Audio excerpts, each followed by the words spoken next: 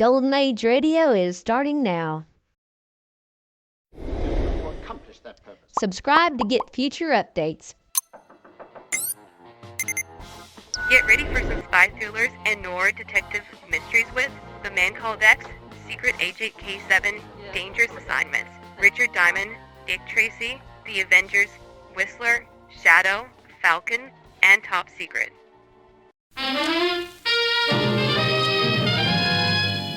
Now we present Herbert Marshall as The Man Called X, the Saturday night feature on NBC's 5-show festival of comedy, music, mystery, and drama, brought to you by the makers of Anacin for fast relief from pain of headache, neuritis, neuralgia, and by RCA Victor, world leader in radio, first in recorded music, first in television.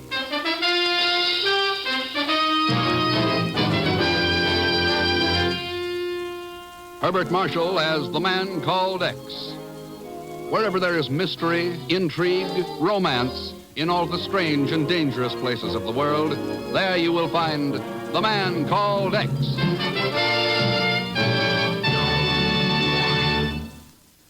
Here is something you should know if you ever suffer from the sudden pain of headaches, neuritis, or neuralgia. It is a way to ease the pain, often within a few minutes. A way that is incredibly fast and effective. It's Anacin. Anacin is like a doctor's prescription. That is, Anacin contains not just one, but a combination of medically proven active ingredients in easy-to-take tablet form. Thousands of people were first introduced to Anacin through their own physicians or dentists. But today, these tablets are in such widespread use that all drug counters have them, and anyone may enjoy their benefits. Next time you suffer from the pains of a headache, neuritis, or neuralgia, by all means try Anacin. You like the convenience of Anacin tablets, and you will be delighted with Anacin's incredibly fast action. A-N-A-C-I-N. Anacin. Ask for Anacin by name today at your druggist's.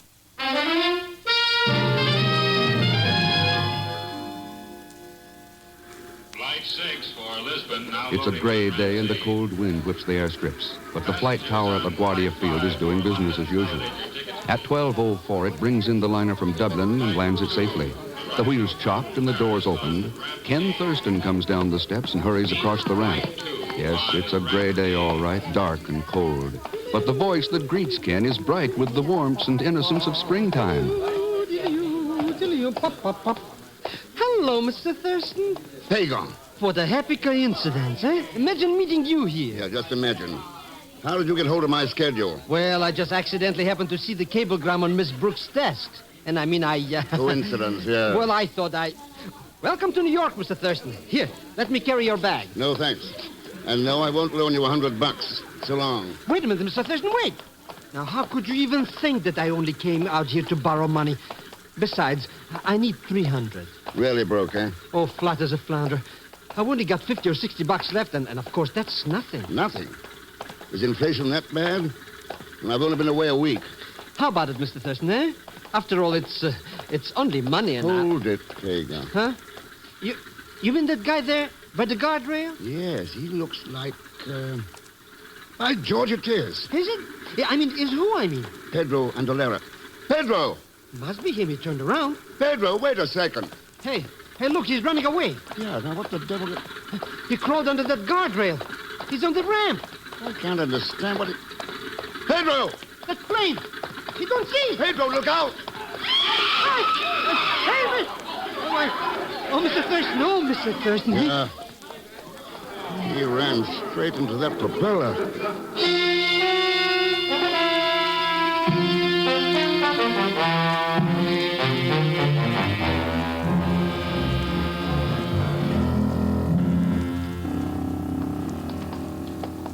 Calling Dr. Ives.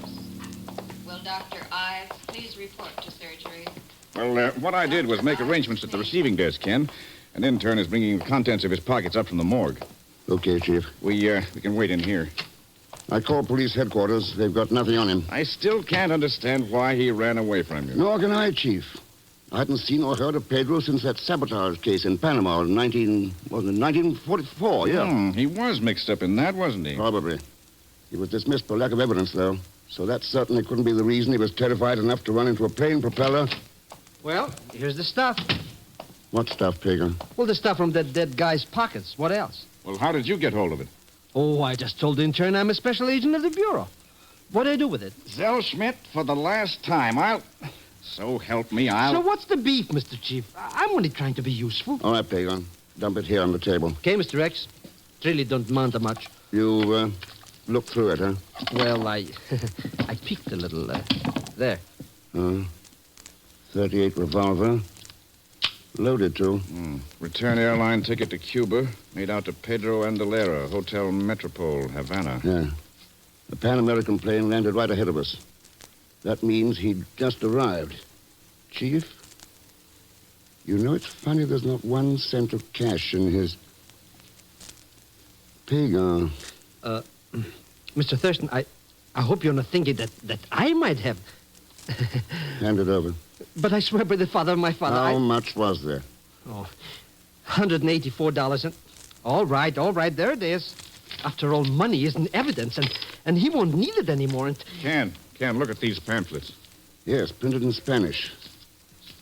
Instrucciones para la sab... Good Lord. Yes. Detailed instructions for various methods of sabotage. Yes, with drawings and diagrams. How to disable power stations. Methods of destroying public water supplies. Construction of booby traps. If this stuff's being put out in quantity... Why, it's dynamite. Dynamite is treason. It's chaos and murder. But who printed them, Mr. Thurston? They're not even signed. They don't have to be signed. Chief, I think the best bet is Havana. We've got no lead on Pedro's contacts here in New York. All right, Ken, follow it up. In whatever way is necessary. Well, as far as I know, there's only one way to deal with a spreading infection. You find the center of it, and you eliminate it.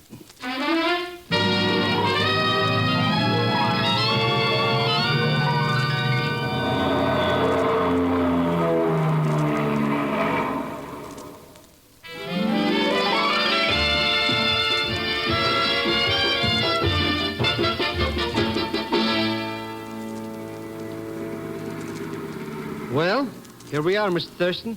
And what a crummy-looking dump. Nobody asked you to come along, Pagon. You should have stayed in New York.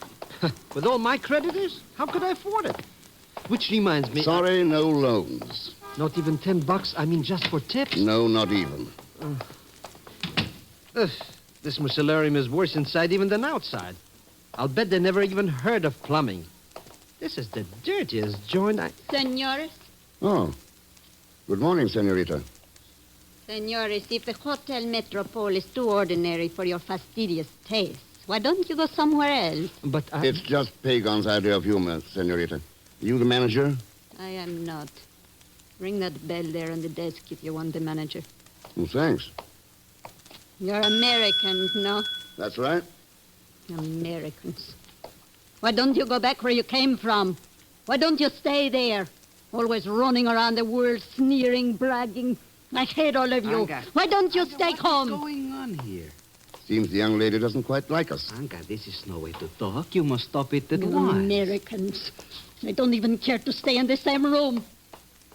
what a flamethrower she is. My apologies, senores. I am Lovilla, the manager. May I help you? Yes, we'd like a couple of rooms. But of course. You sign here and I will have the boys show you. I should like Pedro Andalera's room. Pedro's?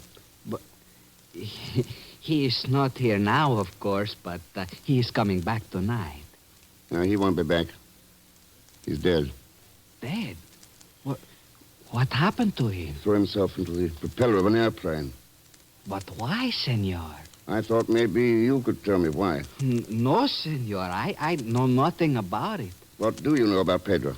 Pues, nothing, senor. Well, he lived here, didn't he? See, he lived here for, maybe 2-3 months. But I know nothing about him. Or did he have any friends, visitors? Quien sabe, in a hotel like this, people come and go all the time. Whether to see him, I do not know. After all, senor... All right, let it go. Have your room available across the hall from Pedro's? Let me see. Pedro has number 44. 44. And, see, the room across from it is empty. Number 45. Good. We'll take the two of them. But I I am not certain it is permitted, senor. The police should be notified. I've already seen the police. Here's your authorization. Bueno. In that case, Miguel, véngase. Me llamo, Senor Vilo. It was very nice of you to rent number 45 for me, Mr. Thurston. You'll be in 44, Pagan. Yes, I was afraid I might have to sleep on the part, you know. Oh, no. Oh, no, you don't. What's the matter? You know what's the matter. 44 is Pedro's room. I'm not going to be the live bait in this booby trap. All right, then. Go find yourself a room somewhere else. But I'm broke. You know I spend all my money for plane fare. Well, in that case... Oh, what a sitting bull I turn out to be.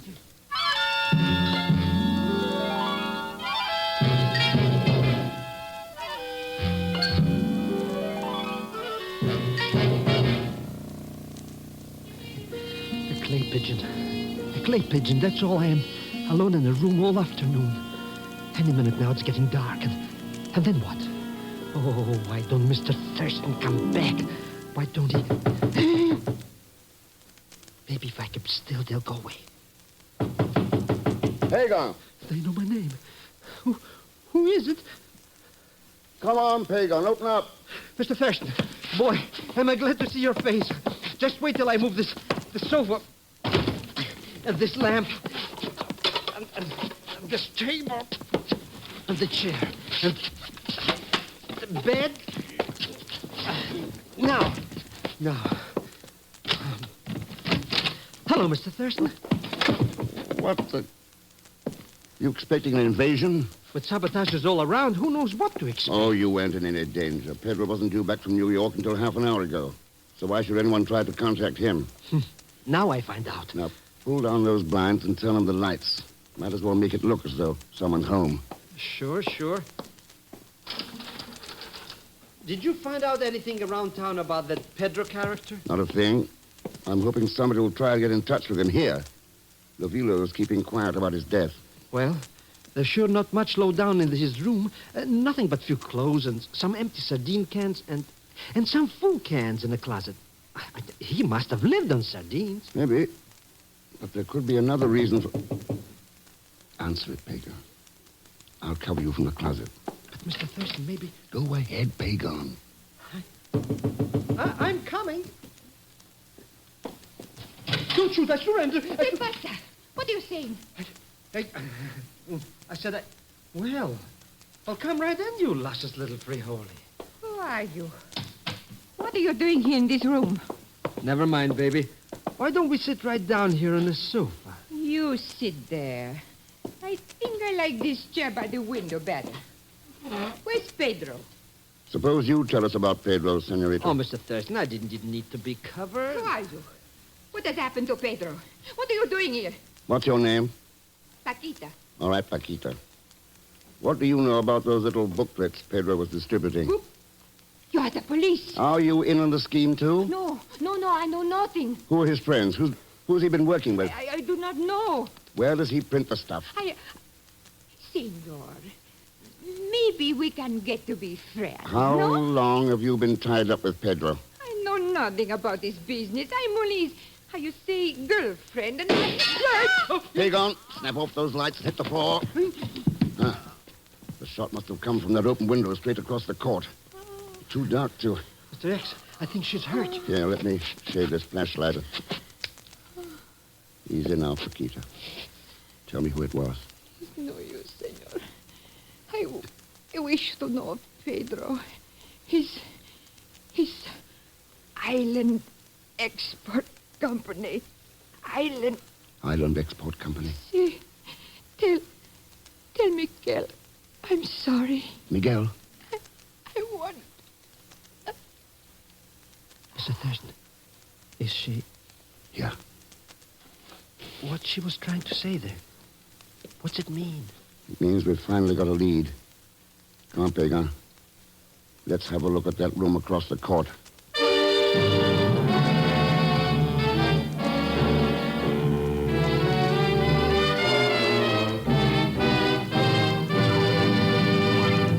We will continue with The Man Called X in just a moment. Here's a word from RCA Victor. What's the television picture today? Well, one thing's for sure, the television picture today's a big one. More and more people are enjoying it every day and on bigger and bigger television screens. Why not start your family at the top with 19-inch television and start right with America's favorite television, RCA Victor Million Proof. That's the kind of television that well over 1 million families have chosen for their homes. Yes, you get a bigger value, too, with your 19-inch RCA Victor. You can watch those big million-proof pictures comfortably whether you're close up or clear across the average living room. And here's another thing that's important to you. Only RCA has a nationwide service company to install your set and to give you continued service wherever you live. Ask your television dealer about the RCA Victor Factory Service Contract. And remember, you can buy this contract only with RCA Victor television. It's one more big reason for making your choice a big 19-inch RCA Victor. Now, Act 2 of The Man Called X, starring Herbert Marshall, with Leon Belasco as Pagan Zellschmidt.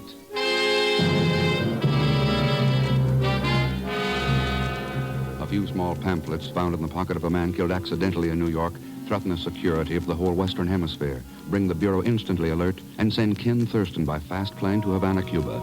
Now another person has died, this time by a bullet, and Ken and Pagan approach the room from which the shot was fired. It's the next door ahead. Easy now, Pagan. Easy. I'm not even breathing. Maybe I should wait here. I don't care where you wait, but stay out of the way. I'll throw the door open and step in. Now, you stay to one side. It's empty. All right. Turn on the lights. Pagan, take your fingers out of your ears. Sorry, Mr. Thurston. I just can't stand the sound of shooting, especially if it's at me. Isn't going to be any shooting. Uh-huh. Somebody fired that one shot from here and then beat it. Hey, this room hasn't even been lived in. No, it was only used for the shooting because it's straight across from ours. It was an accident. They were really shooting at us. I doubt it. That table lamp would have thrown Paquita's shadow on the blind. No, they knew who they were after. Come on. Let's get back to the other room. Got any idea who done it, Mr. Thurston? Not exactly.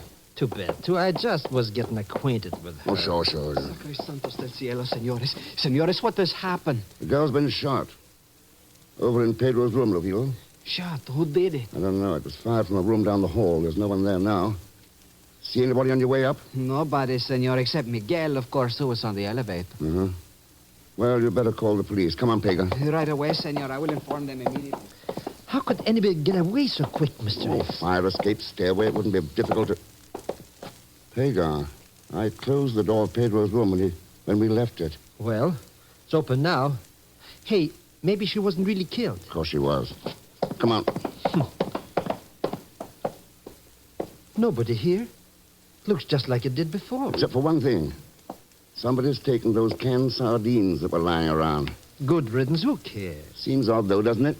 Sneaking into a murder room just to steal sardines. Oh, well, some people like them. Personally, I'm a gourmet myself. Yeah. One of those empty tins from the wastebasket. Smell it. I don't smell anything. That's just it. It's perfectly clean. So maybe it was washed. Ever tried to wash the odor from a sardine can? Oh, I don't get what's going on around here, Mr. X. I do. But the problem is how to stop it.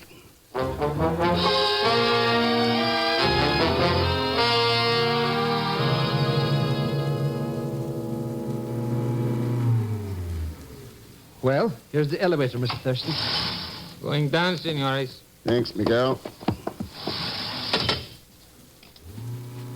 I have heard a most unfortunate thing happened last night. Yes, a girl named Paquita was shot to death. Senor, you have stopped the elevator between the floors. Well, that's a good place to talk. Miguel, what do you know about Pedro and Valera? Pues nothing. Except it is possible it takes many kind of person to make the world. And you didn't like his kind, is that it? Perhaps his mother thought him a fine fellow. You see, I am something of a philosopher, senor. I see. Do you know anything about the business Pedro was in? It is enough to manage one's own affairs in these times. Maybe this is partly your affair. Senor? Paquita's last words were, "Tell Miguel I'm sorry." What did she mean?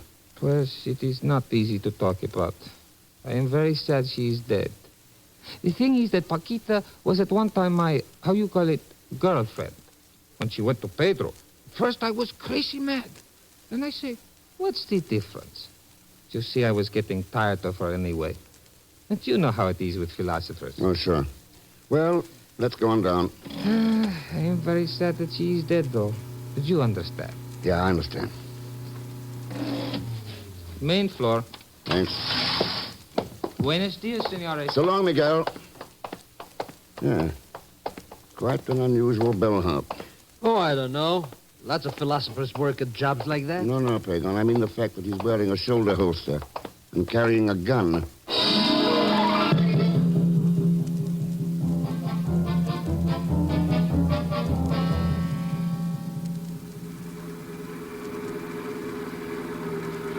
Well, Pagan, this looks like the place. Sure it is, Mr. Thurston.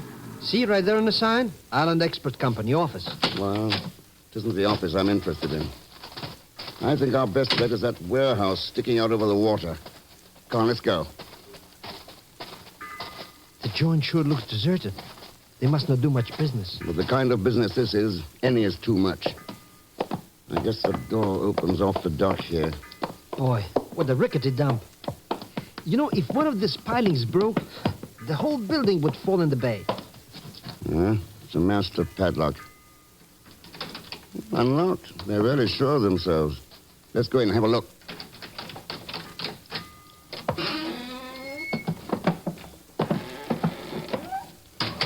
No windows. It's dark in here. Wait, there's a light switch here by the door. Sure don't look much like a warehouse. It's not intended to. Hey, look. That's a printing press. And what's this Rube Goldberg gadget? That is a canning machine, Pagan. What? Sure. Let's open up some of these sardines. You mean that's what is in all these boxes? That's right, all crated and ready for shipment to agents all over the Western Hemisphere. Here we are. You hungry, Mr. Thurston? Not for this kind of stuff. Here, Pagan, have a sardine. Have a sir. Look, it's full of little books. They're packed in that can't, well, just like sardines. Yeah, 5 ounces of treason. The perfect way to ship the stuff. Distribute it. Ah, sabotage, the rottenest game in the world. Well, I guess the addresses on these crates give us what we need. Sure. It's got who the stuff's going to, but who is sending it? The name is on the crates. Lo Vilo. We don't know of any Lo Vilo. But we know a Lovillo. Oh, that hotel manager. You mean he's the no good guy who... Quiet, there's somebody coming. Get away from the door.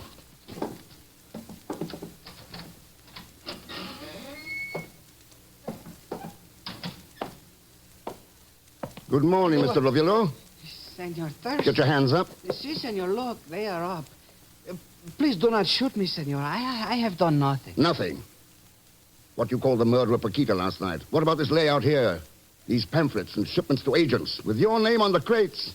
You call that nothing? But I am not the one, senor. It is my sister, Anga.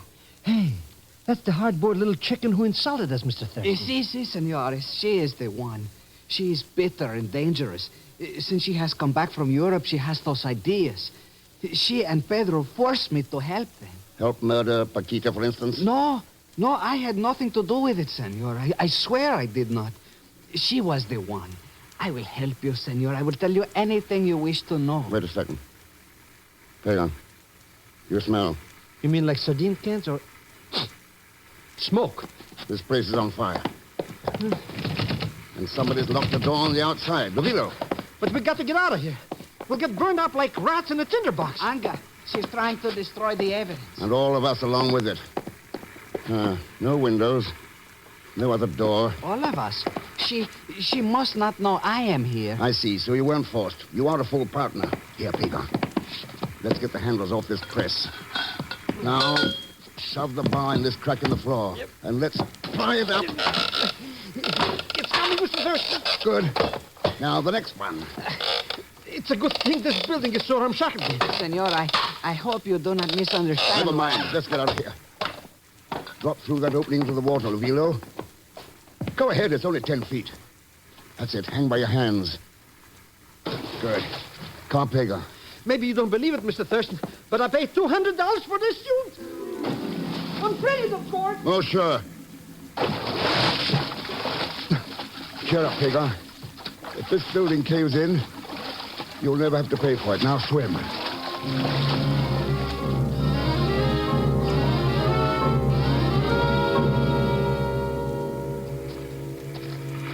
What are you planning to do, Senor Thurston? Use the phone here in the office and have the police pick up Anga. She evidently left after she started the fire. Look at that bird. Oh, we sure would be a couple of dead gooses inside there. Anga! Come in, Senor Thurston. And don't reach for a gun. Well, glad you waited, Anga. Saves us the trouble of looking for you. I knew you would be here, Anga.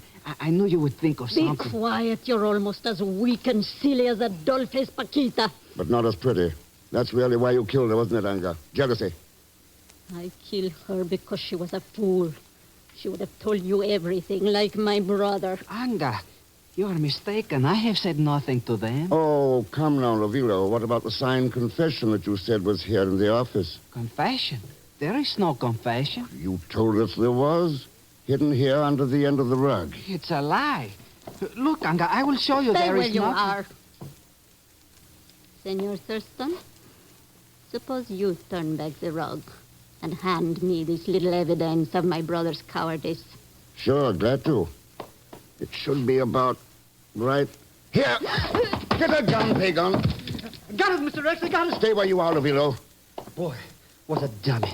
Standing on a rug and letting somebody grab the other end of it. Ooh, she's out like 3 strikes. I perceived you are also a philosopher, Senor Thurston. Well, come and join the party.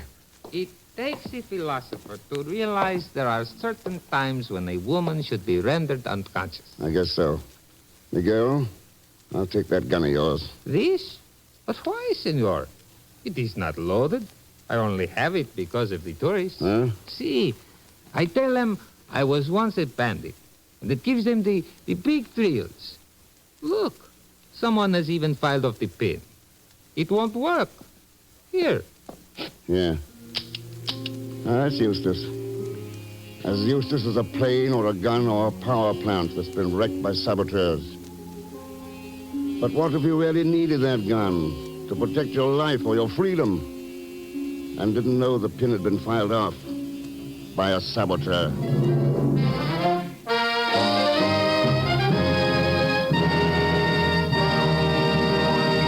Now, here is our star, Mr. Herbert Marshall.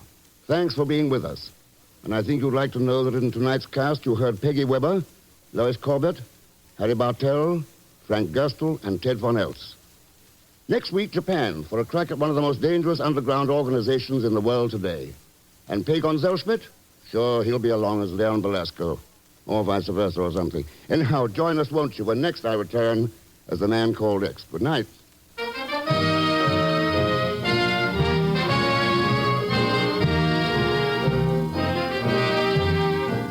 The Man Called X is a Saturday night feature on NBC's 5-show festival of comedy, music, mystery, and drama, brought to you by the makers of Anacin for fast relief from pain of headache, neuritis, neuralgia, and by RCA Victor, world leader in radio, first in recorded music, first in television. The Man Called X, starring Herbert Marshall, is a J. Richard Kennedy production with music composed and conducted by Felix Mills. Tonight's story was written by Les Crutchfield. All characters and incidents on this program are fictitious, and any resemblance to actual characters or incidents is purely coincidental. Be sure to listen tomorrow evening for The Big Show with Tallulah Bankhead and a great parade of stars, the Sunday night feature of NBC's All-Star Festival. And until next week, same time and same station, this is Jack Latham saying good night for The Man Called X.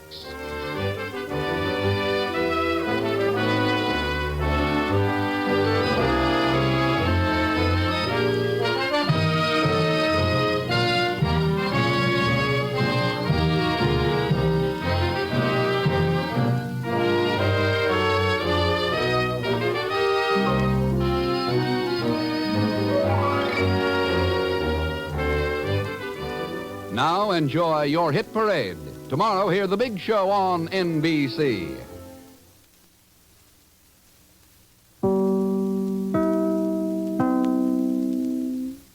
Lost in Brazil invites you on an unforgettable journey, where every moment is an adventure waiting to be discovered. Join us as we uncover the soul of Brazil, one incredible experience at a time. Click on the link in the description and embark on the ultimate Brazilian odyssey.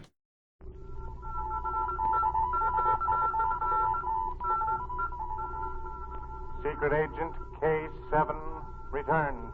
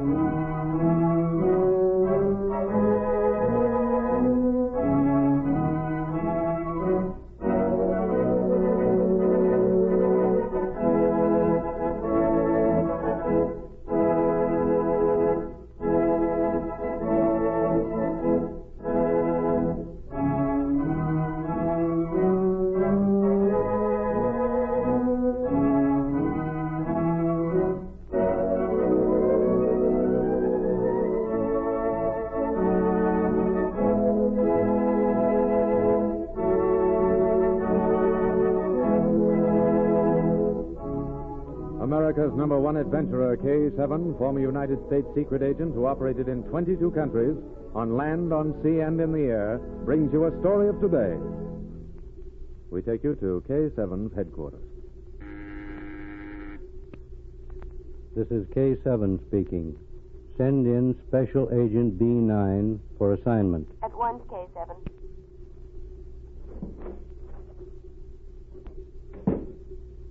Special Agent B9 reporting for assignment. Agent B9, I'm going to send you after one of the world's most despicable international crooks. His name is Dmitri Poulos. He makes a business of wholesale murder. Hundreds of refugees come to a nearby island republic to wait their turn to enter this country. Their tourist passports expire. When that happens, Poulos offers to smuggle them into a democracy, usually charging $500 per person. However, instead of risking capture by the immigration authorities, Poulos robs his victims and leaves them to die on desert islands. Here are the records. Stop this man by whatever methods necessary.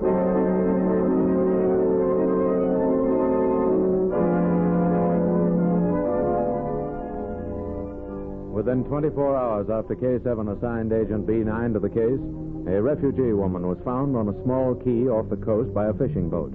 B9 and his assistant Rita Drake questioned her at immigration headquarters. Tell us exactly what happened, Kradonsky. I want to forget. To forget, not to talk. I know how you feel. But perhaps you can help us to prevent such things from happening to others. You left your homeland some time ago? Yes. Almost a year ago it was when we landed over. Over there we posted bonds. $300 for each of us. They said our visas would be issued in a few weeks. Oh, it was so good at first. We sat in the sun, Paul and I.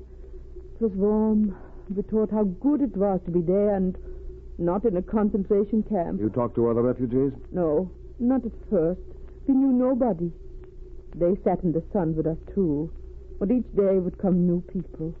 Oh, it was good. But still the visas did not come. Too many of us waiting, and we must take our turn. Then it was we began to worry. Our passports were only good for a few weeks more, and when the time was gone, they could not even give us visas. We thought we would have to stay there always. Was it then that your husband met Dmitri Poulos? Yes. Yes, it was then. A man told us about him. He said for $500 he would bring us here. He had a ship, and we could come, and there'd be no trouble. Paul and I talked it over. $2,000 we had left. Paul carried it in a money belt around his body, so... Oh, I cannot think of it. Oh, please go on. You're the only one who can tell us what we want to know. Our money was going fast. It cost so much to live. And we thought it would be better to lose $1,000 and let our passports become no good. You paid Poulos $1,000? Yes. We talked one night, Paul and I. The next morning we went and paid the money.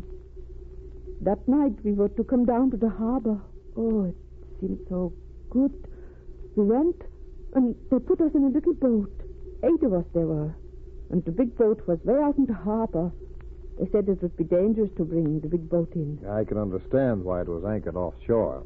And they took us aboard. The boat was so slow. At night we started. How far out did they take you? Can you tell us that? No, but I remember the stars. They seemed so bright. And then the land went away and there was nothing but water. I remember Paul and I looked ahead. We thought it couldn't be so far here. And then when it got late and dark, they came. First they made us all stand up in a row by the rail, and then they took our money. Paul, he tried to stop them, but they hit him. Please, what happened then? There was a little island, so small with only little bushes. It was near, and they pushed us into the water. I was the only one who got there. Oh, no. I can't tell you anymore. It is all I remember. But next morning it was hot, and there was no water, and then the fishermen came. I think I know the rest of the story. Oh, please, Mr. Official. Can I stay here? Will they let me? I can't go back. They can't send me. Fraudansky, I want you to go back there with me. Oh, no. No, don't ask that. Now, listen to me, Fraudansky. Dmitri Poulos, the man who was responsible for your husband's death, will do the same thing to others from your homeland, men and women alike, unless he is trapped. Oh, no. No one knows how many deaths he is already responsible for. You're a brave woman. I'm asking you to go back there with Miss Drake. I want you to pose as her mother. You mean you are going to catch this man? We're going to try to if you'll help us. You've got to, for the sake of the others. But they will keep me there. If you'll help me, I'll try to get you an entry visa so that you can come into this country legally.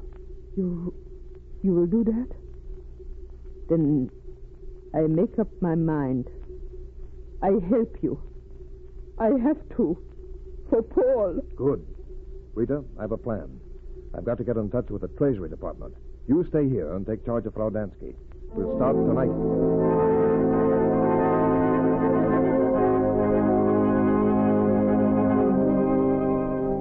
That night, Agent B9, Rita, and Fraudansky returned to the small island republic which the woman and her husband had left as human cargo a few days before.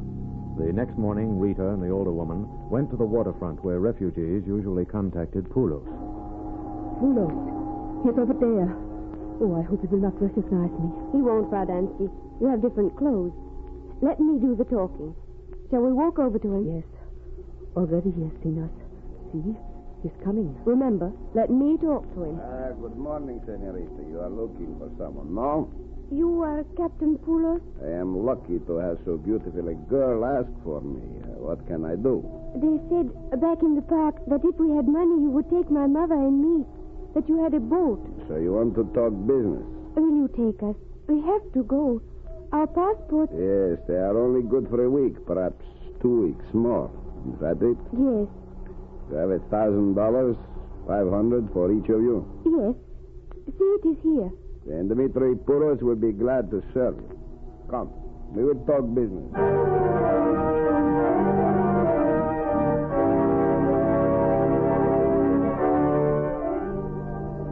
A few minutes later, Rita telephoned B9 and told him that Poulos had accepted the money.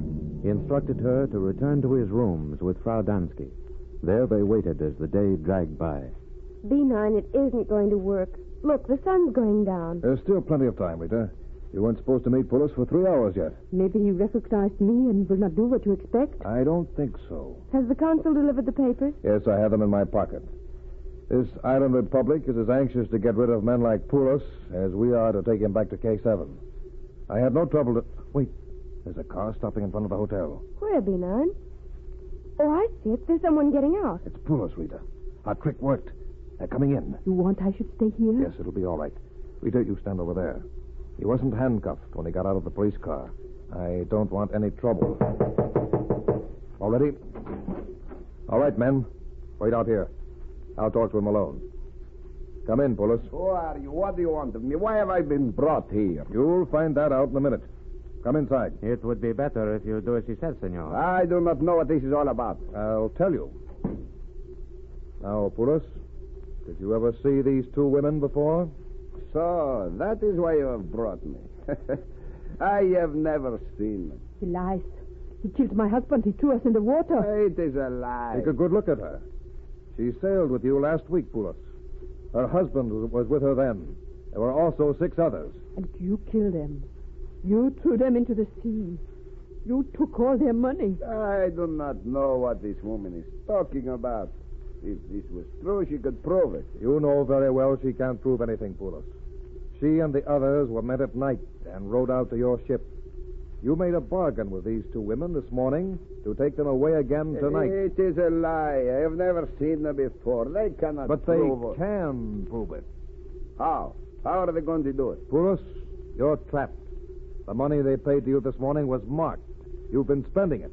That's how the police found it. I do not believe it. That money was supplied to me by the Treasury Department of the country I work for.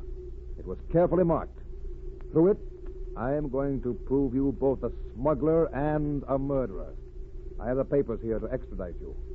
I arrest you on the charge of smuggling. Then it was a trap. Perhaps. You've thrown your last refugee into the sea, Poulos. I had to get you somehow. I'll kill you. I'll kill you for that. Look out, Bean, he has a knife. Oh. I could not wait for the law, Poulos. I have shot you. Do you hear? I shot you. And I hope you die, as Paul did.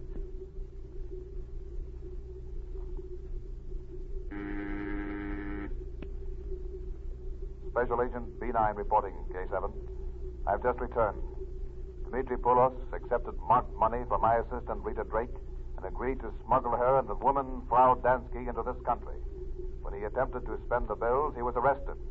He died resisting arrest. The 3 men who worked with him on his boat have confessed. The government has issued a permit to enter the country to Frau Dansky. It is her reward for helping me.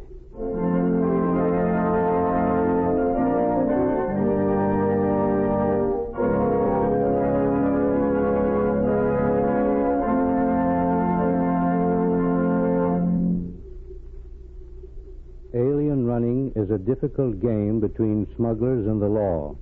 Because of this fact, those who run human cargo are hardened and heartless criminals.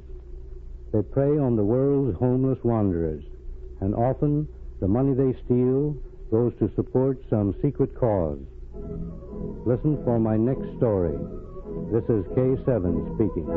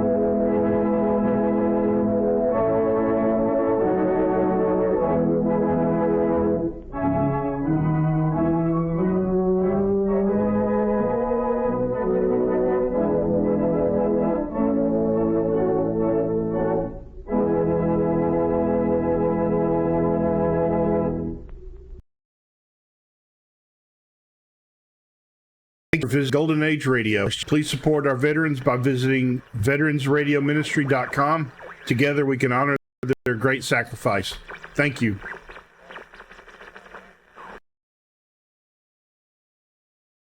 The National Broadcasting Company brings you Brian Donlevy as Steve Mitchell in Dangerous Assignment.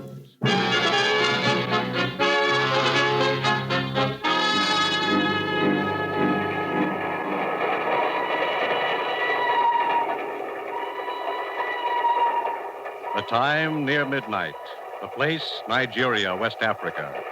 Two men stand on the swaying observation platform of a train which winds its way across a yawning chasm between two mountains.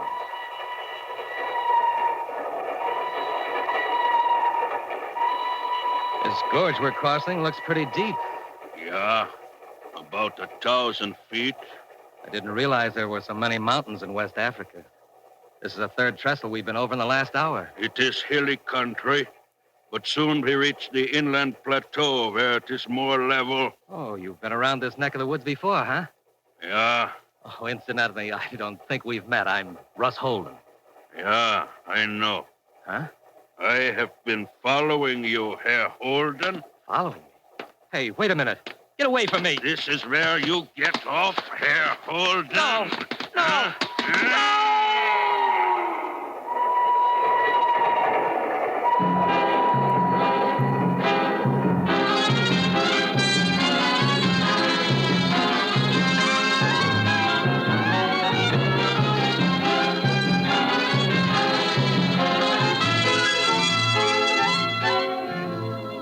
You've seen him as Sergeant Markoff in Bull Guest, as Charles Dana in 2 Years Before the Mast.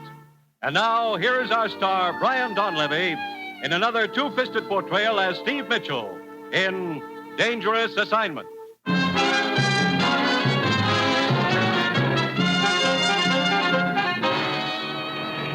11 from Miami, Puerto Rico, Cape Verde Islands, and Dakar, West Africa. Now ready to depart. All aboard, please. That's your plane, Steve. Come on.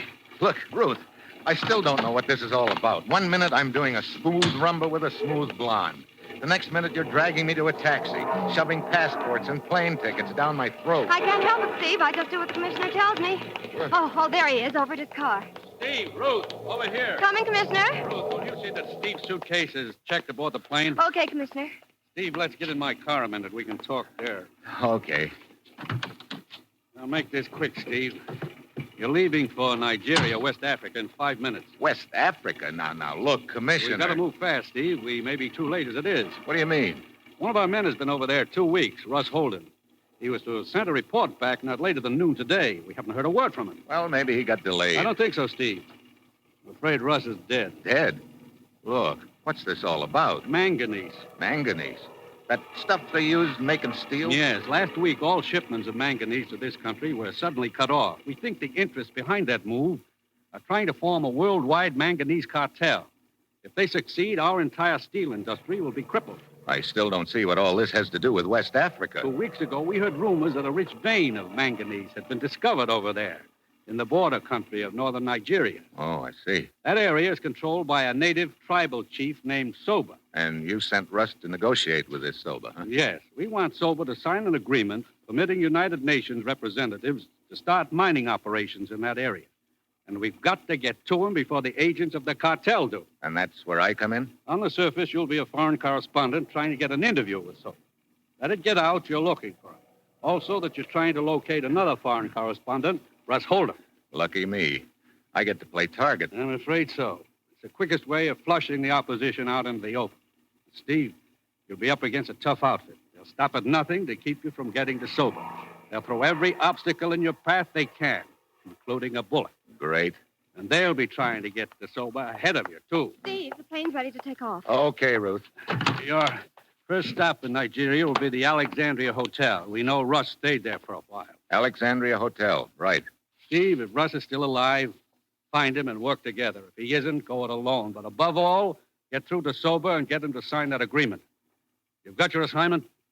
Good luck.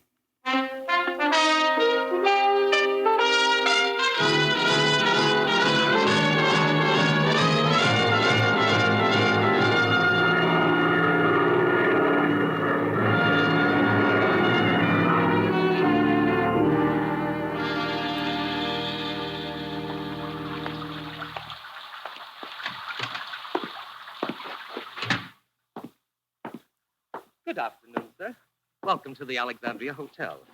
You wish a room? Yeah, and a blotter. This rain is even more so than what the Florida papers say about California. Please sign here, sir.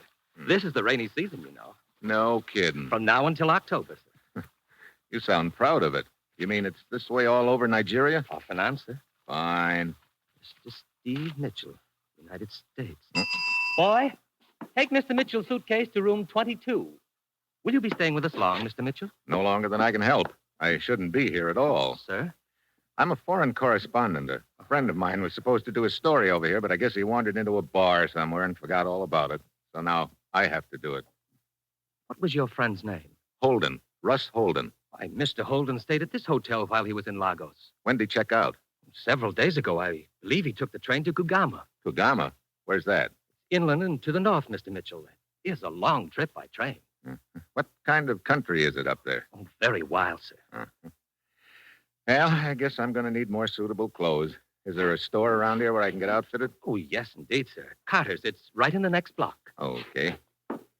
I'll give it a whirl as soon as I get out of these wet clothes. Right up the stairs and to your right, sir. The boy will have your room all ready for you. Yes, sir. What can I do for you? Let me see your register. You wish a room? Let me look at that register. Why, sir? What business have you with... Register. Give it to me. All right, but... Let's have it. So he is Steve Mitchell. You may have it back. I don't understand. You ought to say nothing about this. Forget all about me, do you understand? But no, I don't understand. To help you forget.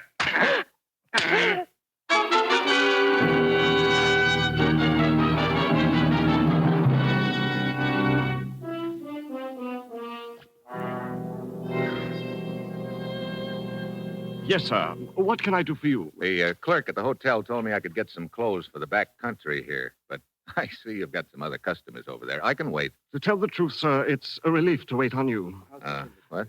That gentleman over there with the pith helmet on backwards is Mr. Brighton. He's being outfitted for his first hunt, and waiting on people like that is always a trying experience. Who's the girl? She don't look very trying. That is Mrs. Brighton. Oh. Luckily, they've hired one of the best guides around here, the tall gentleman, Mr. Campbell. Well, fix me up with whatever I'll need, huh? Let's see now. You'll want a tunic and... Mr. Brighton, watch out with that rifle. Mr. Brighton! Hey! Are you all right, sir? Yeah, 2 inches to the right, and I wouldn't be. Oh, my goodness. Brighton, put down that gun before it goes off again.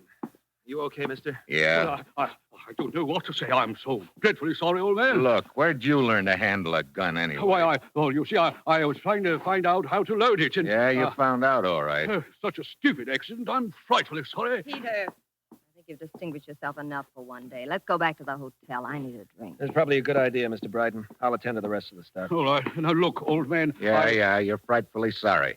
Let's let it go at that. Peter! Come in, my dear. I'm very sorry this happened in my store, sir. I'll get an outfit together immediately. Okay. Ought to be an easier way of making a living than this. Yeah. I can't say I'd care to play nursemaid to a trigger-happy tenderfoot like that. Oh, incidentally, I'm Steve Mitchell. Laird Campbell. Cigarette? Oh, thanks. American, too. Mm-hmm. Yeah. Being a guide, you expect a certain percentage of lemons, but it looks like I hit the jackpot this time. To make it worse, Brighton's decided there's only one spot in Nigeria where he wants to hunt. Way up north, past Kugama. Kugama? Yeah. Tomorrow we're taking that stinking train. Look, Campbell, I'm a foreign correspondent, and I'm supposed to get a story on a tribal chief up there. Soba? Yeah. You know him? Yes, I've hunted around there a couple of times. He gave me this good luck charm a few years ago. Yeah. Say, how would I go about getting to Soba's village? Oh, it's pretty rugged country. You have to pack in from Kugama. Say, our safari will be headed in that direction. Why don't you go along with us? I could take you right to Soba's village. Well, I wouldn't want to inconvenience you. Oh, nonsense. No inconvenience. Believe me, I'd be glad of the company. And I don't think Brighton would have any objections. How about it? Well, that's a thought, Campbell. Thanks for the offer. I tell you, we can talk about it on the train to Kugama, huh? Okay. See you on board, Mitchell. All right.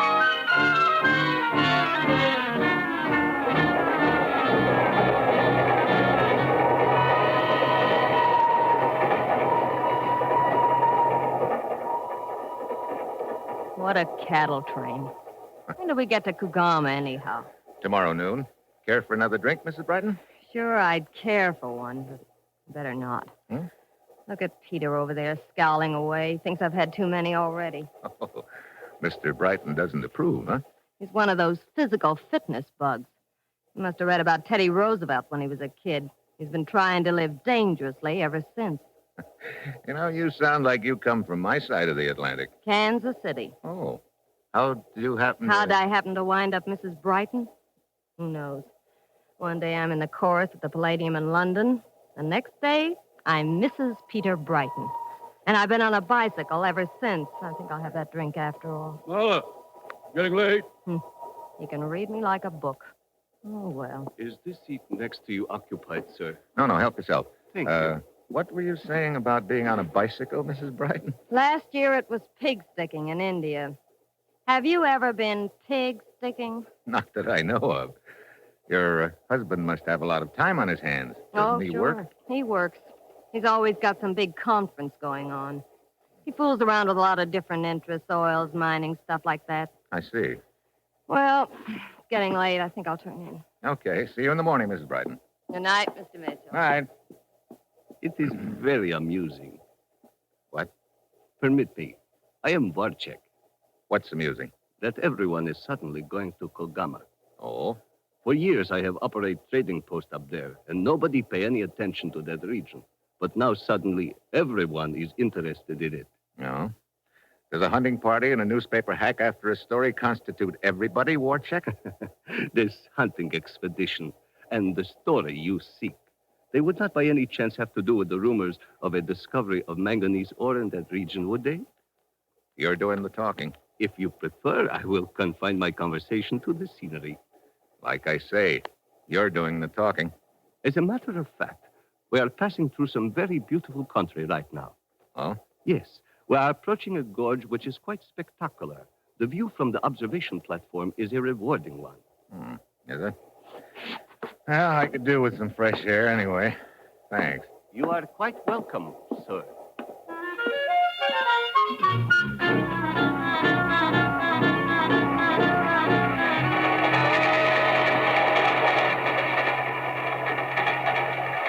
Good evening. Oh. Enjoying the view? Yeah. That's some gorge we're going over. Yeah. It's almost 1,000 feet deep, Herr Mitchell. Mitchell? How come you know my name? Who are you? Hey, what are you doing? Get your hands off me, will you? This is where you get off, Mitchell. Watch out now. A friend of it, you down there. Let go of me when you're up.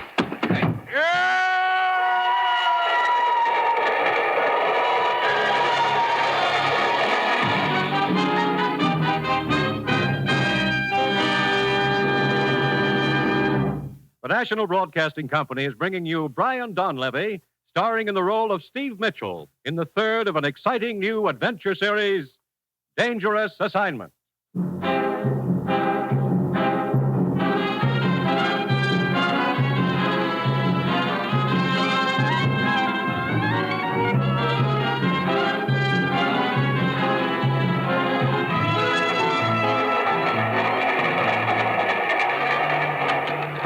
Mitchell, you okay? Yeah. That was close. What happened, Mr. Mitchell? Mr. Campbell and I were sitting in the smoking car. We saw a man follow you outside, and then there were sounds of a fight. There was a fight, Warchek. The other guy lost. Over the side, huh? Uh-huh. That was some view you sent me out here to see, Warchek. Or wasn't that what you had in mind? I do not understand. What's the next town we get to, Campbell? Kano. Be there in a few minutes. But I have about a 4-hour layover there. Telegraph office in the station? Yeah. Telegraph office? Yeah. The press association I work for is very strange, Warchek. They like me to send them stories now and then. So that's what I'm going to do, if it's all right with you.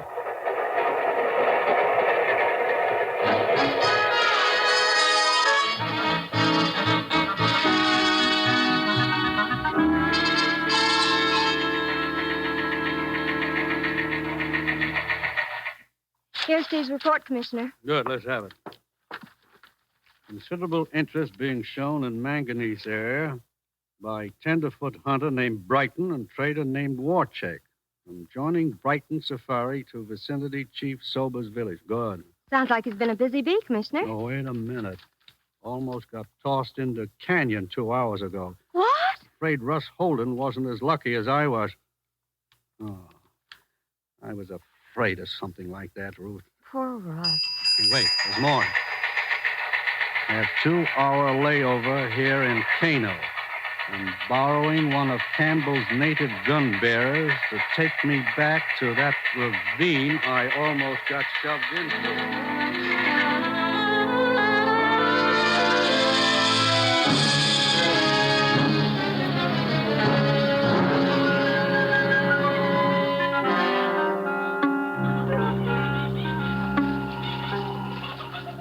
Let's see.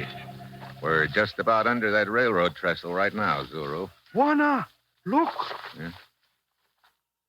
Not a pretty sight, is it? Yeah, that's the guy who jumped me, all right, Zuru. Juana, Yeah. I have seen that man before. What? Where? No can remember. Well, try to remember. Zuru, try. It's very important. Let's see.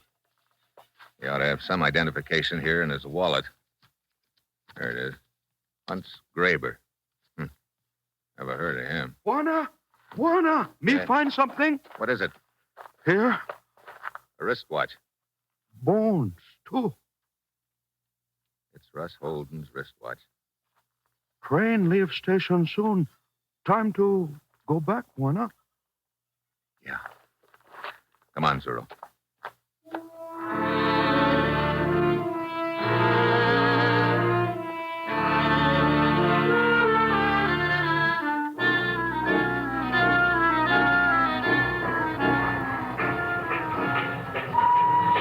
Thanks for lending me your boy, Campbell. He's a good one. Yeah, Zero? One of the best. He's lived around this north country most of his life. Matter of fact, he belongs to Sober's tribe. Oh? Mr. Mitchell, did you find anything at the bottom of a ravine? I found what I was looking for, Warcheck. The body of man who attacked you? Such a beastly thing to happen, old boy. Somebody have a grudge against you or some such silly thing? Apparently somebody does, Brighton. Still the man of mystery, Mr. Mitchell? Look, Warcheck. Warcheck, I've got one rule on safari. Everybody minds his own business. But of course, Mr. Campbell. Warcheck going with us? Yeah. He asked Brighton if he could tag along as far as his trading post. Always glad of company. Helps keep my wife from getting bored. How much longer before we get there, Campbell? I will pull into Kugama about noon. It'll take a couple of hours to load the jeeps. That'll get us started around 2. By sunset tonight, we'll be camped in the bush.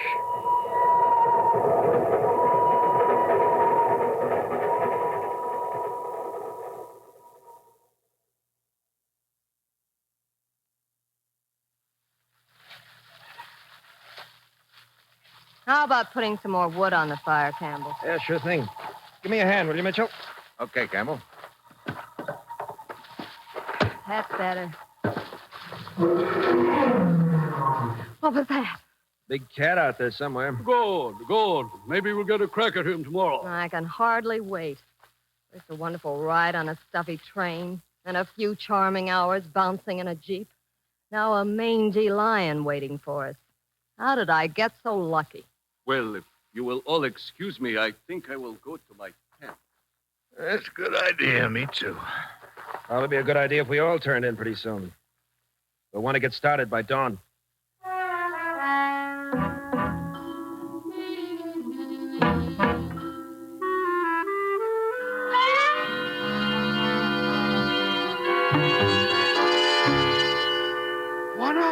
Juana! Huh? Who's out there? Zuru? Oh, come on in, Zuru. What is it? Juana Campbell with you? No, Campbell's in his tent, isn't Not in tent. Wait a minute. He said he was going to check the jeeps before he turned in. We'll look for him there. Something I can do, Zuru? No, me talk to Juana Campbell. Oh, incidentally, have you remembered yet where you saw that dead guy in the ravine? Me only talk to Juana Campbell. Only talk to Juana Campbell. What's with him? Mr. Mitchell. Huh? It's Marla Brighton. Oh, hi. What can I do for you? Buy me a drink.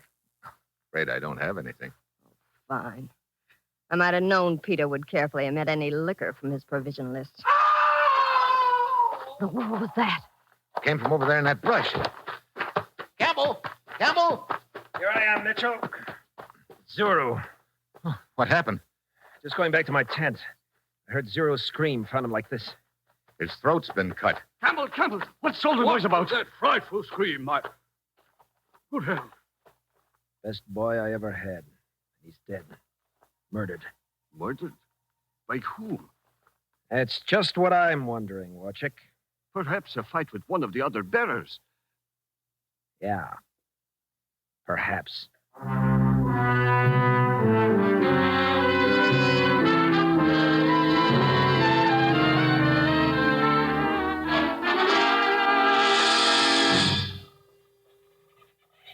Sun's coming up. We'll leave as soon as Brighton's ready. Look, Campbell, maybe I better head for Sobu's village this morning instead of tagging along with you, huh? I wouldn't advise you trying it alone, Mitchell. I'll take you over there later, as soon as Brighton's had enough hunting for the day. Okay. Is Warcheck going with us this morning? No, he said he'd rather stay here at camp. Hey, Campbell?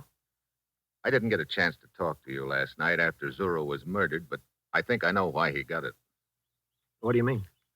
Zuru told me that he'd seen the guy who tried to push me off the train before. Huh?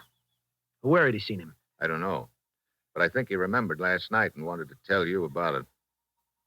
I wish he could have found me sooner. Here comes Brighton. We can start now. Hey, if you don't mind, I'm going to stick pretty close to Brighton while we're out in the bush. Afraid his gun may go off accidentally in your direction again? Yeah. I might not be so lucky this time.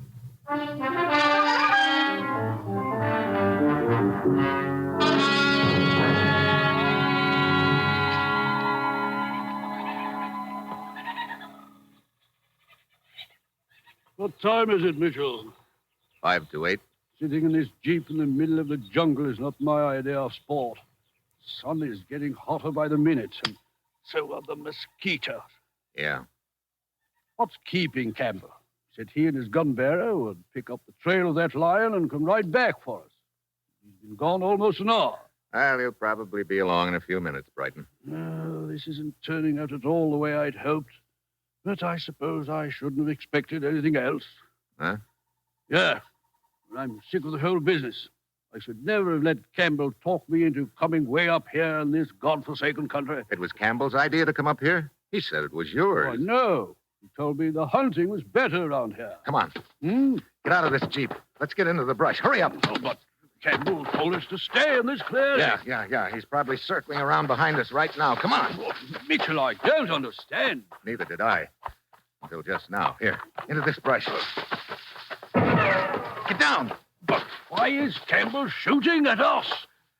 Not us. Me. Look, you sit tight right here and you'll be okay. It's me he's after. Mitchell, where are you going? Soba's village. It's about 2 miles west of here. I hope.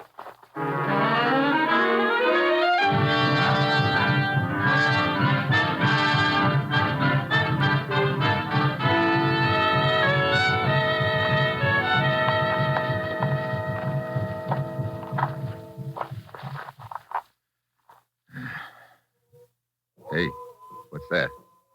Sounds like the village just ahead.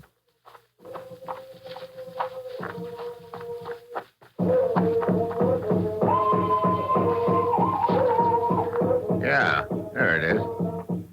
Uh-oh. Hey, it's some square dance. Ah, well, here goes.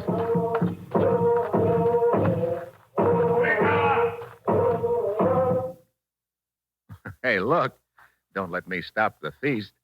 If one of you will just tell me where your chief is. It is not feast. Death does. Who are you? I want to talk to Soba, your chief. Is he around? Aranga, Jolo. Hey, now, wait a minute. Look. Aranga, what is it? White men want to talk to you. Is your name Soba? Yes, you come at bad time, white man. We have death dance for one of my people, Zuru. Bring his body into village this morning. Yeah, I know. Look, Soba, this is important. I've got to talk to you right away. Go to my hut, white man. We finish death dance, then we talk. Arunga!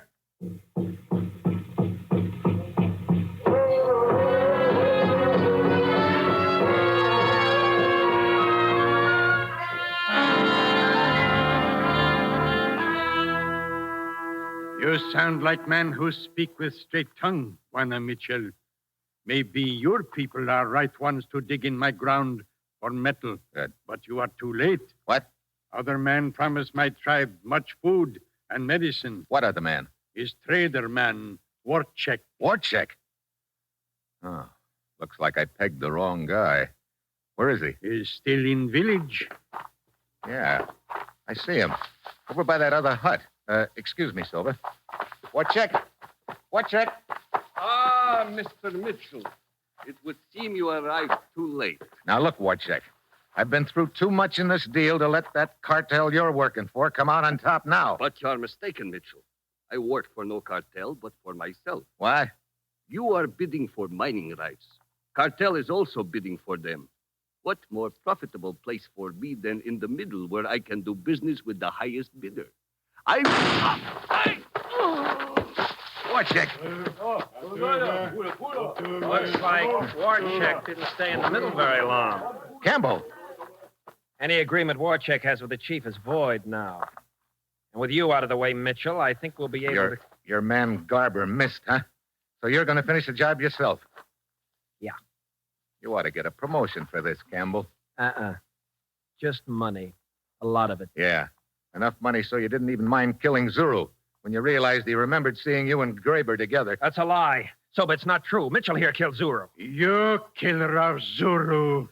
Look, Soba, I tell you, I didn't kill Zuru. It was Mitchell. White Hunter lies. When my men pick up Zuru's body, they find good luck charm I gave you long time ago. What? Oh, I must have dropped it when I bent over Zuru after he died. No. Good luck charm under Zuru's body. Barunga? No, Soba. Barunga blowgun. No. Mitchell, you... Good, Marunga. Good. He killed one of my people, he die. You don't waste any time, Silva. Mitchell. What? Come. We go to my hut. We talk some more. Good. You can sign the agreement. I have the papers right here. No sign. What? Why? Soba no sign name. Soba can only make X. Oh. Well, look, Chief, don't worry about that. Right now, your X is going to look like $1 million to me. Come on.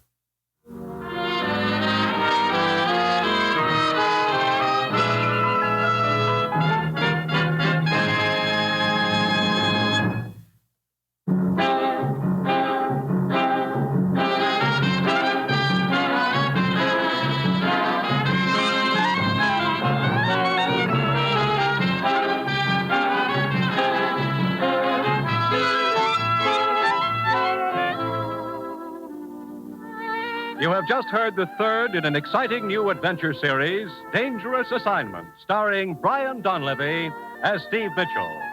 Dangerous Assignment is written by Bob Reif and directed by Bill Karn, with music by Bruce Ashley. Be with us again next week at this same time when Brian Donlevy, starring as Steve Mitchell, will embark on another Dangerous Assignment.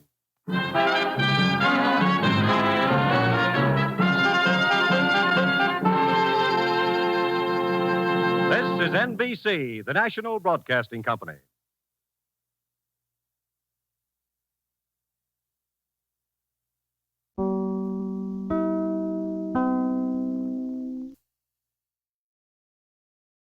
Lost in Brazil invites you on an unforgettable journey, where every moment is an adventure waiting to be discovered. Join us as we uncover the soul of Brazil, one incredible experience at a time. Click on the link in the description and embark on the ultimate Brazilian odyssey.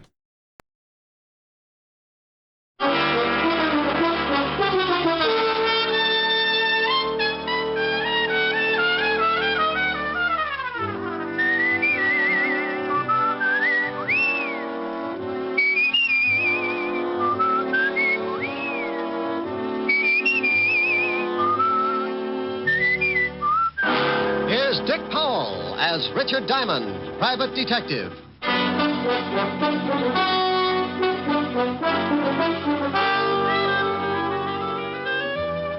Hello there, this is Diamond. I've got a little office near 53rd Street on Broadway, 8th floor. My business? Trouble. What kind of trouble? Well, take your pick. If you come up with something unusual, a new kind of trouble, drop around and see me. Because I'm known along the big street as a shamus, a gumshoe, or to the guy on Park Avenue as a private detective. If you happen to be stuck with your problem, for $100 a day in expenses, I'll chase it around until I can catch up and break its back. I average about 20 fast rounds a week with Old Man Trouble, and so far, the decision's been on my side. But don't misunderstand me. It's my business to beat him, but I respect him. Trouble goes to work with every trick in the book. So I play it the same way, and believe me, when I put him away for the count, I don't clap my little hands in glee. I know he's just taking a rest, and he'll be back again with some new stunts. Want to know how he works? Well, the other day, I was on the way to my office. I stopped at the corner newsstand, 53rd and Broadway, to buy a paper and to say hello to an old friend. Hi, Mr. Diamond. Well, hello, Jeff. How's the newspaper business? Oh, swell. How's the detective racket? Oh, swell. Hey, you don't sound too happy. Jeff, I couldn't be happier if my hair was on fire. Take my advice, son. When you grow up, be sure and get a job that pays off every week in that little white envelope. Don't ever become a private detective.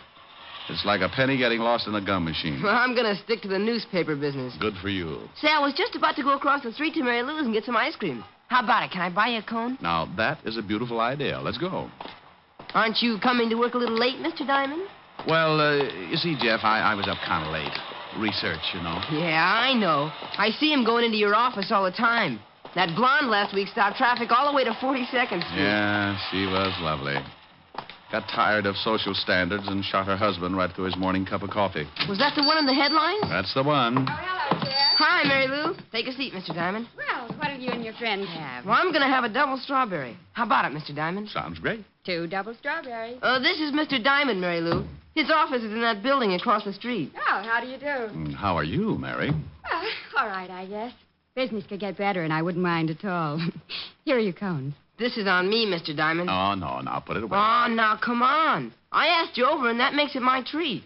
Here's a 5, Mary Lou. Mr. Diamond's money isn't any good today. Tell you what I'll do, Jeff. Give me a 5 a minute. Sure, here. Now, if you can tell me whose picture's on this bill, you can buy the cones. That a deal? That's a deal. Lincoln. Well, what's the matter? That's right, isn't it? Hmm? Oh, yeah. What's wrong? Where did you get this bill, Jeff? Well, I just made change for it a few minutes. Hey, what's the matter with that dough? You two act like you'd never seen a $5 bill before. Well, this Finn's counterfeit. What? That's right. Good job, too. You sure? Yep. One of the best engraving jobs I've ever run across. Paper's not too good. Oh, that's swell. That's real great. I get gypped out of a whole $5. Who gave it to you? I remember the guy, all right. He came by just before you did. Made change for him, the heel. Yeah. $5 is a lot of papers. I'll say it is. Well, maybe you're wrong. You could be. Not Mr. Diamond. He's a private detective. Used to be a cop. Look, Jeff, mind if I take this bill along with me? Nah. What good's it gonna do me? Oh, it's not so bad. Here, I'll give you a good 5 for it. No, sir. You only learn by mistakes. I made a big one, so I'm out 5. I'll get along. Look, it's worth the 5. I'm just buying it from you. Sure, Jeff. Go ahead and take it. Thanks a lot, Mr. Diamond, but I just can't. Okay, Jeff. Maybe I can find the guy who slipped this to you. Maybe we can get your 5 back. What are you gonna do? Take a run down to the 5th precinct. See how much of this stuff is floating around New York. Now, I want you to do something for me, Jeff. Sure, anything. I want you to keep an eye out for the guy who gave you this phone. I'm way ahead of you. Well, now, that's what I'm afraid of. I want you to promise me, if you do spot him, not to do anything until you get in touch with me. Promise? Yeah, okay. Well, I'll be at the station. Ask for Lieutenant Levinson's office. Right. Here's for the ice cream, Mary Lou. Good ice cream, too. Oh, thanks. I make it here. Right in that. Take a quart home some night. I always do, but it generally has a cork in it. I left Mary Lou's ice cream parlor and headed for the 5th Precinct Police Station. I don't usually start something like that, but when a kid gets fleeced out of a whole day's pay, I get a little hot under the collar. I walked into the squad room and spotted Sergeant Otis putting shine on his big shoes. Oh, it's you, Diamond. Now, what good is that going to do you, Otis? You can lose a whole can of polish in the cracks.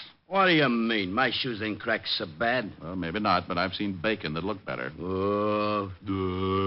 If you want to see the lieutenant, go on in. Thank you, Sergeant. Until we meet again. Why don't you stop trying to be so funny? Sergeant, I'll do it if you'll do something for me. What? Cut off your head. That face could start a Harry Carey epidemic. Hello, Walt. Now, what the devil's the about? What do you mean? That bilious explosion you just popped up with. Sound like you just swallowed a whole pineapple. Why? What do you mean, why? Who's dead? Huh? The body you said you found. The body I said... No, Walt. You're not built for it. Who? No, Walt. It's my routine. It won't work for you. Oh, I don't know what you're talking about. Well, sure you do. You wanted to know who's dead. Well, I'm not going to tell you. Huh? Don't try to be cute with me. You know what it's all about, and I'm not going to be the fall guy. You just hunt for the body. Wait a minute. I don't know anything about a body. You wanted to know who's dead, didn't you? Sure, but that was just a gag. Okay, have your fun, but I'm not going to tell you. Tell me what? Who's dead? You mean somebody really is? What are you talking about? Well, I'm talking about what you just said. Now, who's dead? That's a stupid question. Why is it? Well, if you don't know who's dead, what the devil are you doing in charge of homicide? Go on over to the robbery detail. Now, you wait a minute. You said... Yes, Walt? Oh, get out of here. I did not. I never said, oh, get out of here. When I came in, I said, hello, Walt, and you said, uh-huh. Then I said, what do you mean, uh-huh? And you wanted to know where the body was. I did not. I said, who's dead? Why? Oh, no, please. I'm an old man. Oh, Walt, get away from that window and take a look at this. Oh, please. Do I have to? It'll probably explode. Now, be a good boy and open your little eyes. Oh, all right, but I just know I'll be sorry. Here. You don't owe me any money. Well, if I did, I'd make sure to pay you off in this stuff. Why, what's wrong with... Where'd you get this? Some guy slipped it to Jeff, the newsboy. He got change for it. Oh, that certainly is a nice stunt. Well, maybe the guy didn't know he was passing counterfeit. I doubt it. You don't give a newsboy $5 for a paper. Okay, tell me about it. The stuff has been flooding the city. You can't get a lead. Picked up a couple of passes, but they won't crack. How do they work? Look, Rick, this isn't my department. The Treasury boys are working on it right now. Why don't you go over and talk to them? Well, if you want to be snooty about it. Now, you wait a minute, Diamond. Yeah? Lieutenant Levinson, homicide. Is Mr. Diamond there? Now, wait a minute. Rick, it's for you. Yeah, wait just a minute. Here, Diamond, and if you're mixed up in something... Walt, be quiet. Hello? Mr. Diamond? Yeah, Jeff? Yeah, I just spotted the guy who slipped me the phony bill. He went into the bar next to the ice cream parlor. You stay where you are. I'll be right over. I'll be at the stand. Rick. Yeah? Please. Walt? Yeah? Bye.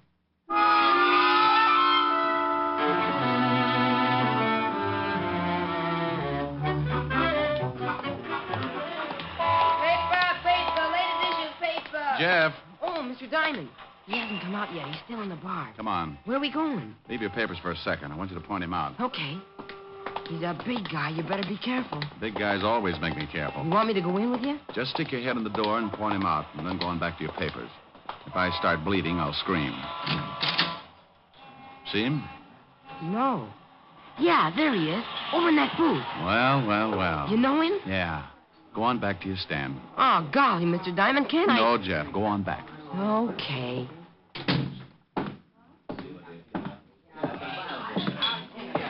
Hello, Walker. Huh? Oh. What do you want, Shamus? Well, I'll have a talk. Mind if I sit down? Does it make any difference? Not much. Then sit. You passed a phony 5-spot this morning. I did? Well, shame on me. How many more you got on you? I don't know what you're talking about. You want me to turn you upside down and shake it out of you? Diamond. Yeah? Bo. Walker. Yeah? Oh, hey, you. Let go. Oh, you busted my arm. You want it back? Yeah. Now, let's see your pockets. Okay. Get on your feet. I want to see what you're doing. All right. Okay, dump them. Hey, what's going on here? Just relax, bartender. I'm taking care of some business. Well, there ain't going to be any rough stuff in my joint, so you better relax, sonny. Yeah, make this guy take his big paws off of me. He's trying to shake me down. Oh, yeah? You want me to call the cops, sonny? Maybe that's not a bad idea. How about it, Walker? You want him to call the law? I don't care who he calls. Just get out of my way, Diamond. You're not going anywhere. Now, I told you to lay off, sonny, and I meant it. Now, let him go, you hear me? Look out, he's making a break. Just let him be. Get out of my way, Pop. You're too old to lose another set of teeth. I ain't turning you loose until that guy makes the street. Sorry, Pop. You better take a chair.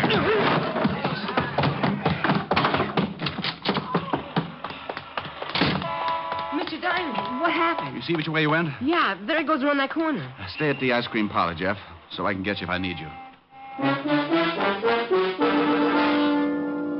I took off like a seagull in a hurricane. I turned the corner and spotted my man jumping into a cab, so I did the same. He led me across town to a little dive on 13th Street and got out of his cab.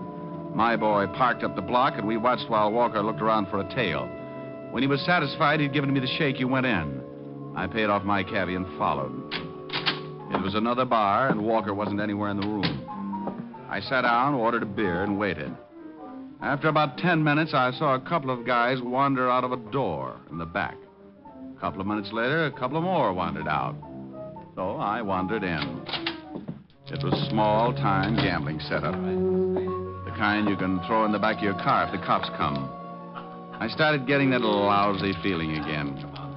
You don't just walk into a place like that unless someone wants you to. And if they do, it's usually because they got it fixed so you stay around. Maybe permanently. What are you tailing me for, Diamond? Why? Make you uncomfortable? Yeah. That's cozy setup. Good way to get rid of bad money. Pay the winner off with counterfeit. I think we'd better go back to my office. Oh, I don't know. I might have a little fun here.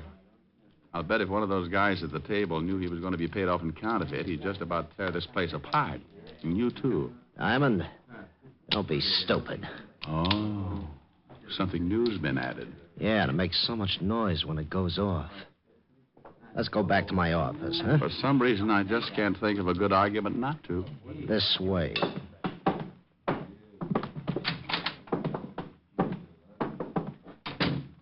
Have a seat. My ankles get lumpy when I sit down. Bad circulation. And stand on your head. It doesn't work. I keep talking to toes all day. How'd you get onto this setup? Oh, luck. You passed a bad bill to a newspaper boy. He spotted you for me. You know what happens to you? No. As a matter of fact, I was thinking what's going to happen to you. What do you mean? Treasury boys, homicide, 5th Precinct. And tomorrow we're taking a full-page ad in the Times. You should do a big business. You're lying. Okay. I think I'll sit down while you wrestle with it. You mean the team know about this place and me? The only way they'll get to know you any better is when they give you a room number at Sing Sing. Oh, you mind if I put my feet up? Oh, go ahead. He kept asking questions, not waiting for answers. He was good and worried. And as long as I could keep him that way, the longer I was going to keep on breathing. I don't believe one rotten thing you said, Diamond. Okay. He kept trying to convince himself that I was lying. He wanted to shoot me in the worst way. He moved around behind his desk and sat down. Bless his little heart. I had both feet on the front of his desk, so I shoved out as hard as I could. I pinned him against the wall with the desk and jumped up to get better leverage. I shoved so hard the front of the desk nearly cut him in two. He was stuck and he couldn't use his arms. I can't breathe. You want to tell me about it? I don't know a thing. Okay. You look pretty silly from the waist down. Come on, Walker. If I mash you anymore, they'll be able to use you for wallpaper. Yeah. Okay. Now, leave the gun in your pocket. When I pull the desk back, put your hands on top of it. You try a stunt and you end up in halves. Okay. What do you want to know? Who's the big wheel behind the counterfeit ring? You give me a chance if I tell you? No deals. Can't blame me for trying. All right, you tried. Now, you want back in the vice? No. I'll tell you. Walker! He died with his head rolled back and his eyes staring up like he wanted to starve for trying. Whoever shot him had been out in the alley and had nailed him through the window. I looked out, but the killer had disappeared, so I put in a call to homicide, and finally Walt and his boys arrived. Diamond, don't you ever get tired of corpses? Well, of course not. I just do my bit and then try to make you happy. Hey, you want me to call the wagon and get the coroner down here, Lieutenant? No, Otis. I thought we might all sit around and wait for the dead man to say something. Oh, I was only asking, Lieutenant. Well, start using that mallet head of yours, you mallet head, and make a report. Okay. Now, Diamond, I want to know how you got mixed up in this thing. Well, the dead man was the one who slipped the paper boy the $45. I tailed him, and he was just about to tell me who was behind the ring when he got a hole in his head. Oh, he was going to tell you, was he? Just like that. What did you do? Set his clothes on fire? No. We were playing truth and consequences, and he fibbed, so I... Now, you stop that. This guy was the only link we had on the counterfeit ring. And you have to fix it so he dies. Rick, there's enough phony money floating around New York right now to start another Black Friday. This is the best setup we've run into since Dad Foster operated in 1937. Dad Foster? Yeah, Dad Foster. You remember hearing about him. Yeah, is he still doing time? No, he served his sentence and he's gone straight ever since. How do you know? Where is he? He runs a little saloon on 53rd Street. 53rd. Thanks, Walt.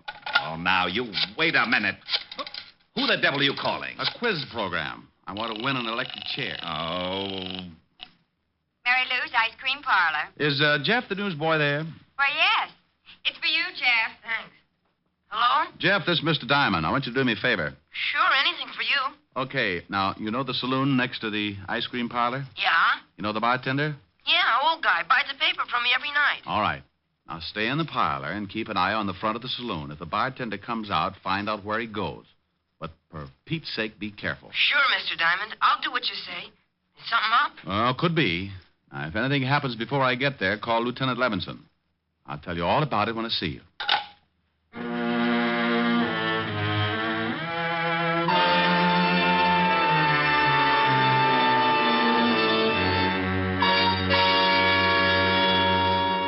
You're getting to be a pretty important fellow, Jeff. Phone calls now. Oh, that was Mr. Diamond. He wants me to stay here and keep an eye on the front of the saloon. Okay? Oh, sure, of course. But why does he want you to do that? Oh, it's something big, I think. Something to do with the bartender that works there. The bartender? Yeah. I'll just sit up in front here and keep an eye out. Look, Jeff, watch the store for me, will you? I've got to go in back and pack some ice cream to be sent out. Sure.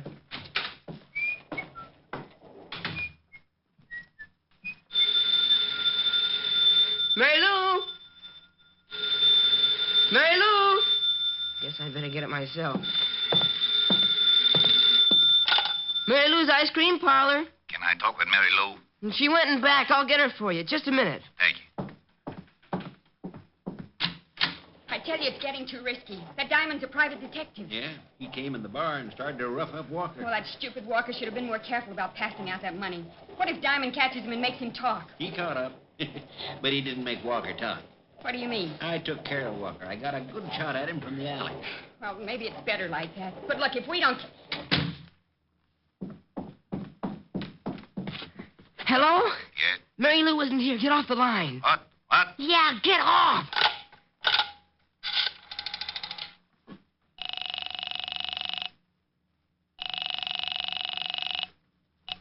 Operator, Get me the 5th Precinct Police Station. It's a matter of life and death. I'll connect you. Oh, golly, please hurry. I'm ringing. 5th Precinct. Is Mr. Richard Diamond around there? He said to call Lieutenant Levinson. Oh, Diamond isn't here. That is the lieutenant. You know where I can reach them? Yeah, but that's about it all. Who's this? I'm a friend of Mr. Diamond's. I'm in an ice cream parlor. Ice cream parlor.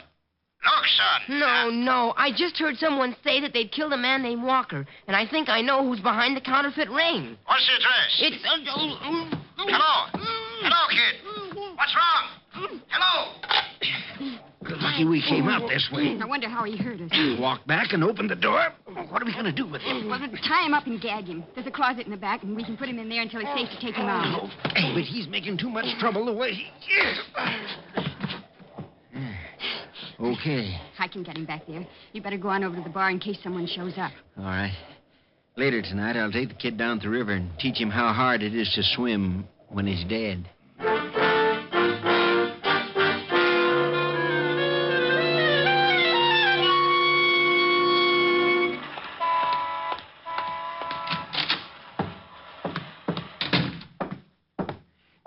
Now, you listen here, young fella. If you're back here for trouble... Dad, I'm back for a lot of trouble, and I think you're going to help me out. You'd better leave, Sonny, or I'll call the law. Why don't you? What do you want? I want to know how long you've been back in the counterfeit racket. Now, look, Sonny, I've been going straight for a long time. You know something, Dad? I don't think so. Let's get down to the station and talk about it. You got a warrant, Shamus? I got a nasty disposition. You want me to show you? No. You want a gun, Dad? Why, what difference does it make? I want to look at it. A guy named Walker got dead from a gun. Now, let's see it. Sonny. What is it? I can't show it to you. Yeah, why not? Because I got it under the bar, pointed right at your belly. If I drag it out, it might scare the customers. Oh, it's like that, huh? It sure is. You see that door there in the back? I know. That's a good boy. You just keep walking along your side of the bar and don't try anything. I just had my floor scrubbed. It'd be a shame to spill you all over it. Okay. Open the door. Go on out. Up the alley. You shoot Walker? I might have. Oh, where you got your printing presses? You're just full of questions, aren't you, Sonny? Okay. Stop here. Behind the ice cream parlor, huh? Well. Mary! Make mine hot fudge with the nuts. Mary! For just a minute. Say, what's the idea? I thought you... Oh. Good afternoon. I'm selling a new brand of Indian nuts, great for banana splits. What's the shamus doing here? He's too smart. I gotta cut off his education. Are you crazy? This guy's got friends. That kid was calling the 5th precinct, remember? Kid? Yeah, your little news hound. What did you do with him? He's all right until tonight. We got him locked up. Dad, I think I'll make you eat that 38. I don't think so. No difference if I kill you right here. Oh, hold it, Dad. We can't have a gun going off back here. Even if we could hide the shamus, they'd find the presses. Oh, so that's it. Those ice cream machines, the cover-up. Ain't he smart? What do? Ship the stuff out in ice cream cartons? What's with you? You want a tour of inspection? Come on, now, take it easy. You won't be smart for long. Well, how are you going to do it? We're going to take a walk, aren't we, Shamus? Oh, I have the most horrible instep. I'll never make it without skates or something. You'll make it. Come on, the car's around front. Hi. Hey, what's happening in the street? Dad. Yeah, it's only some drunk come out of the bar the wrong way. Funny, I didn't see him in Well, this is very confusing. If this is 53rd Street, somebody's stolen some buildings. Oh, hi. Hello. No, take it easy, Shamus. I'm putting the gun in my pocket, but it's still right in line with your belt. I'm going back inside. No. Play it straight. Just like we were talking. Well, you're pretty unsociable, to say the least. What's the matter? Can't you even say hello? I'm lost. Sure. You're in an alley. The entrance is right out there. Oh, yeah? Oh, would you mind showing me? I seem to be a little confused. Now, look, it's right up there. Just keep going. Hey, where'd you go? Oh, no. Oh, there you are, Lieutenant. Lieutenant. The cop. Look out, Walt. Get the girl, Walt. Come on, Dad. Give me that gun. Let go of me. Let me go, you lousy copper. You got him, Rick? He won't play. There. Now he will. Just take it easy, lady. Hey, what's going on? Otis, Yeah? go out and start walking around the block. Huh? You hear me? Go on. Okay, but I don't get it. What do you want me to walk around the block for? I want you to get used to it, because that's what you're going to be doing for the rest of your time on the force. In Flatbush. Flatbush? Yes. No.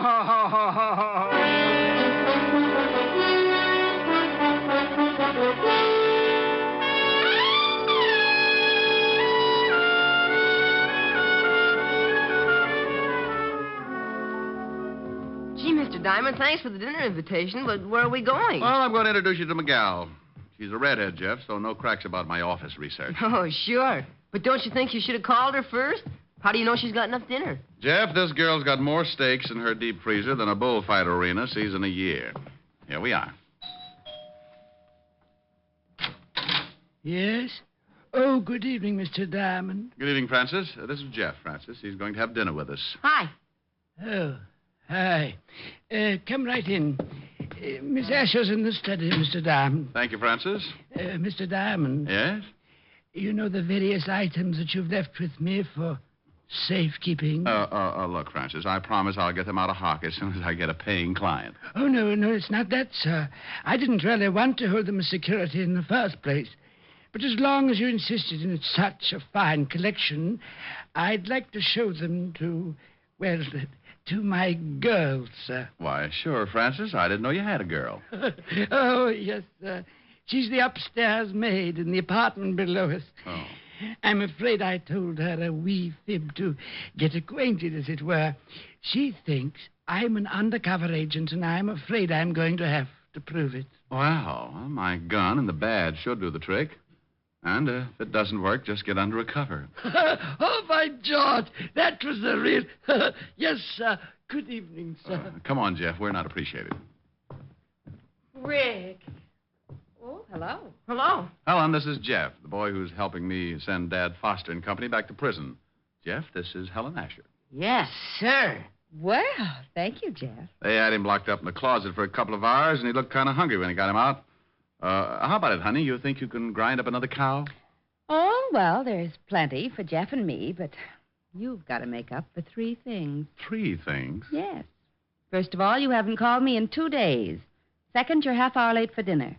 And third, well, I'll tell you later. I'll leave the room if you want me to. No, Jeff. You stay right here. You're going to literally see a man sing for his supper. Helen. All right. Come on, Jeff. We'll go dig into those nice, fat, juicy steaks. Oh, boy. Steaks? Hey, wait a minute. My taste buds just started whipping each other. My vibrato may sound like a machine gun, but I'll do it. I thought you were kidding. Is he really going to sing, Miss Asher? No, I'm not going to sing Miss Asher. I'm going to do a little song I used to sing with hip boots and a gondola. You're breaking my heart 'cause you're leaving. You've fallen for somebody new. It isn't too easy believing you'd leave after all we've been through. It's breaking my heart to remember the dreams we depended upon. You're leaving a slow dying ember. I'll miss you, my love, when you're gone. I wish you joy, though teardrops burn. But if someday you should want to return, please hurry back, and we'll make a new start. Till then, you're breaking my heart. Mr. Diamond, did you really sing in a gondola with hip boots on? Yeah, that's right, Jeff. Well, I know you don't need the hip boots anymore. Will you loan them to me? What for? I want to wait out of here. Well, get him. For that, you get 2 desserts.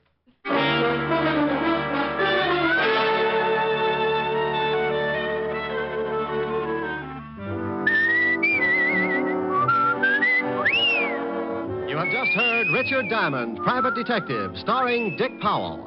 Helen was played by Virginia Gregg, Lieutenant Levinson by Ed Begley. Also in our cast were Wilms Herbert, Tommy Bernard, Sammy Hill, Lou Krugman, and Parley Bear. Music was under the direction of Frank Worth. Richard Diamond is written by Blake Edwards and directed by Richard Sandville. Dick Powell soon will be seen in the screen version of the best-selling novel, Mrs. Mike. Now, this is Eddie King inviting you to be with us again at the same time next week when we will again bring you Dick Powell as Richard Diamond, Private Detective.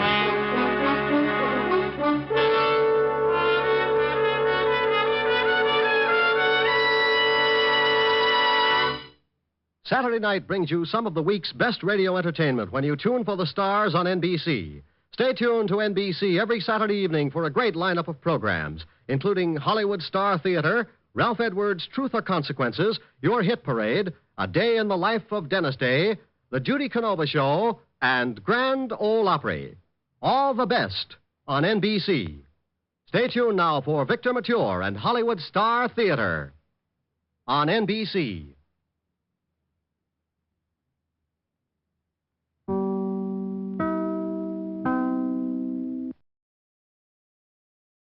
Thank you for visiting Golden Age Radio, rumble.com/C/GAR.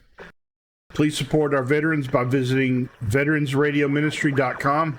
Together we can honor their great sacrifice. Thank you. And now, Dick Tracy.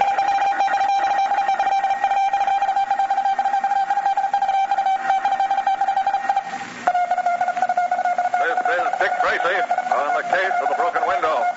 Stand by for action. Let's go, man.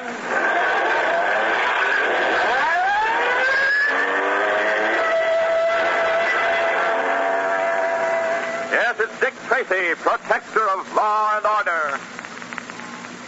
Boys and girls, aside from the actual trees destroyed in forest fires, can you think of what else is destroyed?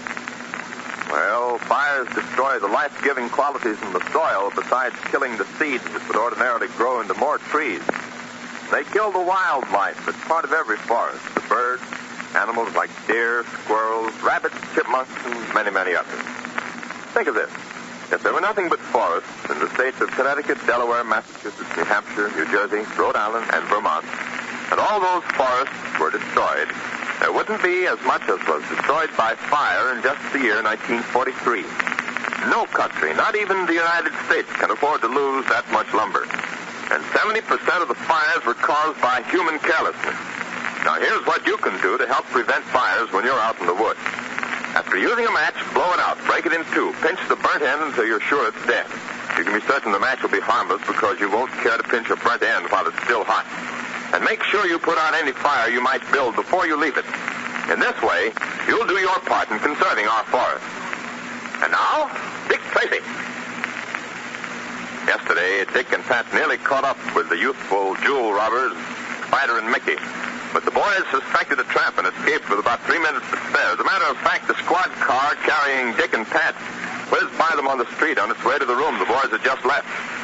Well, as the story closed yesterday, the boys were planning to buy new clothes and get haircuts before looking for work.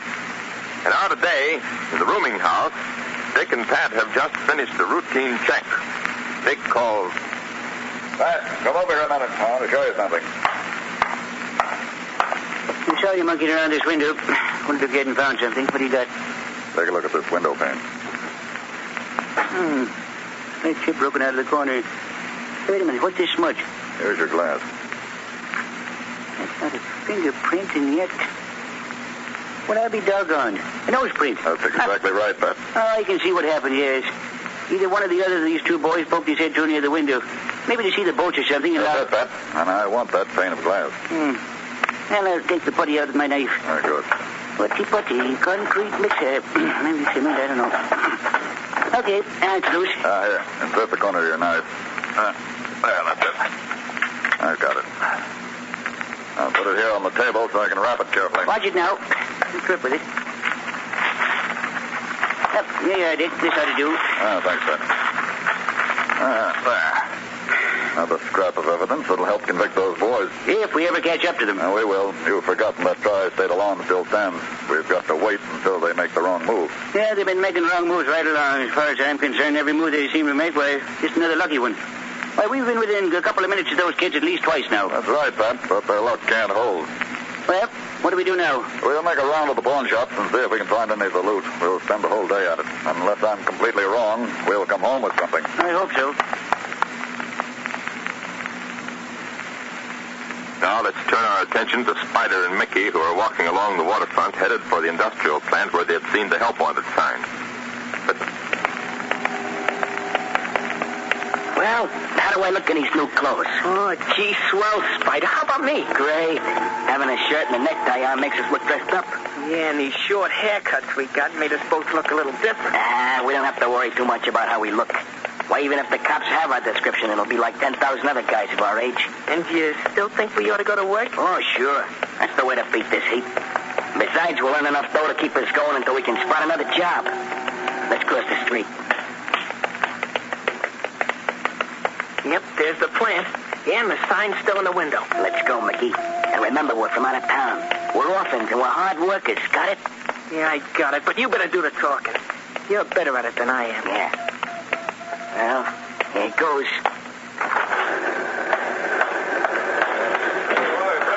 Yes, boys? Looking for something? We wanted to see whoever put that sign in the window. I'm the man. You mean to tell me you two are looking for work? Yeah, that's it. You see, mister, we need the money. And so do I. Rather small for the job. You see, boys, I really wanted a man to... You can hire the both of us. Between the two of us, we could do a man's work. Really want work, don't you? Oh, yes, sir. Live here in town? No, sir. We're from upstate. Family? No, sir. I thought not. Well, I don't know. We'd work hard, mister. Yes, I think you would. But you better let me tell you about the job and the pay. Now, you see, I'm a manufacturer. Our product is placed in cases and cartons for shipment. These cases are pretty heavy. 40 pounds each. We could lift them. 40 pounds ain't so much. Sold. I'm going to give you a chance. Well, now, I suppose you'd like to know how much you're going to earn, wouldn't you? Well, gee, mister, the pay's not everything. What we want to do is show you we can do the work. That we really want the job. Good for you. The starting salary is $17.50 a week. And if you boys prove to be satisfactory, you won't regret it. I'll give you each a raise as soon as I think you deserve it.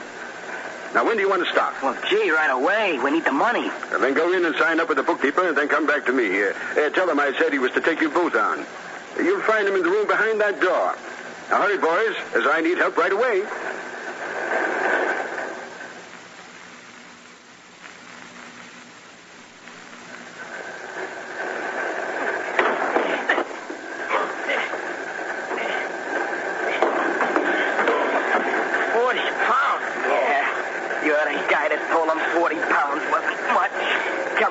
Grab the end of this case. Yep, gotta go up on a top rope, right?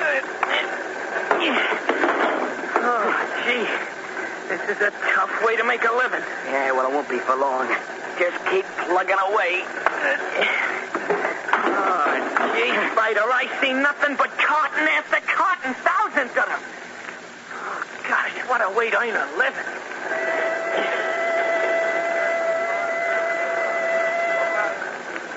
Boy, that's enough for one day. Yeah, you said it. My back's almost busted. Phew. Well, boys, how did it go? Feeling pretty tired? No, mister. No, that was nothing at all. It's like I said, me and Frankie can handle 40 pounds easy. Well, I had my doubts, but you boys have proved yourselves. That's a day's work you've done. Now, tell me the truth. Have either of you any money? Well, I thought so. You're both broke. Now, here's an advance of $2 apiece. That'll keep you going for a day or so. Stop in on the bookkeeper tomorrow and get another advance of $10 each. Oh, gee, thanks, mister. That's swelly. I told you if you proved yourselves, you wouldn't regret it. I've been watching you today. You've worked hard and well. And if you continue, you'll find that I'm a pretty good man to work for. You see, I like boys, and particularly boys that show a willingness to work. Well, now, on your way, and I'll see you at 8 o'clock tomorrow morning. Good night. Yeah, good night. Come on, Mickey.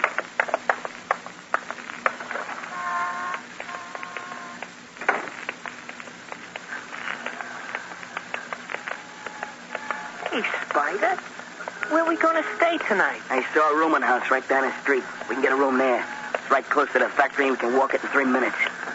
8 to 5 and break your back. Yeah. Well, I'll make it pay. Come on, Mickey. We got to get some rest or we're dropping our track.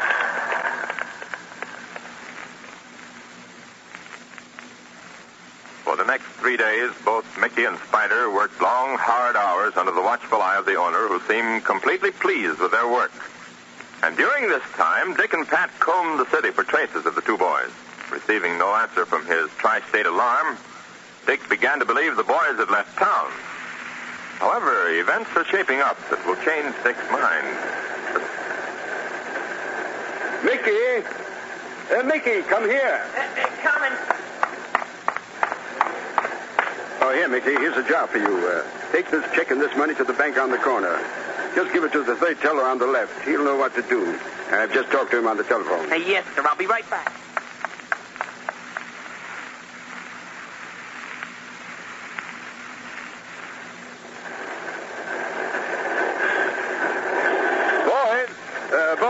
Here, please.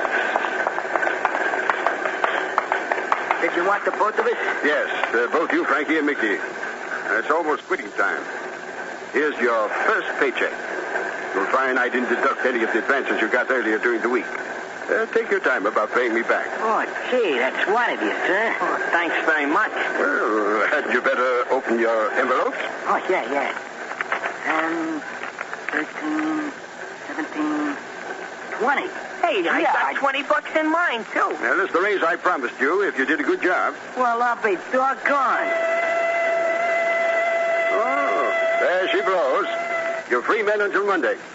Now, don't spend all the money in one place and be on time. Oh, yeah, we sure will. Let's go, Mickey. We got to pay our room rent. Then we can go to a show or something.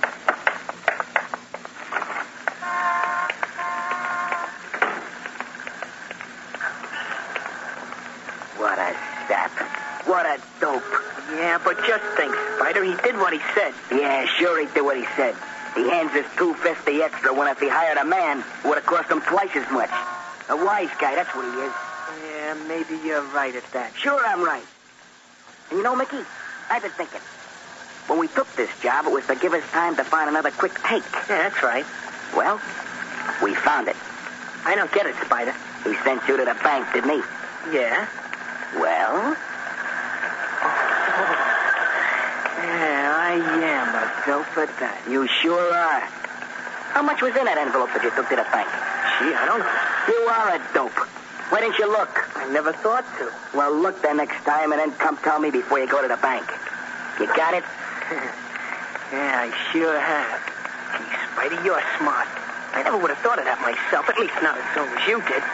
Well, let's get cleaned up and go out and spend some of this hard-earned dough of ours. In a moment, we'll return to Dick Tracy. But first, whether you take your golfing thrills out on the fairways or in the sports pages of your favorite newspaper, you won't want to miss the excitement of the final round of the U.S. Amateur Golf Championship Tournament tomorrow afternoon. The Cavalcade of Sports will broadcast this outstanding golfing event over most of these ABC stations. In addition to colorful descriptions of the tournament's crucial shots, Harry Wismer and golf expert Harry Nash will bring you a resume of the scores and the highlights of earlier rounds, plus interviews with famous golfers. Tomorrow, the 64 golfers who qualified for match play will finish up. They'll be the cream of the original group of 900 golfers selected by sectional qualifying rounds. Automatically qualified for the tournament proper were former winners of American and British amateur titles, including William Ternesa, Charlie Yates, Richard Chapman, and Marvin Bud Ward. These players, the cream of America's amateur golfing talent, will be fighting it out all the way to post the lowest scores, and every stroke counts. So be sure to hear the Cavalcade of Sports broadcast of the 1946 Amateur Golf Championship tomorrow afternoon on the air over most of these ABC stations. Check your local newspapers for the exact time. Now, back to Dick Tracy. Repeating tri-state alarm. Refer to Bulletin 1176. Snap it off, Pat. You hearing that bulletin, Dick? Yes, Pat, and I'm going to do something about it. Let's go.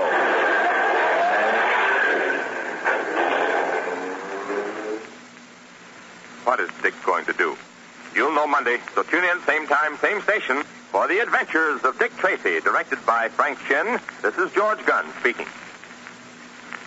Any top detective lives a life of danger. He must be on the alert at all times because tough characters know that the best way of keeping out of his clutches is to get him first. Well, Tracy fans, I guess you know that goes double for Dick Tracy because he's the very top. That's one of the reasons you can be sure The Adventures of Dick Tracy will keep you on the edge of your seat. Dick Tracy is on the air Monday through Friday over more than 100 radio stations throughout the country. Listen to another chapter of Dick Tracy's Tangles with the Underworld Monday at this same time over the same station. Tune in on Dick Tracy on the Case of the Broken Window. This is ABC, the American Broadcasting Company. Lost in Brazil invites you on an unforgettable journey where every moment is an adventure waiting to be discovered. Join us as we uncover the soul of Brazil, one incredible experience at a time. Click on the link in the description and embark on the ultimate Brazilian odyssey.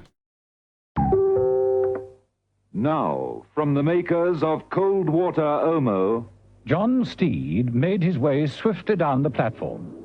The Liverpool train was ready to pull out. He kept the youthful figure of Edward Salt in clear view. What he didn't know was that a honeymoon couple were also about to board the train. Hey! Hey, just a minute. Look there. That man. The one with the bowl and the umbrella. What man? The one ahead. It's the same man. Who? The same man who found Lucas's briefcase. The man that Bart went after. Are you sure? Positive. Bart didn't report back, did he? Missing. Believed dead. We'd better take a good look into this, hadn't we?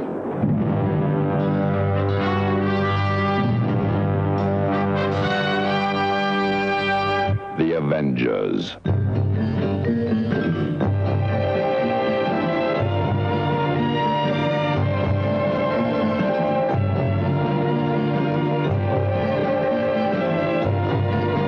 John Steed and Emma Peel, The Avengers.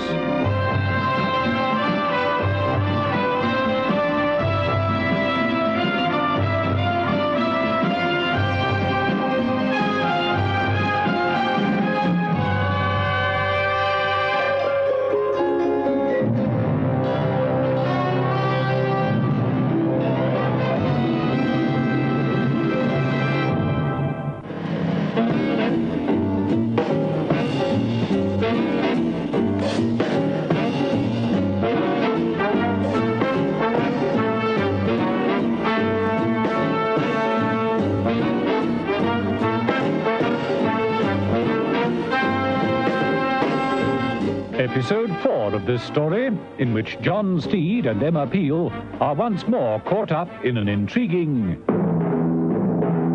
train of events.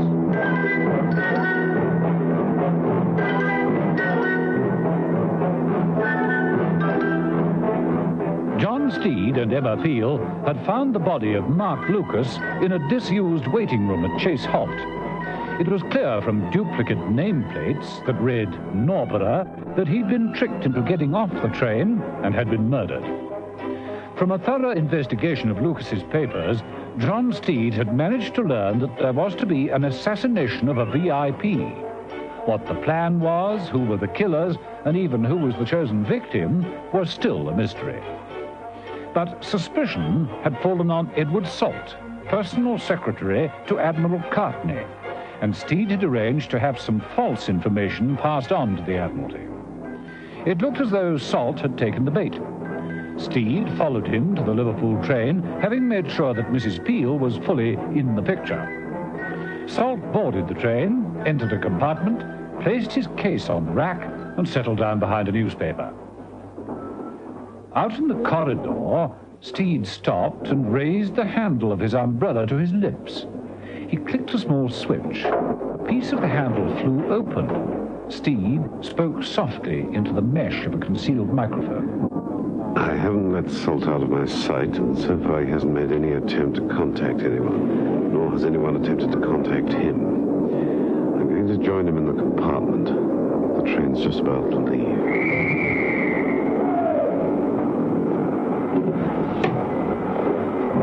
Chilly. Very. Tickets, please. Have your tickets ready, please. All tickets, please. First October. Tickets, please. Evening. Thank you. Yours, sir? Here somewhere. Oh, yes. Here we are. Thank you. There is a diner on the train, isn't there? That's right, sir. 2 along the corridor. Do you do the journey often? Pretty often, yes. Salt retired behind his newspaper. The 8:10 to Liverpool roared on into the night. When Salt went to dine in the restaurant car, so did Steed. He returned slightly ahead of Salt and sat deliberately in the wrong seat. Oh, I say, would you mind if we changed seats? Mine was reserved. I find it makes me a bit sick if I have my back to the engine. Oh, certainly, not at all. As Steed moved to swap seats, he noticed the reserved note stuck above the seat. Seat 4, compartment 7, carriage 67. 4767.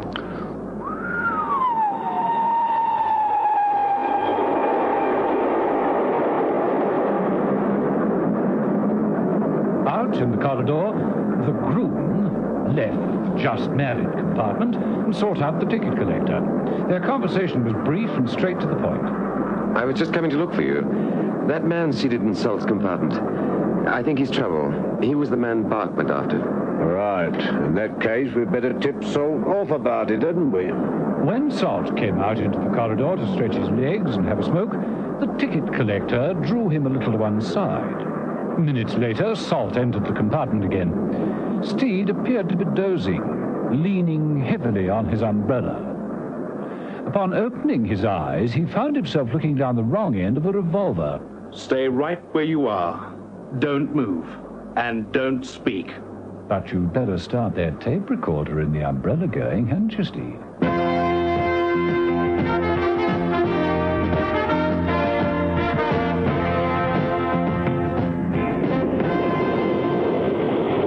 On Norborough Station, Mrs. Peel, having driven down at top speed, paced the platform well wrapped up against the cold night air.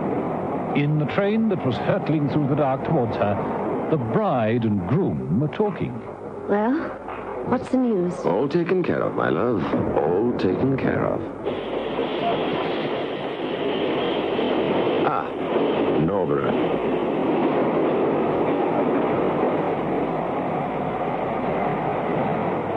Mrs. Peel hastily scanned the few passengers who alighted. No sign of John Steed. She moved swiftly up the platform, stepping back hurriedly when she recognized Salt, relaxing in his seat. She was about to move on when she noticed Steed's umbrella hanging from the rack. Salt left his seat and walked out into the corridor.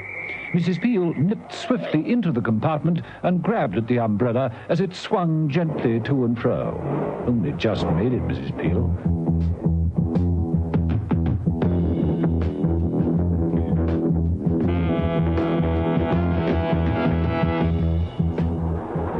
Later, in the just-married compartment, the bride and groom looked up as the door opened. The ticket collector entered. Salt's just leaving next stop. Good. It isn't that message he brought us. Lies from beginning to end. Not a word of truth in it. Sure. Positive. Oh, dear.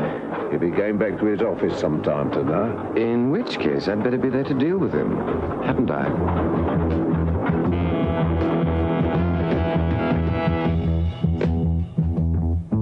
Mrs. Peel headed for London and let herself into Steed's apartment. Steed? Steed! Forlorn hope, Mrs. Peel. Now, why would Steed leave his umbrella? What did he say? An agent in trouble always leaves something behind as an identification. Let's see. It didn't take Mrs. Peel long to find the secret in the handle. Salt's just fallen off the train. I haven't let Salt out of my sight, and so far he hasn't made contact with anyone, nor has anyone attempted to make contact with him. I'm going to join him in the compartment. The train's about to leave. Stay right where you are. Don't move, and don't speak. Mrs. Peel stared at the umbrella, then hurried to the phone. Within minutes, she was talking to Admiral Cartney. Admiral, Mrs. Peel, sorry to disturb you. Always pleased to get a call from a lady in the evening, but it's long after 8 bells, you know. Look, I'm sorry, but I have to see you. It's very important and concerns a security leak. And your secretary, Edward Salt. Security? What the devil's it all about? I'll tell you when we meet. Your office in half an hour, right?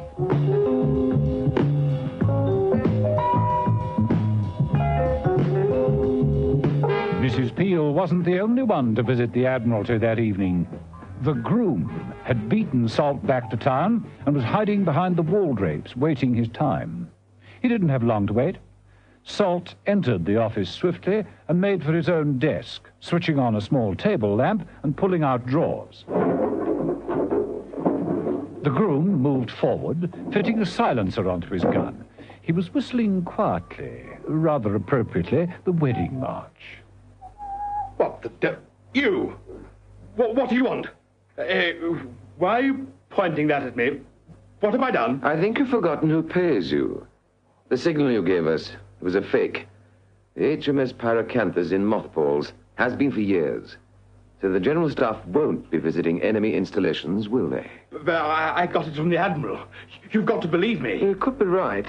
You could be telling the truth. Well, then? In that case, it means that you are under suspicion. Sorry, Salt. It's too close to the big day. Can't take risks, old boy. Sorry. The groom bent over Salt to make sure the work was complete. He was still humming the wedding march. With a smile, he took the white carnation from his buttonhole and dropped it on the body, and hurried out of the room by one door, as Mrs. Peel and the Admiral entered by another. Mrs. Peel, you haven't explained. I will, given time, I promise. If we can just search his desk, I'm sure I can find something. Hold on. A whiff of grape shot in the air. The Admiral advanced to Salt's desk and found the body.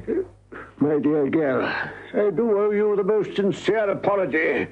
There is something going on. There was. Someone beaten us to it. Mrs. Peel stooped and picked up the buttonhole. Until death do us part. Oh, sorry, just thinking aloud. Oh, please don't. Not in that vein. Those words send a cold shiver right through my timbers. A sailor's fancy. A sailor's fancy is fancy-free. I've spent my whole life avoiding the final splicing. Never dropped anchor in one port long enough to... didn't you say you want to search the place? Admiral, Is there any particular VIP about to travel anywhere at the moment? There's always a VIP about to travel somewhere. Every waking minute of the day there's someone on the move. Why? I was just thinking. Lucas was onto something. A VIP getting popped off. Over my dead body. Well, it could be. And what's this? London to Norborough, first-class return. Oh, must be 100 of them. Man must have had an obsession about railways. Impertinence. Railways run on land. And to think that he used to sit in that office... Look, Admiral, they're all punched. Huh? See? All punched neatly through the middle O in Norborough. Blistering barnacles. I mean, and the holes about the size... Of a self-respecting microdot. Makes sense, doesn't it? Salt fills in the O with a microdot. The ticket collector clips it out again. And bingo, the message is passed on. Passed on to a ticket collector. The ticket collector on the Norborough run who takes tranquilizers for his stomach. Well, he's going to need them in future. That's fighting talk, Mrs. Peel.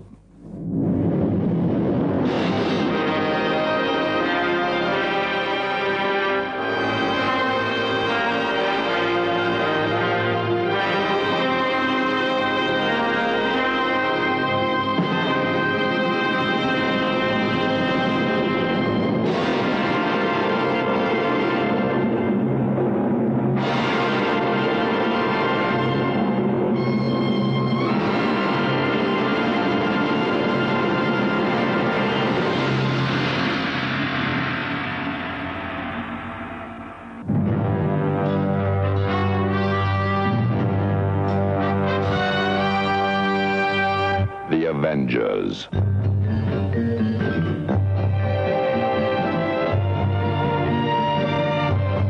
Listen every evening, Monday to Friday, to John Steed and Emma Peel, The Avengers, brought to you by the makers of Cold Water Omo.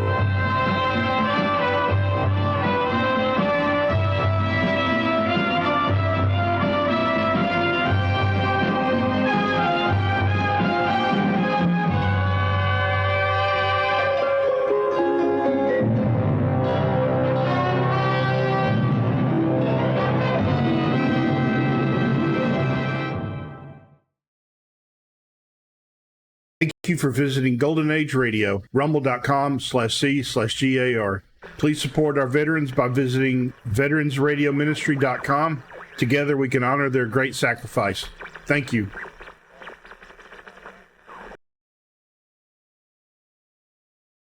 The Signal Oil Program, The Whistler.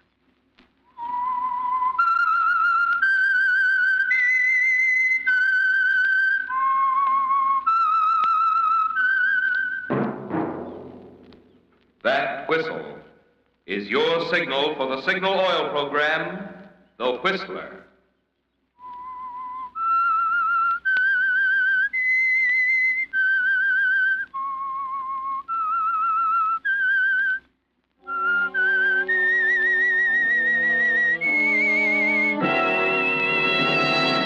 I am the Whistler, and I know many things, for I walk by night. I know many strange tales hidden in the hearts of men and women who have stepped into the shadows. Yes, I know the nameless terrors of which they dare not speak.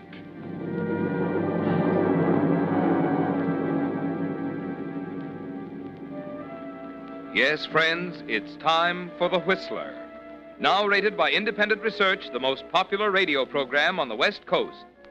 And remember, let every traffic signal remind you, with new Signal gasoline, you do go farther than ever. Look for the familiar big yellow and black circle sign that identifies those popular Signal service stations in 7 western states from Canada to Mexico. And now the Whistler's strange story. 6-letter word for death.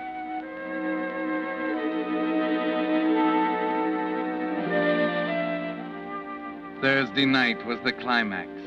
Every element in the marriage of George and Priscilla Haynes came to a sharp focus on that foggy Thursday night. 5 years of it, 60 months, 1,826 days, each adding a little pressure each day contributing a little more water behind the dam that was destined to give way on that Thursday night when the fog hung like a blanket over the campus of State College. George Haynes had known the marriage wouldn't work from the first. Yes, George, as far back as a month after your wedding, when you first felt the cold, sinking feeling in the pit of your stomach. And these 5 years have proven it. But no one but you seems to recognize it. No, George, not even Priscilla. George. George, I'm talking to you. Oh, I'm sorry, Priscilla. George, what's a four-letter word meaning former? Please, dear, I'm awfully busy and... Just this one. You say four-letter word meaning former? Yes. Let's see, try erst. What? Erst, E-R-S-T. That's a silly word. You sure? You might try it and see. E-R-S-T. Looks funny. Now, I've got to get to this lecture for tomorrow, dear. Let's see. Better open with Page's work on Cambodia. As Angkor Wat, of course. Fundamentals first, general aspects. George. Distinction from South Chinese. Yes, of George. course. Yes, dear. I'm stuck again. There's a six-letter word. Priscilla, darling, I've really got to get at this. Would you mind, Oh, please? don't be a stuffed shirt, George. Just this one. All right, Priscilla. Just this one.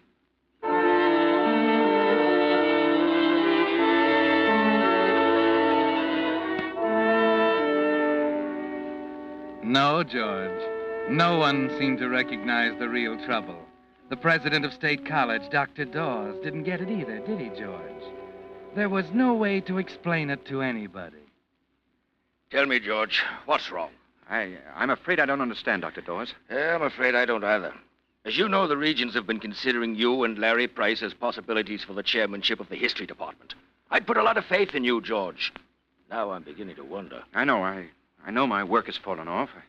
What's the matter, George? I guess it's nerves or something. Maybe you need a rest. Why don't you take Priscilla and go No. off to... I'm sorry, Dr. Dawes. I'd better go.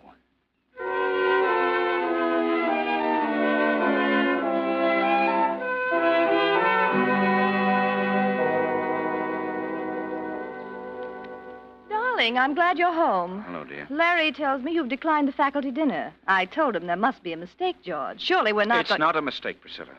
My work is in such bad shape that I've got to get down to business. But everyone will be there, dear. Larry and Ann and all the rest. They'll think something's the matter. But don't you see, Priscilla, my work is more important. Oh, so that's it. Your work is more important than my happiness. You don't care, do you? You just as soon wrap yourself up in those stuffy... All right, we'll go. I can't understand why we have to go Priscilla, through this. please.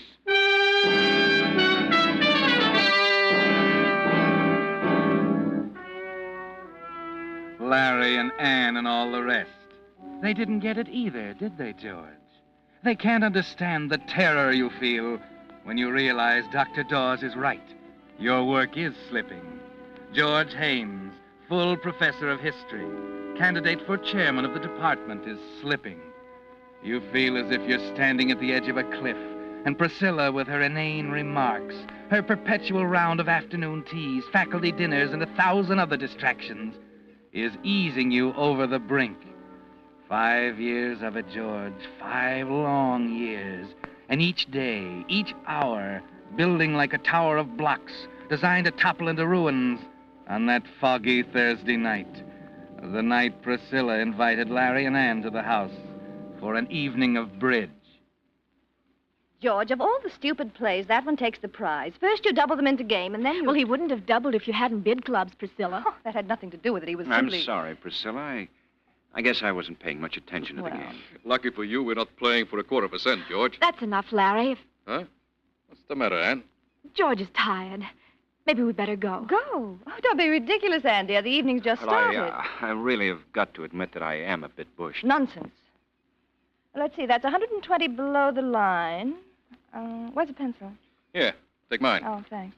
120. 700 rubber. You are tired, aren't you, George? Would you think I was awfully rude if I... Don't be silly. Of course you're being rude. George just wants an excuse to get at those dusty old books of I his. don't mean that at all. I'm very tired And terribly stupid, according to the score here. Priscilla, Larry, that makes your total score 2,700. I'm talking to you, Priscilla. George, dear, let's not have another one of your scenes, shall we? That's just the trouble. There haven't been enough of them. Why, George, dear. I've kept quiet too long. That's the trouble. You can't keep quiet too long or it gets inside of you. Oh, wait a minute. Take your hands off of me. George, you're making a fool of yourself. I ought to wring your neck. You know, I believe he meant that. I suppose I ought to feel embarrassed. We'd better go, Larry. Yeah, I guess we better.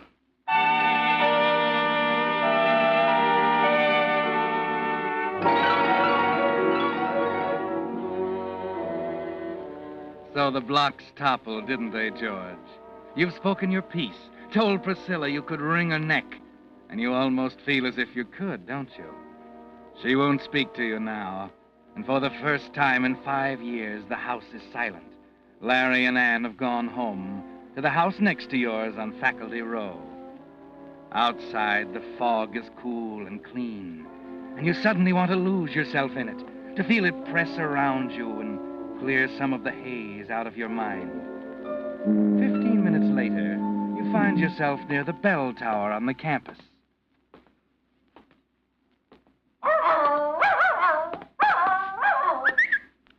Here, boy. Here, come on. That's a fella. Well, where'd you come from, fella, huh? Say, looks like you ran away. Well, you're a nice dog. Yes, you are. Here, Cinder. Where'd that pup go? Come here, Cinder. Oh, hi. Hello, I see his name's Cinder. Oh, thanks. He slipped his leash in the fog. Oh, Cinder's a good name for him. Black as ink. Haven't had a chance to do much with him. Only had him a couple of weeks. Well, I'm quite fond of cockers, particularly black ones. May I ask you where you got him? Certainly at the Coldwater Kennels, about 3 miles from here. There you are, boy. Well, we better run along, Cinder. Thanks for catching him. Not at all. Night. Good night. Cute cocker. Cinder. Oh, 11 o'clock. That air's good. Well, better be getting back.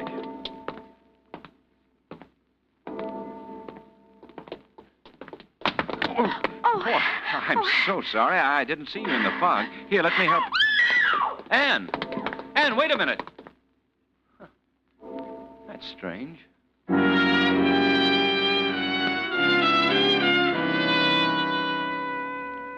Yes, George, that was strange, wasn't it? You're sure it was Anne, as sure as you could be of anything in that fog. But why should she run from you? Why should she scream when you reached out to help her? You're puzzled as you turn and start for home, and worried. The fog takes on an ominous quality, closing in on you, causing you to hurry faster and faster as you get closer and closer to home. It's been a strange evening. The quarrel with Priscilla, Anne's terror when she ran into you. Then, 10 minutes later, as you arrive back at the house and open the door, it suddenly takes on a horrible meaning. Priscilla? Priscilla!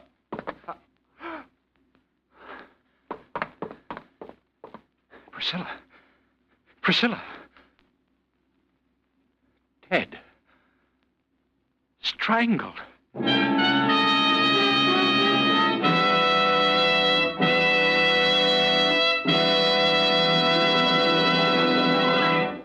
With the prologue of tonight's story, 6-letter word for death. The Signal Oil Company brings you another strange story by The Whistler. A friend of mine, who was never too keen about babies, recently became a papa himself. When I dropped in the other night and found him, of all things, bathing the baby, he grinningly remarked, "Well, it's different when it's your own." Well, friends, right there you have the reason why you just naturally get a different brand of service, more conscientious and more thorough, from a man who has his own money in his own business, such as your Signal gasoline dealer. It's why, for instance, when a Signal dealer lubricates your car, he takes no chance of forgetting some hidden part. Instead, he uses the famous signal check chart that specifies which of Signal's 9 specialized lubricants each point should have. And he checks each point against the chart not just once, but twice, so not one part can be missed. Incidentally, while you're having your signal man lubricate your car, don't forget what engineers of the American Petroleum Institute have proved, that every 1,000 miles is also time for clean motor oil. To get the best performance and longest life from your motor, be sure you get today's super quality pure paraffin base oil, Signal 4-Star Motor Oil. And now, back to the Whistler.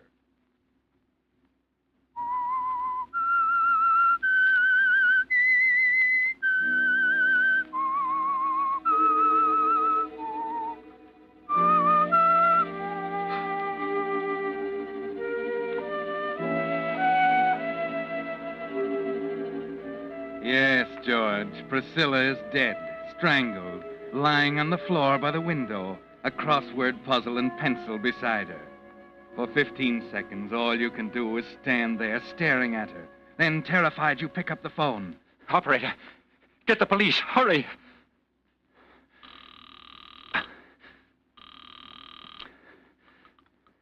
Police station, Sergeant Holland. Hello. Hello. Police station, Sergeant Holland. Wait a minute.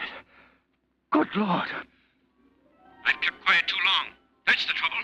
You can't keep quiet too long or it gets inside you. You're making a fool of yourself. I ought to wring your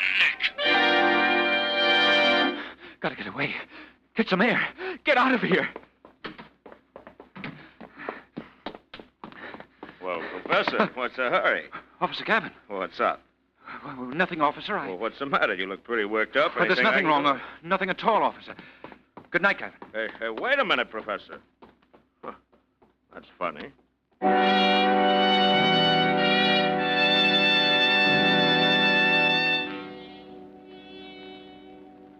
The fog, George. All you can think of is losing yourself in it, trying to erase the horrible picture of Priscilla from your mind. Gavin, the campus policeman, saw you rush blindly from the house, saw the terror on your face that came with the realization that less than an hour after your exasperated statement at the bridge table, your wife Priscilla lies dead on the living room floor, strangled. You walk aimlessly in the fog for several minutes, trying to get a grip on yourself. Then finally you realize you can't go on this way, and you force yourself to go back to the house, back to the living room and the chair by the window.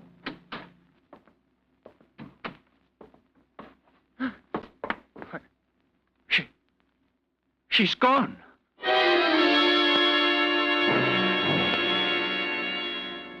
It's like a nightmare, isn't it, George? The body's gone from its place by the living room window. Frantically, you search the house and finally discover it in the bedroom, stretched out on the floor. And something new has been added, George. One of your silk neckties is tightly knotted around her neck.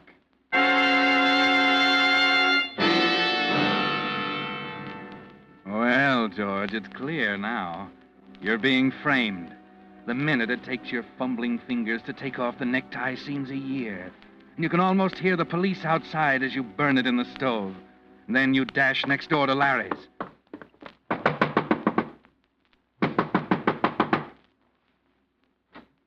Larry. Well, George. Larry, you've got to help me. I don't know what's behind it, but... What's the matter? What are you staring at? What's that in your pocket, Larry? Huh? Oh, this? Yes. My pencil. Why? Your pencil? Yeah. What's wrong with that? Say, what's happened, George? Tell me. Nothing, Larry. Nothing.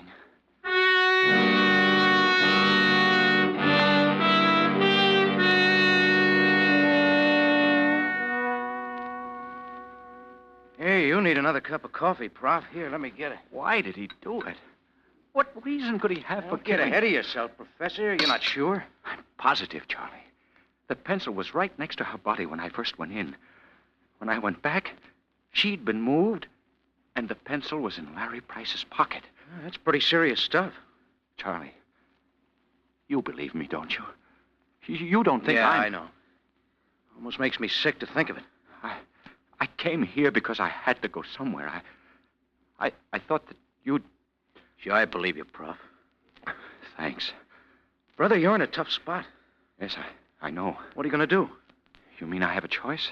Well, I don't know. You sure that campus cop recognized you when you ran out of the house? Oh, of course he did. I talked to him. Yeah, that's where you made your mistake. You should have spilled it then. I didn't know what I was doing. All I could think of was to get away from I know. What about an alibi? What happened after you left the house the first time? I just took a walk, that's all. Alone? Yes. No one saw you, huh? Well, there was Anne, of course, Larry's wife. She was... You can write that one off. You think she'd deny seeing me? If it met her husband's neck, she would. Oh, but she's not the kind who... You're wasting your time, I tell you. They're all the same. Wouldn't steal second in a Sunday school baseball game, but put them on the stand when their husband's in a jackpot and... no, Professor, that one's out. But there's no one else. There's... Wait a minute. That dog. Huh? I saw a black cocker and talked to his owner by the bell tower. He'd remember me. Well, who is he? I don't know his name. Oh, great. But the dog came from the cold water kennels. Oh. Did you see anyone else? No, after that I started back. I didn't see anyone until I ran into Gavin when I left the house again. Oh. Well, that's a pretty important dog, isn't it? I guess it is.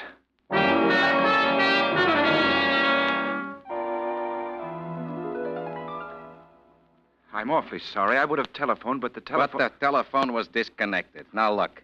It's 1 a.m. in the morning, and I have no intention... Wait a minute, will you? I told you this was a matter of life and death, or we wouldn't have come. My good man, the cold water kennels deal exclusive in Cocker Spaniels. Over 100 dogs we have.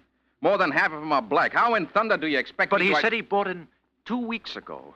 Look, we've sold 30 dogs in the last 2 weeks. You don't know the man's name, don't even know what he looks like. You come here and get me out of bed at 1 a.m. in the morning and expect me to make miracles with a sales record. It don't make sense. All right, Mr. Coldwater. Come on, Professor. Believe me, I'm sorry, but if you only had something else to go on... Wait a minute. The dog's name was Cinder. Does that help? Yeah, there was a man. Wait. Called him Cinder. I remember now. Uh-huh. Who is it? Got it here. A man by the name of Morgenstern. He's new here. Staying at the Penn Hotel.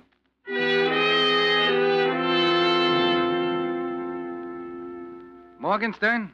Let me check the register. Morgenstern. Where have I heard that name? Morgenstern. We had him here a couple of weeks ago. Kendrick P. Morgenstern. Yeah, I remember him now. He came in one night with a dog, and we had to tell him it wouldn't go here against the house rules. I've seen that name. I know it. You've got a forwarding address? No, he just moved out. He was kind of sore.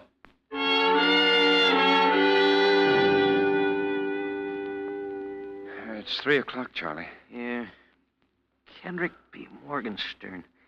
I remember seeing the name. It's such a funny handle. Well, try and picture it. You sure you saw it? Oh, yeah. Well, was it printed or written? Maybe a sign on a store window? It was written.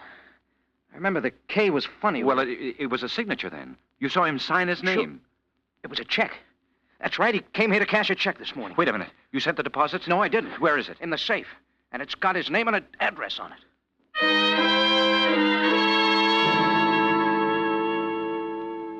I'm sorry, Mrs. Brandon. I know it's late, but we've got to find him. You say he was staying here? Well, it was funny. A nice man, Mr. Morgenstern, but odd. He come here from the hotel with his dog about 2 weeks back. Thought the world and all of that But dog. you said he's gone now. Where is he? Well, I'm getting to that. He only took the room for 2 weeks, being he's due to go east tonight on the plane. East where? Well, I don't know. When? What plane? Left at midnight. But come 11 o'clock, he decides to take his dog walking. Well, I don't see him for over an hour. 12:30 it was, but then the plane's gone. Well, then he's here. Oh, no, left in an awful hurry. Think he was going to catch the next plane at 2 a.m.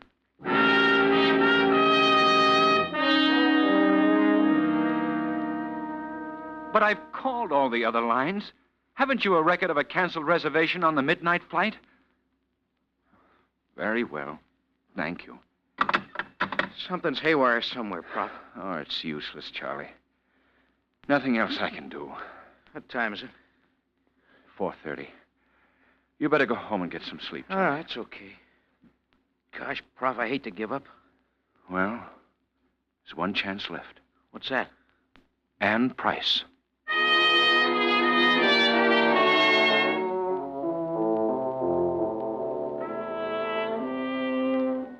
It's a slim chance, George, but it's the only one you have. After you leave Charlie, as you walk slowly through the campus toward Faculty Row, you try for the first time to think it through, to reason it out somehow. Larry's motive for killing Priscilla, Anne's terror when she ran into you, the brutal, heartless frame-up that hit you between the eyes when you went back the second time. It doesn't make sense, and you're too tired to think, too tired to play with an impossible jigsaw puzzle.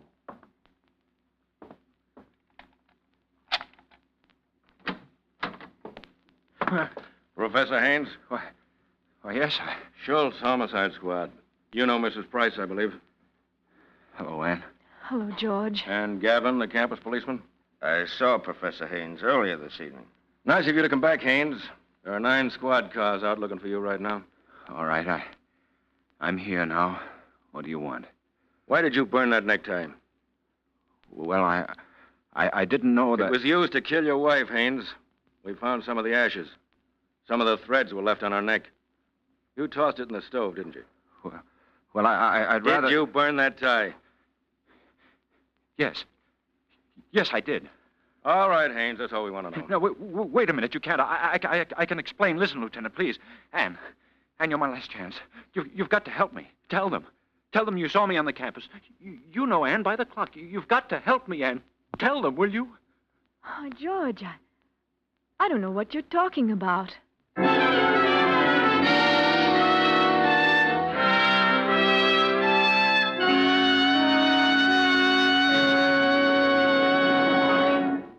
Whistler will return in just a moment with the strange ending of tonight's story.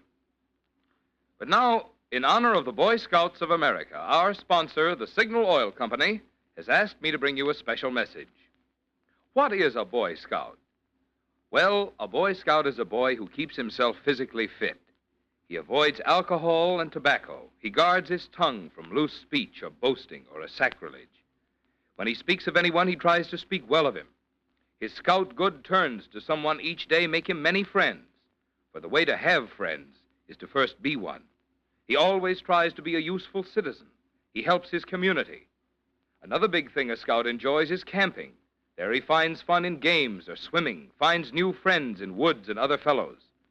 And there among the trees or under the silent stars or by the campfire's ruddy embers, he dreams out his great tomorrow. Those excerpts from the Scout Handbook tell you better than any words of mine why the Boy Scouts deserve your wholehearted cooperation. Tell you why. If there's a boy in your family nearing the age of 12, you could do him no better turn than to encourage his joining the Boy Scouts of America. And now, back to the Whistler.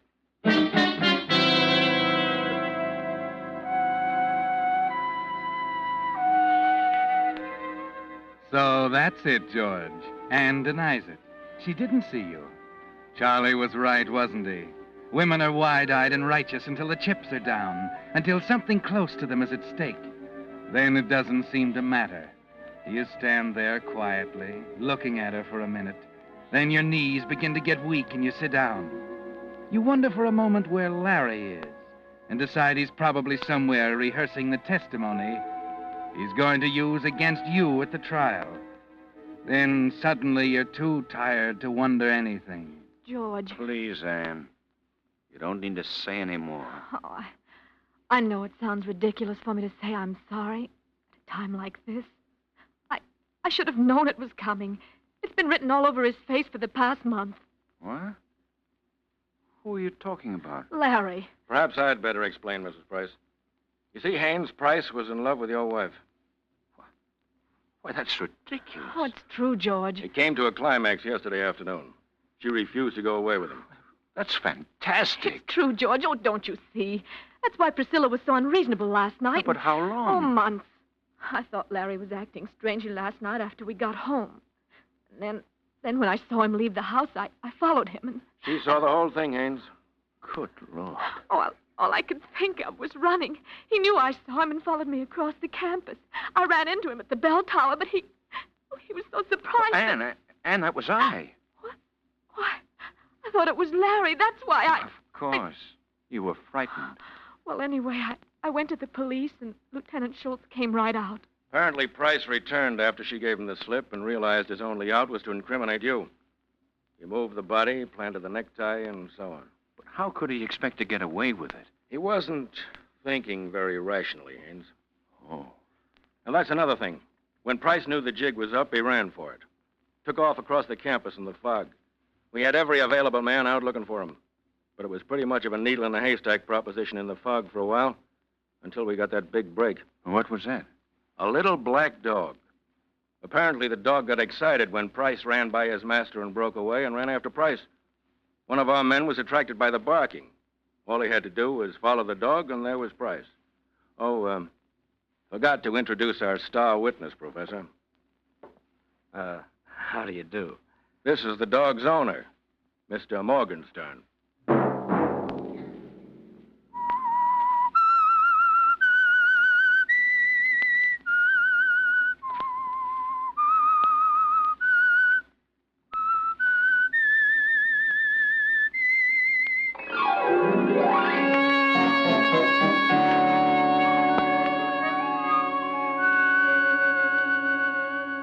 Next Monday at 9 o'clock, The Whistler will bring you another strange tale. The Whistler is broadcast for your entertainment by the marketers of Signal gasoline and motor oil and fine quality automotive accessories, and by your neighborhood Signal dealer. This program, produced by George W. Allen, with tonight's story by Robert Reif, music by Wilbur Hatch, is transmitted to our troops overseas by the Armed Forces Radio Service.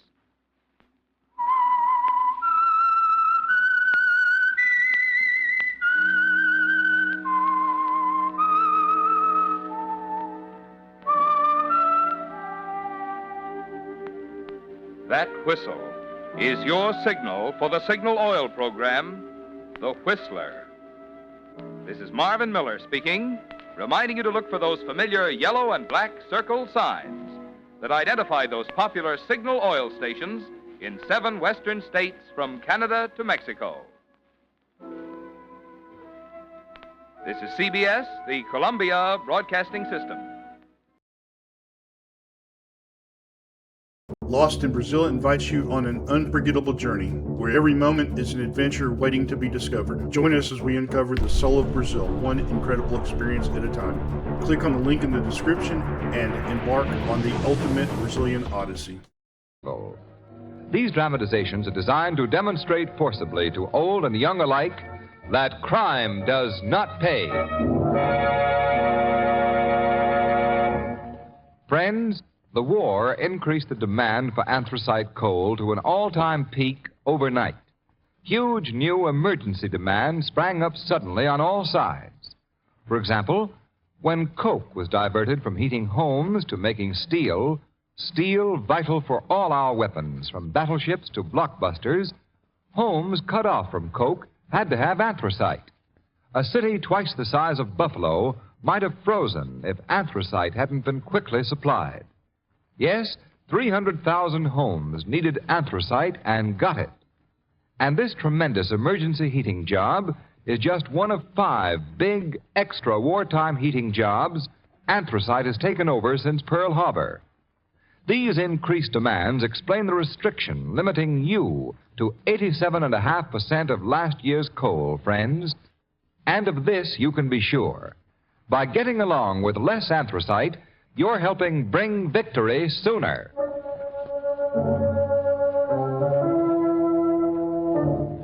The Shadow, mysterious character who aids the forces of law and order, is in reality Lamont Cranston, wealthy young man about town.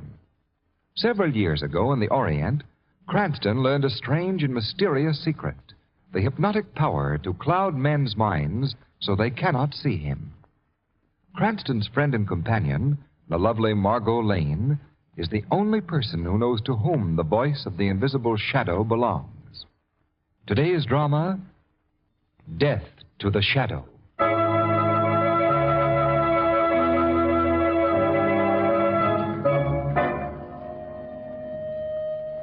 Well, Professor Petro, your new television apparatus doesn't seem to be living up to your boasts. In fact, it doesn't seem to be working at all. But one moment, Mr. Crane. A little difficulty. There. It is fixed. Now, what shall my television machine show to you? You really mean that with this radio device you can tune in on some place in the city and show it to me on that little screen? Any place. Inside buildings, inside locked rooms, down in the subway. Wherever there is even a tiny bit of light, my new television rays will go. Name the place, Mr. Crane. All right. You know the Gordon Trust Company building? But, yes, a few blocks from here. Dan Gordon is an old pal of mine. Let's peek into his office. Very well. I turn the dial. So. Now this dial. So. And on the screen. By George, it is the Gordon building. The office. Which is it? The 5th floor, those big windows. So. I adjust this dial. Why, it's as if we were sailing right up to the window. And now we see inside the office. I'll say we do. There's Dan Gordon at his desk, talking to his confidential secretary. Now you shall hear them speak. Listen. Got all the bonds there, Wilson? Yes, Mr. Gordon. And let's get them in the safe fast. They're worth $500,000 and good as cash. $500,000? Shall I put them in the safe? I wish you would. Sphinx is the combination word. S-P-H-I-N-X. Yes, sir. S-P-H-I-N-X. You and I are the only ones in the world who know it, so don't talk in your sleep. No, not me. There. They're safe now. Good. Well, that's all for now. I'll ring if I need you. Yes, Mr. Gordon. I'll be outside, sir. Okay, Professor. That's enough. Well, Mr. Crane, now will your rich friends be interested in my machine? Dan Gordon would be. But I'd like to see the machine work some more, Professor Petro. As you wish. Now, this time, show me how you tune in on a place that you've never seen before. I'll just pick one from the phone book. All places are the same to my machine. Here's a name. Fenton. Fenton. The address, 1137 River Drive. 1137 River Drive. On my special map, it is about here. I see. I turn this dial to the distance marked. So. And this dial to the direction the map shows. I'm right with you. Then I switch on the screen, and you see. I say, this is wonderful. We're looking at the front of a house, and there's the number, 1137. 2 men are just opening the front door. Let us look inside. Turn this control. And we're looking into the living room. Mr. Crane, look. What is it? The 2 men who have entered the room. Yes, I see. But there is a third man in the room, and they do not see him. Well, but how can they help but see him? He's right out in plain sight. Say, there's something queer going on. I recognize that third fellow. Let's listen in. Very well. We will hear. Well, the old place sure looks good, Lefty. After 3 years in Stirfinger, any place would look good to you. Not a thing changed. Yeah, you took good care of the place. Yeah, just like you ordered. Well, I'll be seeing you, boys. Okay, Lefty.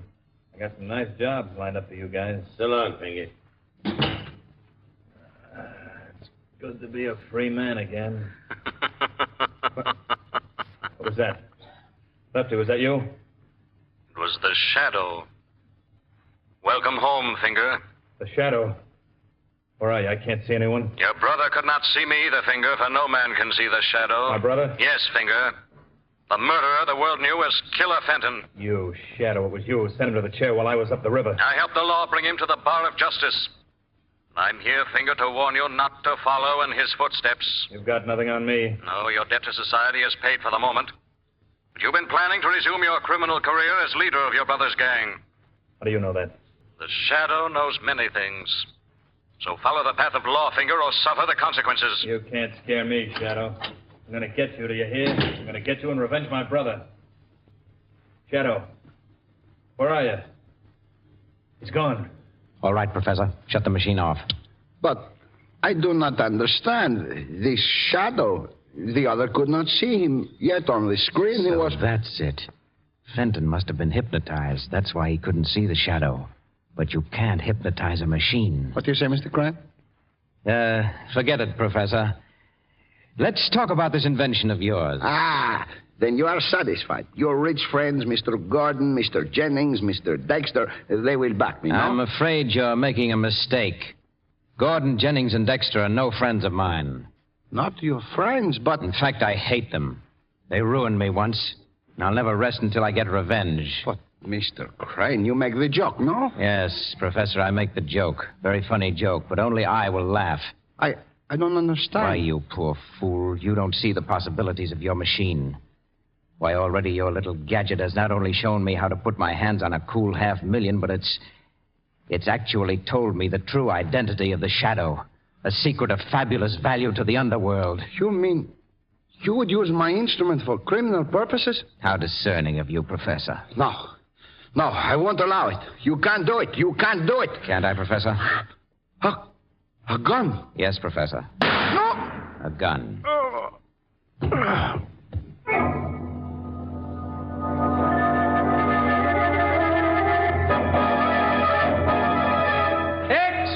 Extra paper, read all about it. $500,000 robbery, watchman killed, confidential secretary held for murder. Extra, read all about it. Cranston, I don't care a thing about your hunches. The guy that knocked off the watchman was the old gent secretary, this Wilson guy, and that's all there is to it. But, Commissioner, I know Arthur Wilson didn't do it. I've known that family for years. I went to school with Arthur's sister. Very nice, Miss Lane. That'll be Exhibit A for the defense. All right, Commissioner, but don't say I didn't warn you. Warn me? Yes, Commissioner. Don't look surprised when Wilson is proven innocent. Now, Cranston, if you got any ideas about snooping in this case, forget it. You're a nice guy, Cranston, for some of these screwy mysteries. But this is an open and shut case. Yes, Commissioner, just as you say. Cranston, I want you to promise you'll keep your nose out of this. Yes, Commissioner. But Lamont. I promise, Commissioner. But Lamont. Well, Commissioner, we have to be getting along. Come on, Margot. But Lamont. Goodbye, Commissioner. Goodbye. Oh, Lamont. You know Arthur Wilson is as innocent as I am. Of course, Margot. Well, then why did you make that silly promise to Commissioner Weston? Oh, I don't know, Margot. But you didn't hear the Shadow promise anything, did you?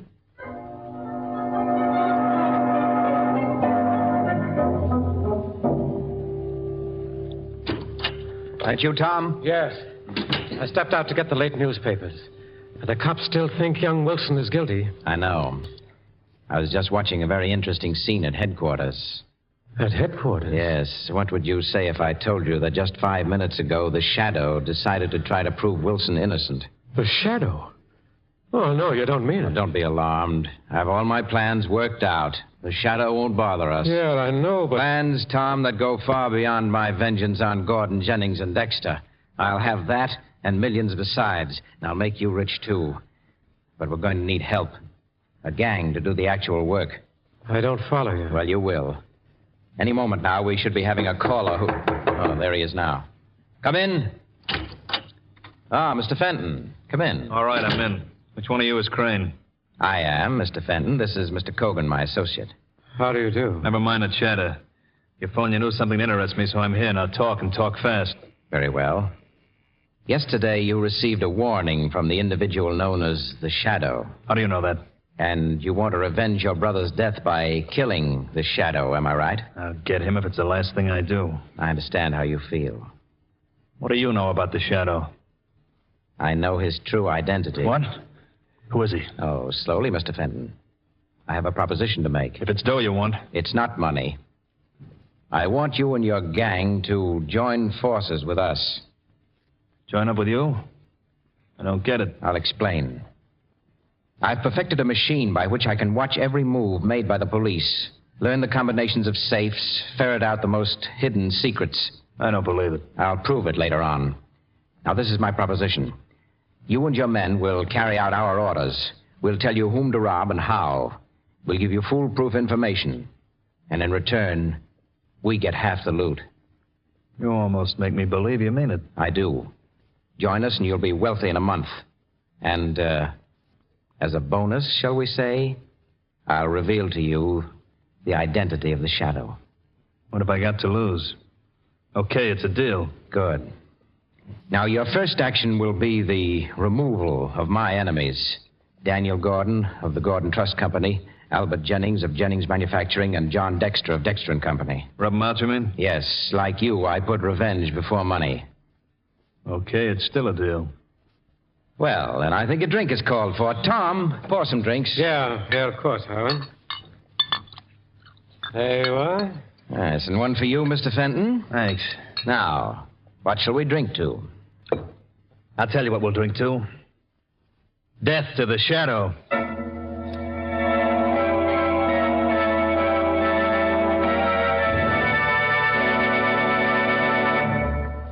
Whatever inconvenience the wartime coal situation has caused, give it credit, folks. It has also created an opportunity. Yes, the need for conserving coal presented homeowners with the opportunity of enjoying automatic heat regulation. Recognizing how effective heat regulators are, the government provided for their manufacture and sale without priority last fall. And many thousands of you folks, alert to the fuel economy, added comfort, and convenience of a regulator, have already installed one this season. You've dropped hit or miss hand control of furnace dampers for up-to-date automatic control. Yes, your regulator thermostat upstairs has been keeping the temperature in your home right where it belongs, at the proper healthful level day and night, and without your running up and downstairs constantly. But best of all, you folks who've installed a regulator have saved coal. You've stopped the inevitable waste of hand control, introduced real fuel economy for this season and next season when fuel conservation will be equally important. So be wise, friends. If you aren't enjoying all these advantages, now is the time to begin. Call your dealer. Order your automatic heat regulator tomorrow. And now, back to the Shadow.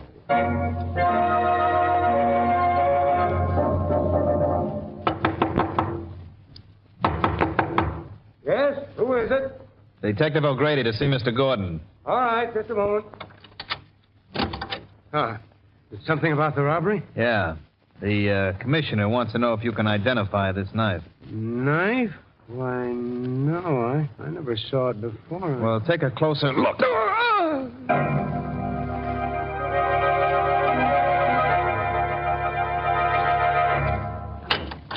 Yes, what is it? Package for you, Mr. Jennings. Just came special delivery. Package? Oh, let's see it. Yes, sir. Oh, marked confidential. I wasn't expecting any packages. The string seems to be stuck inside the package. There. What? It's ticking. It must be a clock. Good Lord, it's...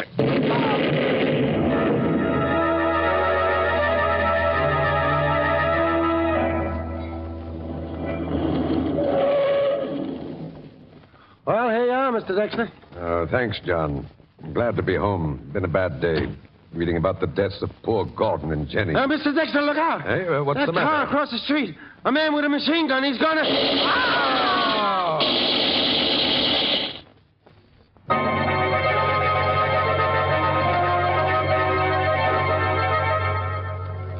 Gordon, Jennings, and Dexter. Now we can get down to business. In a month, we'll own this town. Extra, read all about it. Crime wave sweeps city. Prominent men killed. Millions of dollars stolen. Police helpless. Extra, read all about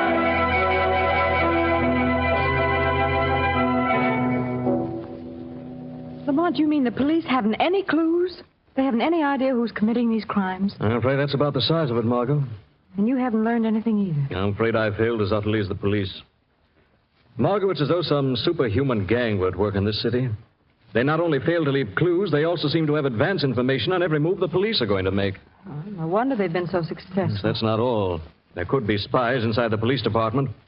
The gang even knows in advance what I'm going to do. Oh, Lamont, you're joking. No, I'm not. Yesterday, I made a secret appointment with a petty crook who wanted to sell me some information. Before I ever saw him, he was murdered. Oh, how horrible. A dozen other similar incidents have happened. I'm checkmated at every turn. Why, it's as if they were able to watch everything you do. What? I said it's as if they were able to watch everything you Yes, I know. You just reminded me of something. What, Lamont? Seems impossible, and yet... Margot, some time ago, there was a foreign scientist, a Professor Petro, who tried to get me interested in a remarkable television machine he claimed he'd invented. Television? Whatever became of him and his invention. What do you think? I think it's something I ought to check on. I have something else to do first. You see, Margot, at 10 o'clock, I have an appointment at Apartment 9D, the Riverdale Arms. Someone there who claims to know the leader of the gang. Oh, that's wonderful, Lamont. It's only 8 now. You mind if I turned out the light, took a little nap in this chair? Why, no, of course not. Oh, it's fine. There. Margot, listen, we've got to speak in whispers. I thought you were up to something. I have an idea I want to test. I am going to the Riverdale Apartments. I keep a room there for business purposes. And your appointment? I made that up.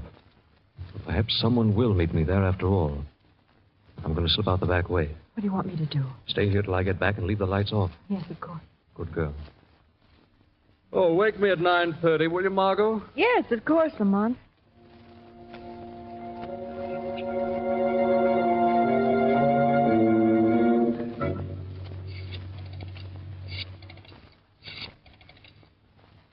Yes? This is Crane. Send Lefty to the Riverdale Apartments, number 9D. A man who knows something lives there. Have Lefty eliminate him. Rub him out? Right. Then go to the apartment of Miss Margot Lane. The address is in the phone book. Margot Lane. What's the job there? Bring her here. Bring along a man you'll find asleep in the living room, too. But be sure to knock him out before he can wake up. And bind them both tightly. There must be no slip-up. Don't worry, there won't be. But listen, Crane. What? It's time you spilled the dope on the Shadow. I'm beginning to think you're bluffing. I'm just as anxious to be rid of the Shadow as you are.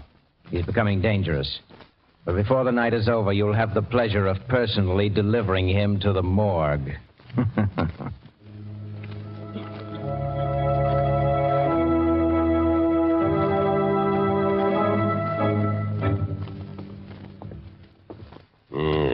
This is the right joint. There ain't nobody here. The boy says to rub somebody out. There's nobody to rub. The room's empty. Whom were you expecting to find, Lefty? Who's that? Stick 'em up, you. Hey, there's nobody here. Nobody but the Shadow. The Shadow. My gun, it's gone. I have it now, Lefty. Now, who sent you here? Answer. Nobody sent me here. I want the truth, quickly. I'm not saying nothing. I have your gun in my hand, Lefty. Now talk fast. You can't bluff me, Shadow. I know you won't shoot. Won't I, Lefty? Hey, that slug almost hit me. Yes, this time I'll do better. Oh, wait, Shadow, wait. I'll talk. Finger Fenton sent me. You lie. He's not clever enough to plan these crimes. No, he didn't. Then who did? I don't know. Only Finger knows who the brain guy is. Somebody big, with connections. He knows everything. Some kind of machine tells him. As I thought. All right, get into that closet. The closet? We'll keep you safe from the police. Quickly now. The Shadow has other work to do.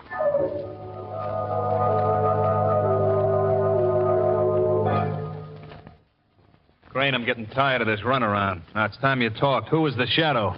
You'll know very soon, Fenton. I'm beginning to wonder. You slipped me 2 bump stairs tonight. I think you're trying to put over a third one. Lefty's capture couldn't be helped. Couldn't, huh? And what about the snatch? You said we'd find a guy and a girl in the apartment. There was just a girl in there. 2 mistakes in one evening ain't so good. Maybe that peekaboo machine of yours is slipping. There'll be no more mistakes. Within an hour, the Shadow will be dead. You better not be bluffing. Why, you fool, don't you realize it's just as important to me to see the Shadow dead as it is to you? Now go send in Tom Cogan and that girl, Margot Lane. I have a phone call to make. A very important phone call.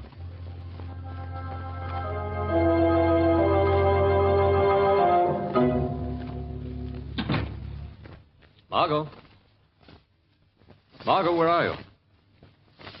Margot? She's not here. The apartment's empty. The rug crumpled. The lamp knocked over. There's been signs of a struggle. Telephone. Hello? I see you've discovered Miss Lane is missing. Who's this calling? That hardly matters, does it? I just want to tell you that if you hope to see Margot Lane alive, you'll obey very carefully the orders I'm about to give you. Trying to make me believe you kidnapped her? You doubt it? No, I believe you. All right, what do you want me to do? As soon as you hang up the telephone, walk straight out of the building and get into your car, which is parked at the curb. Go on. Drive by the most direct route to where Highway 19 crosses the city limits. Then park beneath a streetlight there and wait. Park and wait. Then what? Presently, 4 men will pull up beside you in another car. Get into that car and let yourself be bound. They'll drive you to where I'm waiting. Is that clear? Perfectly. If you stop for a moment on the way, speak to anyone, or try to phone the police, Margot Lane will die. Rather horribly. I understand. It's a bright moonlight night. I can watch every move you make. One single false move, and the girl dies. I know your powers. All right, I'm starting now.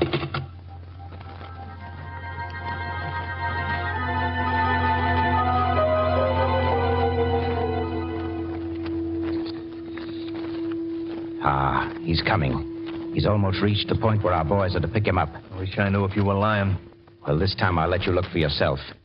You see this small screen here in front of me? What does it show? It's a car. A guy driving it. He's wearing a soft, dark hat. Now he's pulling up under the streetlight at the city limits and parking. Now, you satisfied? Yeah. Yeah, except that I can't see his face. It's our man. I've watched him from the instant he put down the telephone. He's obeyed orders exactly. You'll never capture him. He's too clever for you. Oh, Miss Lane, I'd almost forgotten that you were with us. Your loyalty does you credit, but we're complete masters of the situation. Well, you'll find out that you're wrong. I suppose he tries some tricks after we get him here. Tricks? What can he do?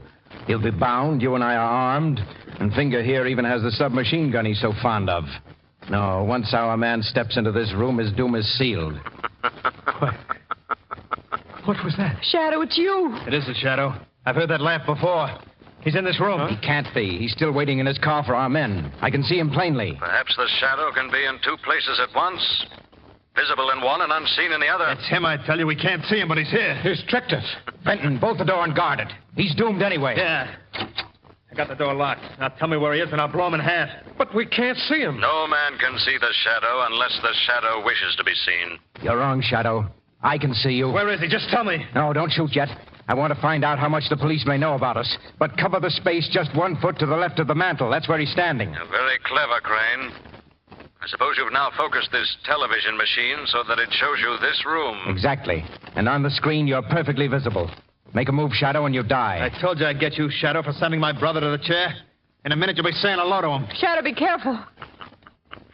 You're all so sure of yourselves. Why don't you go ahead and shoot? I'm gonna. We're wasting too much time. Crane, I'm gonna let him have it. Of course, the police at the window might try to stop you. What, police? Where? Quick, shoot! It's just a trick. Why, you dig? Take that.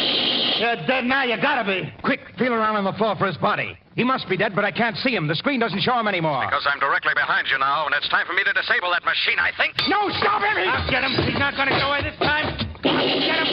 We're gonna kill him. You shot me. I'll take that machine gun, Fenton. What? You've killed Crane, your partner in crime, not the Shadow. You wanted to follow in the footsteps of your brother. And as soon as the law has judged you, you're going to. Straight to the chair.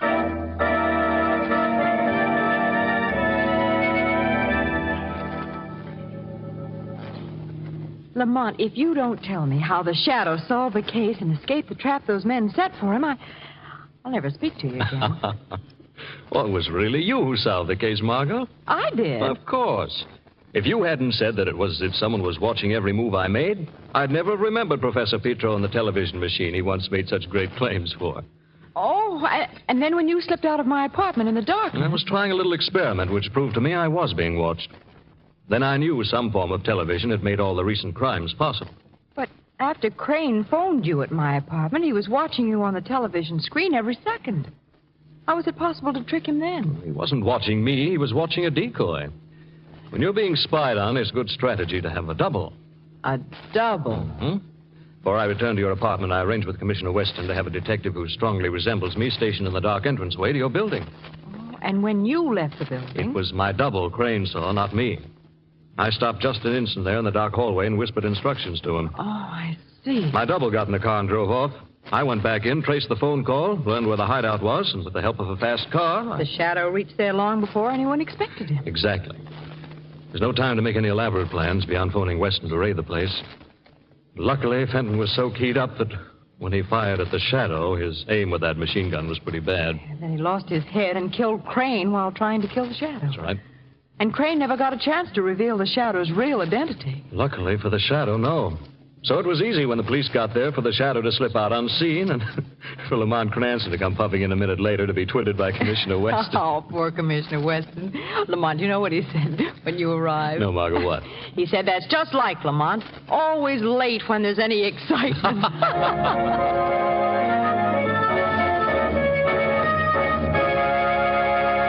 And now let me introduce Blue Coal's distinguished heating expert, John Barclay. Thank you, Ken Roberts, and good evening, friends. Don't let a few days of mild weather fool you. You'll need a fire for a while, 6 to 8 weeks more, most likely. So, folks, in order to continue efficient firing right down to the last, give your furnace a cleaning now. And here's what I mean. Get the fly ash off the heating surfaces where it's been accumulating all season. That's the main thing. You know, fly ash gradually coats the heating surfaces and hampers them in carrying heat upstairs because it insulates them. Yes, even better than asbestos would. So get rid of all fly ash. It's the simplest thing in the world to do. Don't disturb the fire. Just open the clean-out door. Then with a wire brush or scraper, give the heating surfaces a light going over. Make sure you brush or scrape off all the fly ash or soot that's accumulated, and that's all you have to do. Cleaning your furnace is a small job, but it pays off big. Because with the clean furnace, you'll get more heat from less coal for the rest of the season. I thank you.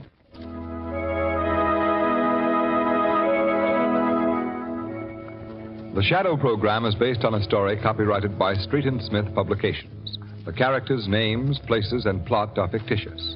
Any similarity to persons living or dead is purely coincidental. Again next week, the Shadow will demonstrate that the weed of crime bears bitter fruit. Crime does not pay. The Shadow knows.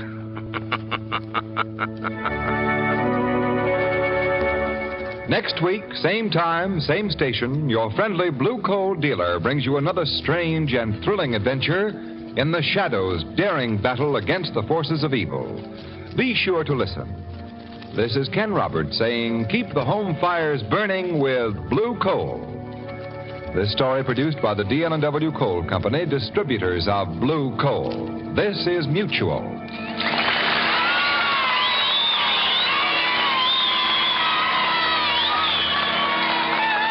Thank you for visiting Golden Age Radio, rumble.com/C/GAR. Please support our veterans by visiting veteransradioministry.com. Together we can honor their great sacrifice. Thank you. The Kraft Foods Company brings you The Adventures of the Falcon, starring Les Damon. Hello? Yes, this is the Falcon speaking. Oh, Lola. Thanks for the call, but tonight is no good, Angel. Now, I have to look into the case of a fellow who was so good at his work, he didn't think anyone could beat him. But somebody came along and beat the life out of him.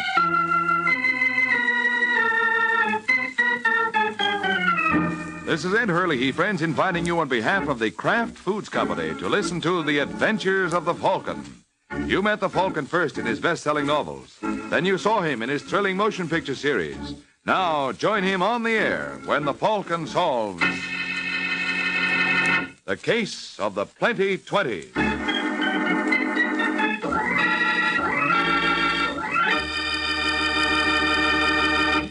Miracle Whip. Has a flavor so pleasing. Miracle Whip. Tastes so lively, so teasing. Miracle Whip. Only one of its kind. Miracle Whip. Best salad dressing you'll find. Miracle Whip tastes really good. Not too sharp, not too mild, but just exactly right. And Miracle Whip tastes different, too. Different from any other salad dressing. Try it yourself. See why it's America's favorite salad dressing. The one and only Miracle Whip.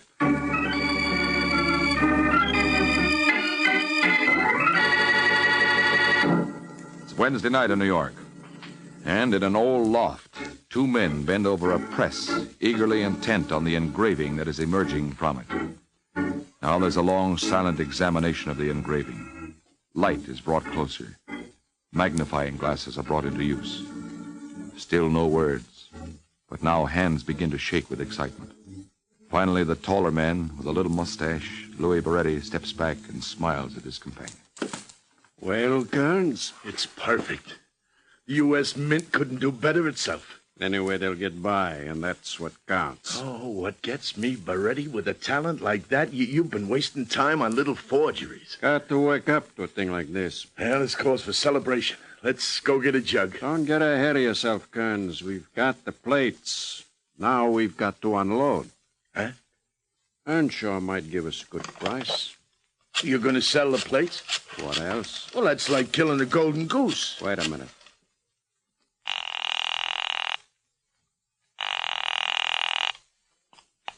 Hello? Is Ed Earnshaw there? This is Earnshaw. Good. This is Louis Beretti speaking. I have something that might interest you. Would you care to see some samples? I'm not easily interested, Beretti. You will be in what I have. Well, doesn't cost to look. I'll be here all night. Good. I'll be over.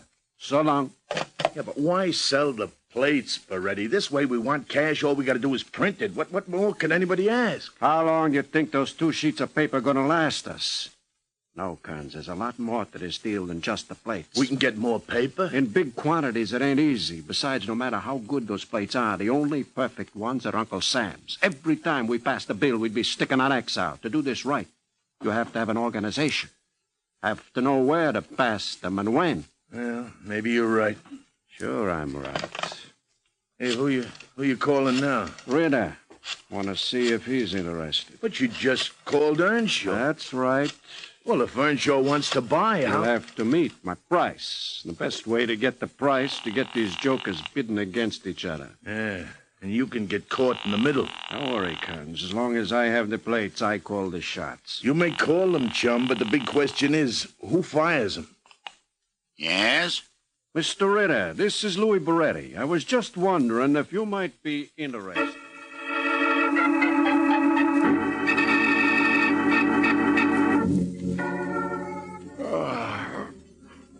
Morning, honey. What time is it? Almost noon, and you're still in bed. Louis Beretti, big shot. I got home late. You're telling me. You might have phoned. I was busy. Would have taken all of 5 minutes. Now, don't start riding me. Wait till I tell you the news. I'm waiting. How would you like a new car? So it was a binge. You're still dreaming. I'm not kidding. I hit it big. We're in the chips. What happened? Landed a big contract with an advertising company. What company? What company? A company, that's all. A company. Advertising what? Soap. What soap?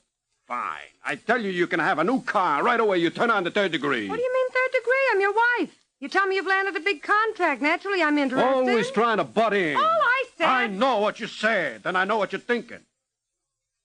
You haven't gone hungry, have you? Oh, you've got a roof over your head, haven't you? You don't like the way I do things, you know what you can do about it. Now get out of here. I want to get dressed.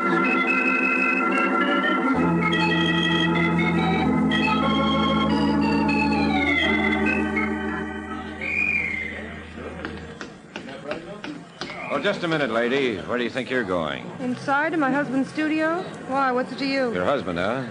Would you be Mrs. Louis Beretti? What if I am? What's going on around here anyway? Why the crowd? Who are you? I'm Sergeant Corbett of the New York Police Department. I knew it. Knew what? Louis was mixed up in something? Well, he's mixed up in something, all right. What do you know about it? Nothing. It was just a hunch. What'd he do? As far as we know, he didn't do anything. You just said. I said he's mixed up in something. You'd better prepare yourself for a shock. I'm prepared. If he didn't do anything, that's shock enough. Now, what is it? It's just, Mrs. Beretti, he's dead.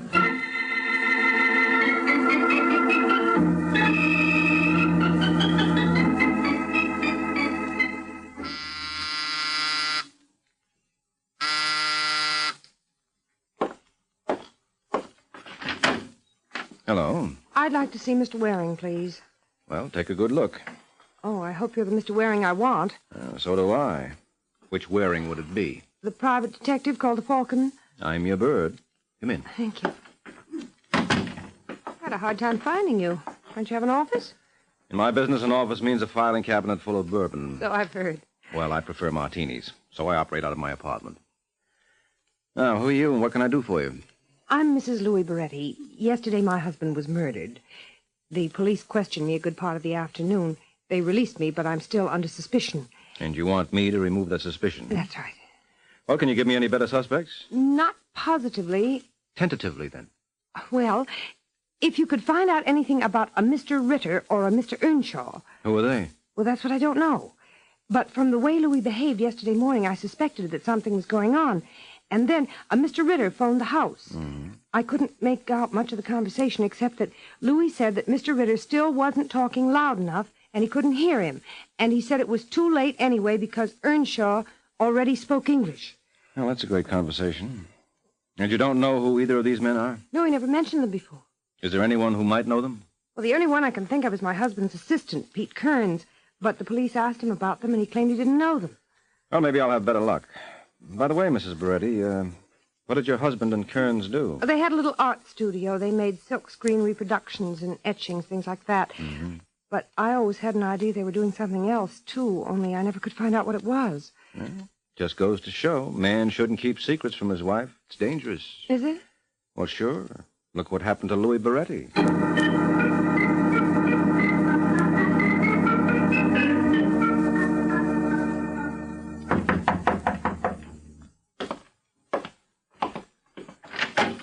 Yes? You Pete Kearns? That's right. What do you want? Well, I didn't come to look at your etchings. I thought perhaps you could tell me something about Ritter or Earnshaw. The police thought the same. They were also wrong. Mm-hmm. Well, do you mind if I come in and look over the studio? You have a search warrant? No. I mind. Well, look, it must have occurred to you, Kearns, that you're a suspect in this case. Maybe I can help you. What makes you think so? Well, Mrs. Beretti is paying good money for me to help her. You can latch on for a free ride if you like. Provided, of course, you're not the murderer. That's what I'm looking for.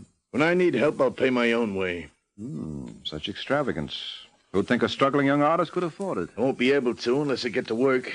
Police have kept me out of here until just a little while ago, and whoever killed Beretti made a shambles of the place. So, run along, huh? I've got work to do. Sure, all right, Kearns. But just tell me one thing, will you? What's that? What makes you so sure you don't need help? I'm not so sure. I'm also not so sure you'd be help. Well, if you change your mind about me, you can reach me at Ed's Luncheonette over on Lexington Avenue, 53rd. Just ask for Mike Waring. I'll make a note of it. Now, so long.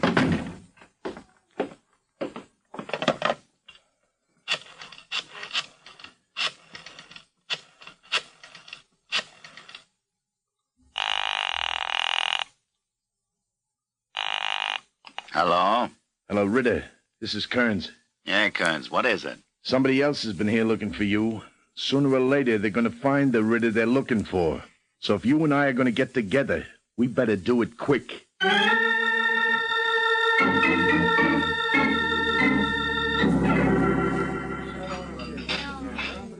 Waring, I see why you always hang out here at Ed's Luncheonette. They sure turn out a mean salad. Sure, Corbett, but about the case... Oh, I'm sorry, Waring. I've given you every blessed fact I've got on the case so far. Well, there ought to be something we could latch on to, Corbett. Some kind of a lead. Hello, fellas. Hey, did you enjoy your lunches? Oh, hi, Ed. Oh, Waring's mind's so wrapped up with the case he didn't even notice. Didn't notice? Oh, never mind, Ed. Corbett's just joking. He's the funniest fellow I know. Gee, thanks. I certainly did notice that salad. Why, those were the most delicious, vegetables, Mike? Yes, that's what I mean, Ed. Yes, vegetables. They were perfect. And that salad dressing. That was Miracle Whip, Mike. You know, Miracle Whip makes salad taste better than ever. Why, sure. Yes. You see... Miracle Whip has a swell flavor. It's kind of sharp, yet it's not too sharp either. I think it tastes just exactly right. Mike, that's why... I know. That's why it's America's favorite salad dressing. As a matter of fact, more Miracle Whip is sold than the next 20 leading brands of salad dressing combined, right? Right, Mike. And... Don't forget, Miracle Whip is really a different kind of salad dressing, too. That's why they call it the one and only, isn't it? And it's smooth, creamy textured. Mike, Mike, you took the words right out of my mouth. How do you know all that? Well, good little detectives always keep their ears open, Ed. You've been telling me about Miracle Whip for a long time now. Well, what do you know? Well, not much else, except that maybe you better give us our check now. We got to be getting along. Righto. Here you are, Mike. All right, Corbett. What's the joke? Look at him. You ever see a fancier fumbling act?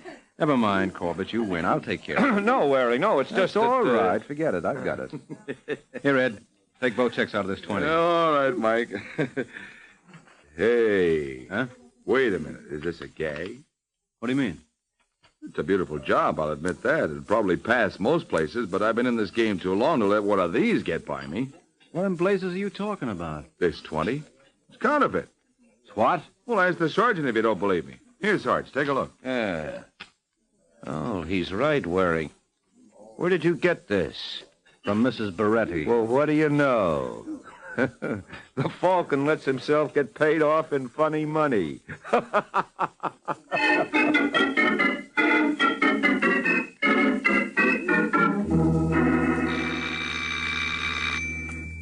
Oh, all right, Corbett. You can stop grinning. It's not that funny. Wait till the boys at headquarters hear about this, Waring. Look, pal, you can just... Oh, hello. Well, my charming client. All right, Mrs. Beretti, what was the idea? What? Paying me in counterfeit. Counterfeit? As if you didn't know. I didn't. Your husband printed it, didn't he? I don't know. I told you I suspected something, but I didn't know what. Where did you get the bills you gave me? From Louis. You have any more lying around? Now, look, Mrs. Beretti, if you don't answer, we can get a search warrant. Holding counterfeit is a federal offense. Now, don't yell at the lady, Waring. You'll have to forgive him, Mrs. Beretti. He's kind of touchy just now. Come in. I don't want any trouble. I'll show you where the money is. All right. Right down this hallway. Louis came home late a couple of nights ago. And in the morning, he talked about having a lot of money. He said it had something to do with a contract. But when I asked him about it, he lost his temper. I was afraid something was wrong, but I didn't know what. And then he was killed. And then I found this briefcase. Just a minute. Here we are. In this closet. It's under all these things. But believe me, I didn't know it was counterfeit. There it is. Hey, a briefcase full of the stuff. Look, you hired me to help you. Why didn't you show me this? I didn't think it was necessary. You were afraid it'd be taken away from you. Well, it was my husband's money. I didn't see why I shouldn't keep it. But you told me you suspected your husband was involved in something.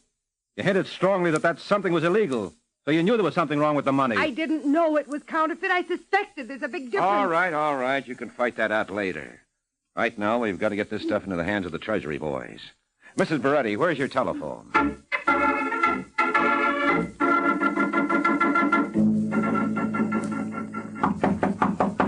Yeah? We have Earnshaw, Sergeant. Oh, good. Bring him in. Right. Well, Waring, now that we know we're dealing with counterfeiting, we're beginning to get somewhere. This guy, Ed Earnshaw, has been involved in a couple of counterfeiting deals already. Right in there, Earnshaw. Okay. Mr. Earnshaw, come in. Thank you. Sit down. Do you know Mike Waring? Falcon? I've heard of him. It's a pleasure. Likewise. And we're both liars. I understand you boys found a batch of phony scratch and you want to tie me to it. No, I'll leave that to the Treasury Department.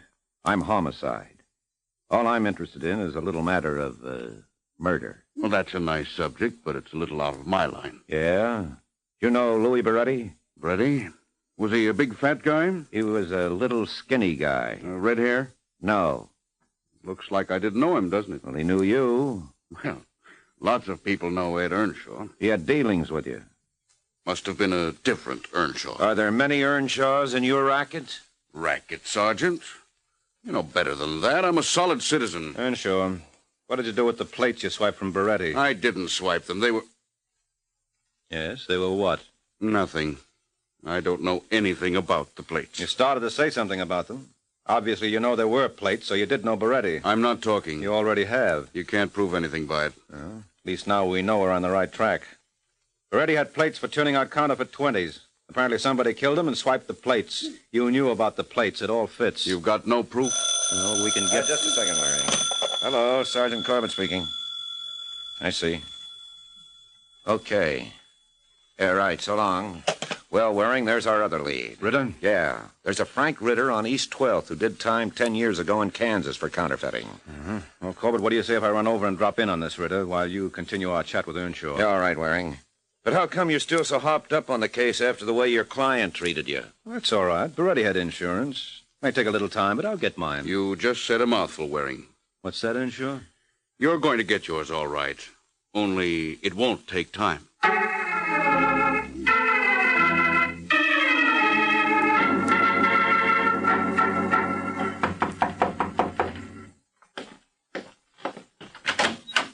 Yes? Frank Ritter? That's right. I'd like to talk to you. What about? I suppose I could put you in line for a stack of beautiful bills at the rate of 2 to 1. Huh? You think I'm crazy, mister? No. Even saying I might go for a deal like that, what makes you think I'd even discuss it with a total stranger? Well, that's just the point.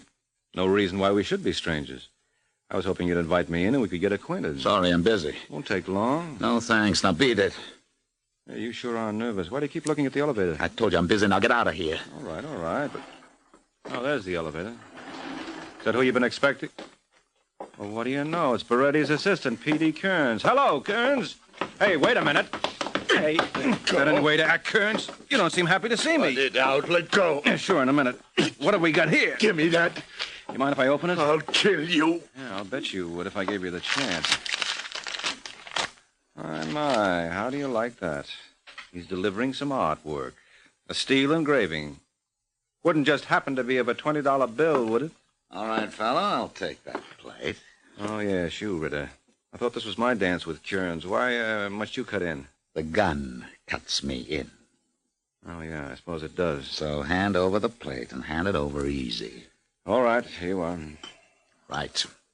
Now let go of Kearns. Yeah, sure. And now both of you come. Hey, Kearns, come back here. Come back here, or... You'll nothing. You know, Ritter, it was impolite of Kearns to run out on you, but I can't complain, seeing as how I wind up with the gun and the plate. Now let's go down and see Sergeant Corbett, huh?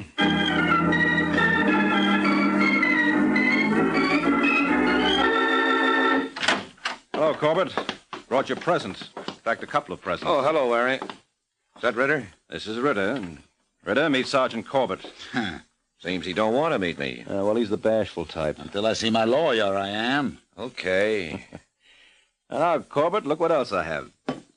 Hey, one of the plates. Yep. It'll make a beautiful print of the back of a $20 bill. And Ritter had it? Well, then, according to your theory... No, Corbett, Ritter didn't have it. I got it from P.D. Kearns. Kearns? Well, then he's our boy. Looks like. Where is he? Got away. I swapped him for Ritter. Looks like a bad trade, but I didn't have any choice. Well, I'll put out a call to have him picked up. Then I'd better call the Treasury boys and tell them this plate's here. Yeah, you better. And as for you, Ritter... Oh, no. Homicide, Sergeant Corbett speaking. What's that? Yeah, I see. Okay, so long. Was the Treasury boys. You didn't tell them about the plate. Waring, you know that briefcase we found at Beretti's? With the counterfeits, yeah. Well, I've got news for you, Waring. It's not counterfeit. What? They've just gone through the whole case, bill by bill. $30,000. And every one is genuine 100% United States currency.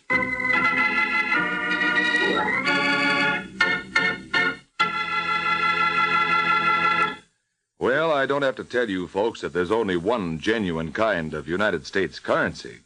But just in case you didn't know, I'd like to tell you that there's also only one Miracle Whip. That's why we call it the one and only Miracle Whip.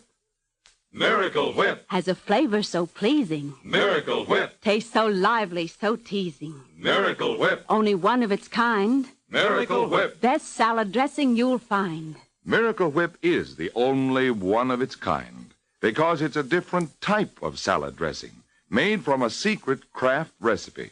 Miracle Whip combines the best qualities of old-fashioned boiled dressing and fine mayonnaise, so it's truly distinctive and delicious, with a flavor millions of folks call just exactly right. Try it, won't you? One taste will tell you why it's America's favorite salad dressing. The one and only Miracle Whip.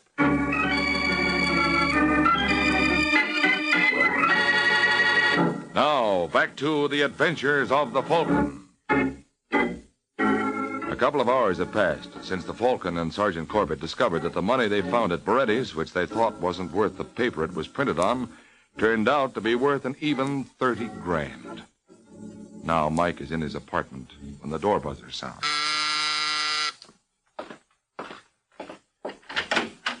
Oh, Kearns. Get back inside, Waring. I'm coming in, too. Yeah, so I see. Well, as long as you've got the gun, I might as well be hospitable. Yeah. Well, now, what am I indebted for this visit? Waring, I can't...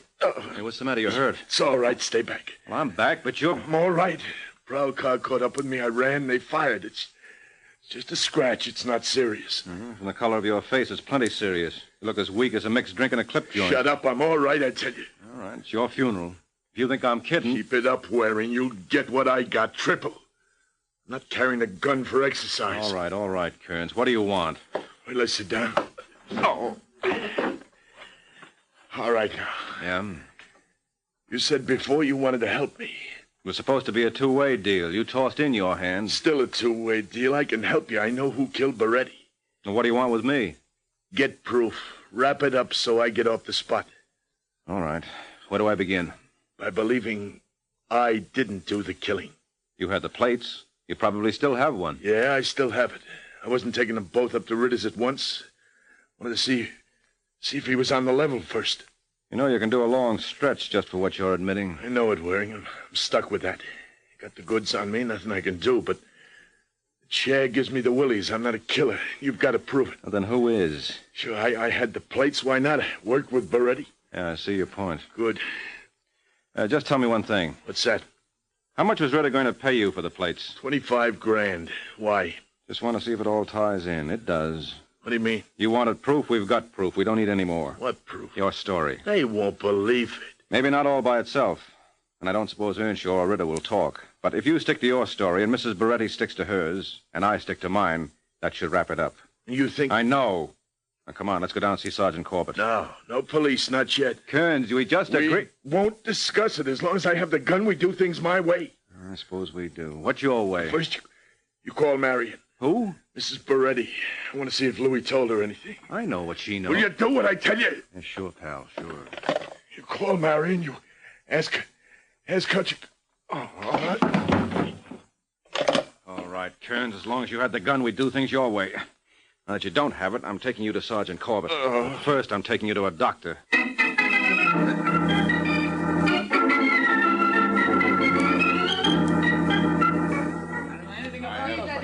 Well, Waring, they're all here except Kearns. The doctor will bring him in as soon as he finishes patching him up. Well, I don't think we need to wait, Corbett. I'm pretty sure I know Kearns' angle, so let's see what we can get out of these others. All right, quiet. Quiet, please. Quiet. You want to talk when we ask questions. All right, you, Earnshaw. You still deny you had dealings with Beretti? Check. It's a bum check, Earnshaw.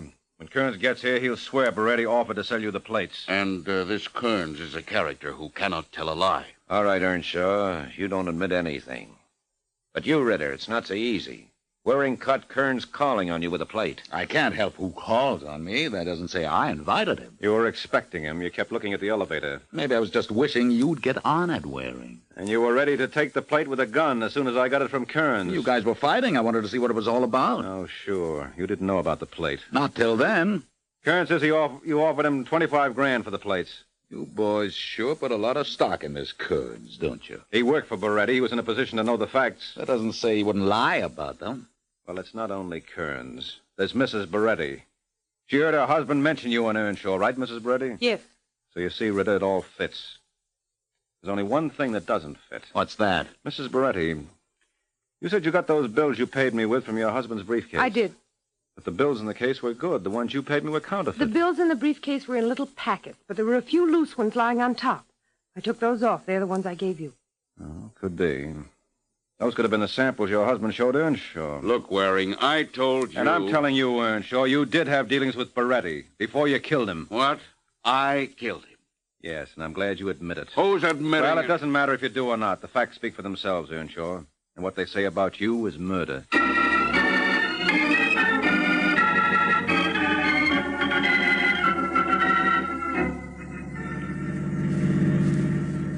You know, Mrs. Beretti, I learned your name is Marion. Oh, my, you are the detective, aren't you?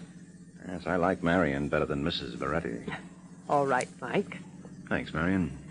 And now that we're so chummy, how about letting me in on the trade secret? Which secret? How you solved the case. Oh.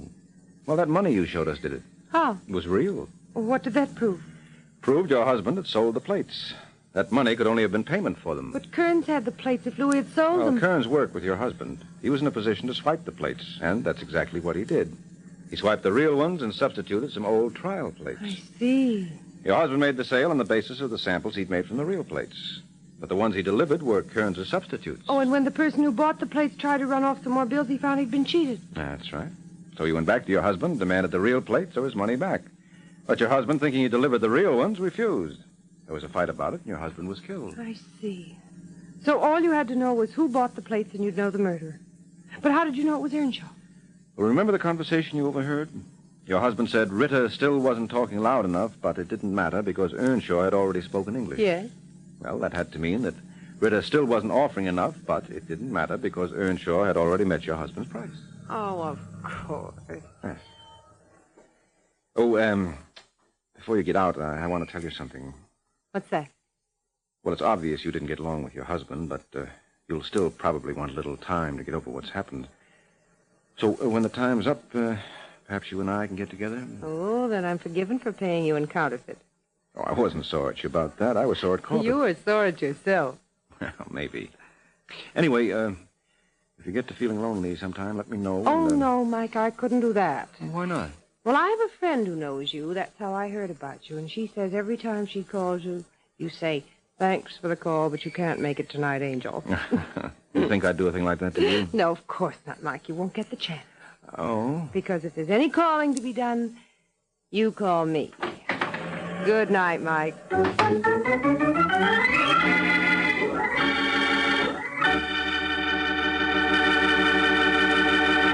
If a rich and cool chocolate-flavored malted milk is one of your favorite drinks, you'll be mighty pleased to discover Kraft chocolate-flavored malted milk. Because with Kraft chocolate-flavored malted milk, you can make a delicious malted right in your own kitchen. Just make a tasty paste of some Kraft malted milk and a little milk in the bottom of a big glass. Then fill the glass with chilled milk, stir once again, and there you have one of the most delicious malteds you've ever want to taste. Get a jar of Kraft chocolate-flavored malted milk tomorrow and treat your whole family to luscious, cool Kraft malteds often.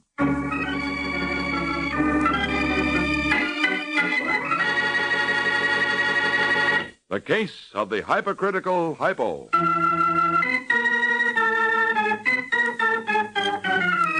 The case of the hypocritical hypo. That's the title of next week's adventure.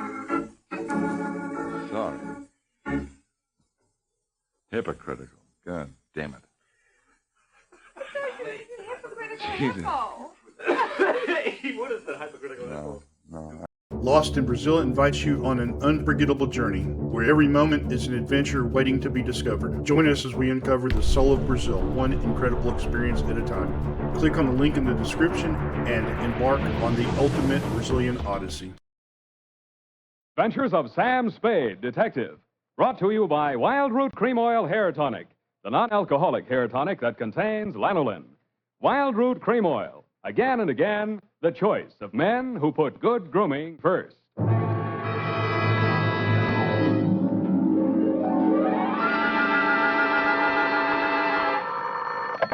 Sam Spade Detective Agency.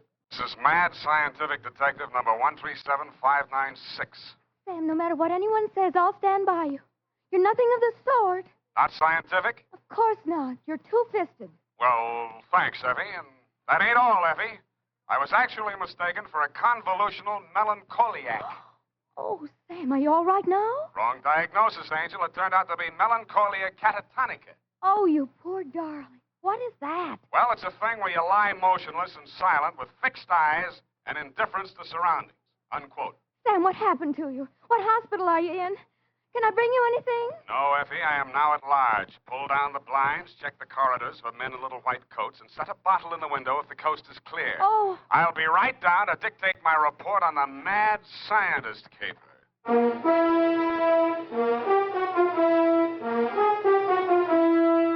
Dashiell Hammett, America's leading detective fiction writer and creator of Sam Spade, the hard-boiled private eye, and William Spear, radio's outstanding producer-director of mystery and crime drama, join their talents to make your hair stand on end with the adventures of Sam Spade. Presented by the makers of Wild Root Cream Oil for the hair.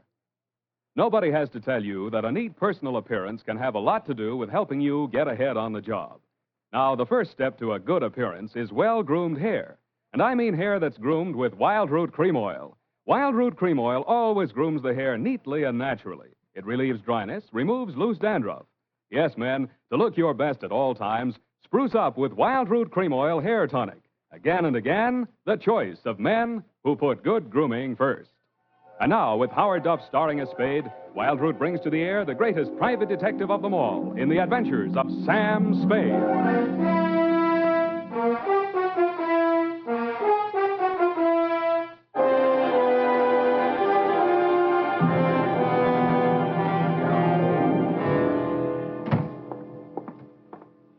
Effie! Come in, Sam. The coast is clear. Where are you? Why is it so dark in here? Well, I had to put the lights out. The blind stuck. I couldn't get it down. The heat's off, Effie. Let there be light. Oh, I'm so glad. Let me look at you. Don't look at me like that and stop whispering. Oh, Sam. Did you get me all upset like that just for a joke? It's no joke, sweetheart. You really sick? Yeah, just sick of some of the types I made in this business. Oh, sad. Date, July 25, 1948, to Detective Lieutenant Dundee, Homicide Detail, San Francisco Police, from Samuel Spade, license number 137596. Subject, the Mad Scientist Caper. I worry so. Dear Dundee, he looked like a mad scientist, and that's exactly what he was. His eyes had a wild gleam in them, his hair was a wild tangle, and he was wearing a wild assortment of clothing that looked as if they'd been slept in shifts. He leaned across the desk at me and said, "They have stolen my secret formula." "They have? Gee, that's too bad." "Oh, you think I'm crazy?" "I don't know yet. I just met you." "My name is Raymond Fox.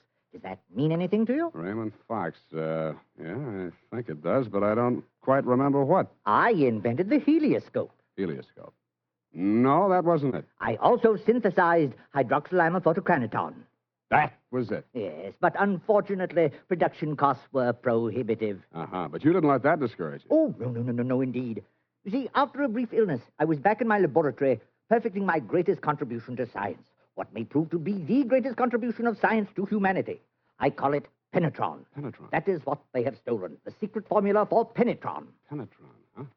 Now, what exactly is penetron, Mr. Fox, and who are they?" Well, penetron is a plastic with a molecular structure which repels atomic radiation more efficiently than lead, yet weighs less than aluminium. "Oh, that. Do you realize the significance of this?" "Well, Imagine a motor no larger than a cigar box, with a power potential that even I don't believe, but they do." "Who's they?" "Grierson Enterprises. Now, how do I know this?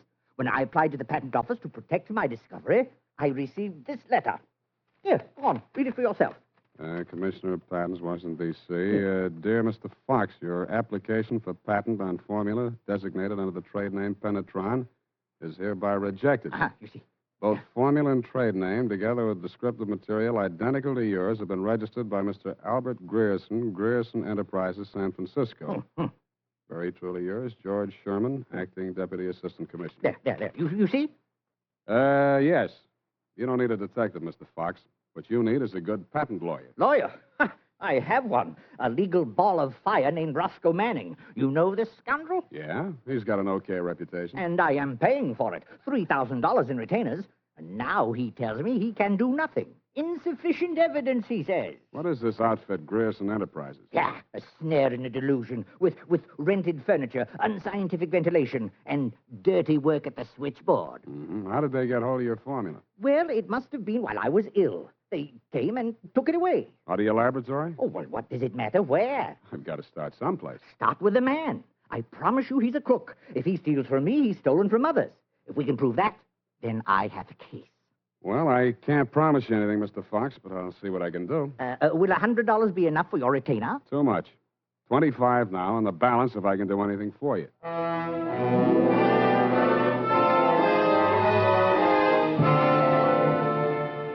I doubted if I could even earn the 25, but if he wanted to gamble, it was okay with me. The offices of Grierson Enterprises were pretty much as he described them, a beautiful front, especially at the switchboard. Grierson Enterprises, good afternoon. No, Mr. Grierson's out of town. No, I don't know when to expect him. I'll be right with you. That's good news. Grierson Enterprises? No, he is not. No, I do not, and he doesn't want to talk to you in any case, Mr. Manning. Oh, if it would just stop. Can't you shut it off? I might as well. Nobody seems to believe me anyway. You aren't looking for him, too, I hope. Oh, please, just tell me you're selling magazines or collecting salvage or just anything. My card. Oh, Detective. Mr. Gerson hasn't done anything, has he? That's what I want to find out. My client says he swiped the secret formula. Oh, not that maniac. You don't look the type. You know he's mad, don't you? Maybe yes, maybe no. Personally, I'm crazy about money. Mad money, pin money, or dirty money. Your employer didn't happen to leave any lying around, did he? No, but he has a charge account at a bar downstairs in the building, and it's nearly 5 o'clock. Could you cross-examine me there? I thanked her as gallantly as I could under the circumstances. She said, "Wait here, I won't be a minute." And while she was gone, I made a quick frisk of the office. The file cabinet was empty. Grierson's desk contained nothing but 2 unsharpened pencils, tobacco crumbs, a rubber band, some rusty paper clips, an old gas bill, a glass ampule, broken, labeled sodium denadrine for intravenous injection, and a business card from one Roscoe Manning, attorney at law. I stuck the card in my pocket, went back to the switchboard, and in less time than it takes to tell, I was calling her Lois, and she was calling me Sam over cocktails for 2. And that's all I know about it. I didn't think anything about his taking his correspondence out of the files. He often took work home with him. Mm-hmm. When was the last time you saw him? Oh, it's been nearly 6 weeks. You haven't heard from him in all that time? He was with Mr. Fox just before he left. They had a terrible quarrel, but then Mr. Gerson managed to get him calmed down, and they left the office together. And that's the last time you saw Grierson, huh? Yes, and it's all very strange. What did that maniac tell you? That Grierson swiped his invention. Do you believe that? I didn't even believe in the invention. Now I'm beginning to think it was worth stealing. Oh, Mr. Gerson wouldn't. He's a brilliant man, you know. What else has he invented? Well, I don't know. He always had a lot of projects, but of course he never took me into his confidence.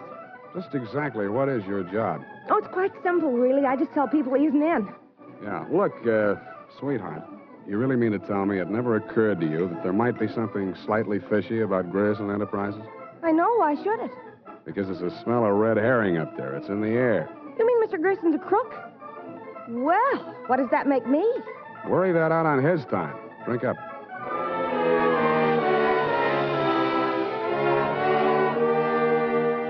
She looked as if she were telling the truth. Though with women, especially blue-eyed women, that doesn't always mean anything. If she had anything more to tell, she obviously wasn't ready yet to tell it. I asked her to come up and listen to my Herb Jeffries records. She said my apartment needed a woman's touch. I handed her a broom. She hit me on the head with it and left. And so to bed. Up the Times and phoned my client. He wasn't in. Then I phoned a guy I know who sometimes knows about things and asked him what sodium denadrine was. He said it was a sedative and/or truth serum, a mental-type drug. I wondered what Grierson had been using it for during office hours. I also wondered what else he'd been spending money for. I phoned another guy who knows about other things, and he called me back with the name of Grierson's bank, Golden Gate Trust. An hour later, to my surprise, I actually had something to go on. Because in the past 6 weeks, checks totaling $50,000 had been deposited to Grierson's account, all drawn on the Citrus Exchange Bank of San Anselmo, and all bearing the signature of one Carl Birdwell, M.D. He wasn't hard to find. It was a big place on the outskirts, and the sign on the gate said, Mary F. Hotchkiss Hospital for the Mentally Deranged. Dr. Birdwell's cottage was one of 5 without bars on the windows. He was spraying his roses.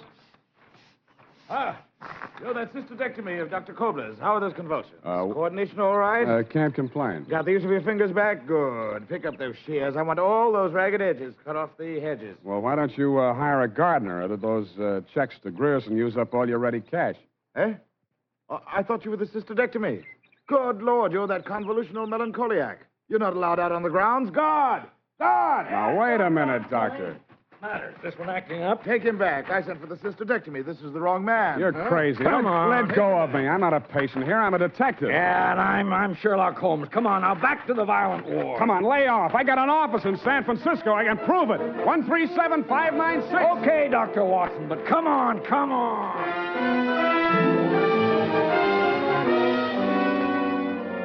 And in more time than it takes to tell, due to the guard's jiu-jitsu, I was disrobed, straitjacketed, and rolled into a wet sheet. A full-fledged inmate of the Mary F. Hotchkiss Hospital for the Mentally Deranged, which is exactly where I belong for having taken Mr. Fox's $25.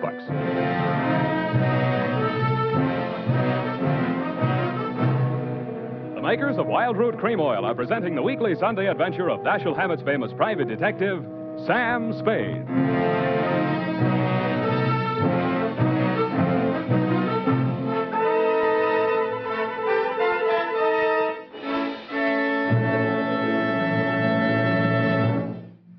If you want the well-groomed look that helps you get ahead, socially and on the job, listen. Recently, thousands of people from coast to coast who bought Wild Root Cream Oil for the first time were asked, how does Wild Root Cream Oil compare with the hair tonic you previously used? Better than 4 out of 5 who replied said they preferred Wild Root Cream Oil. And no wonder. Wild Root Cream Oil grooms the hair neatly and naturally, relieves annoying dryness, and removes loose dandruff.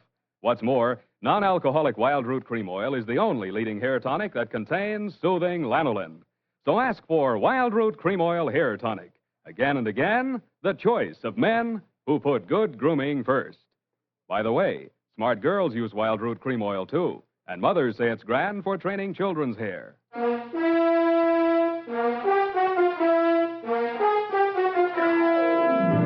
And now, back to the Mad Scientist Caper. Tonight's adventure with Sam Spade.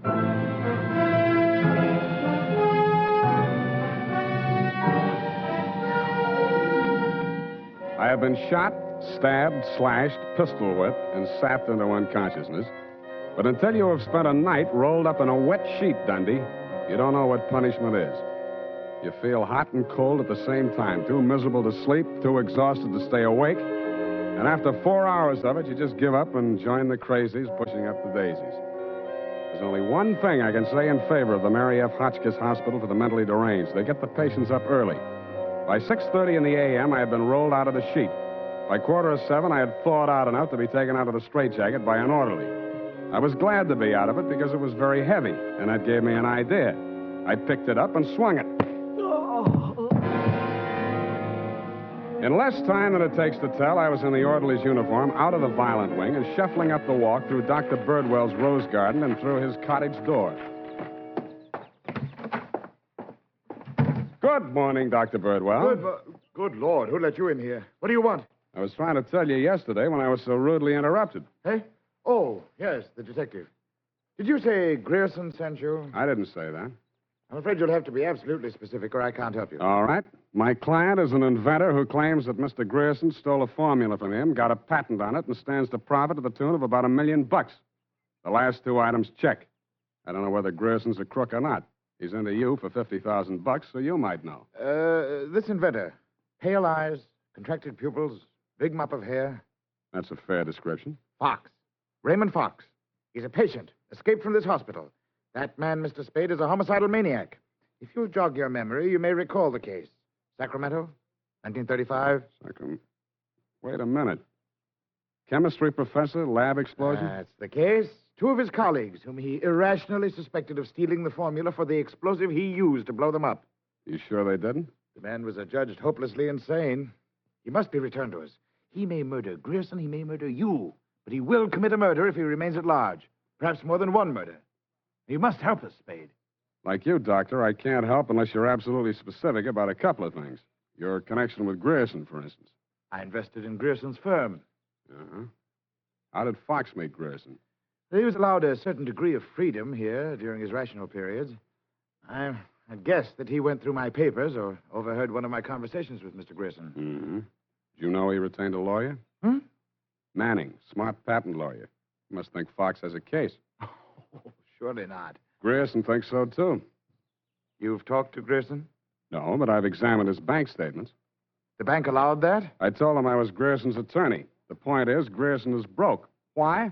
Because he's paid out every penny you gave him to the order of Roscoe Manning, attorney at law.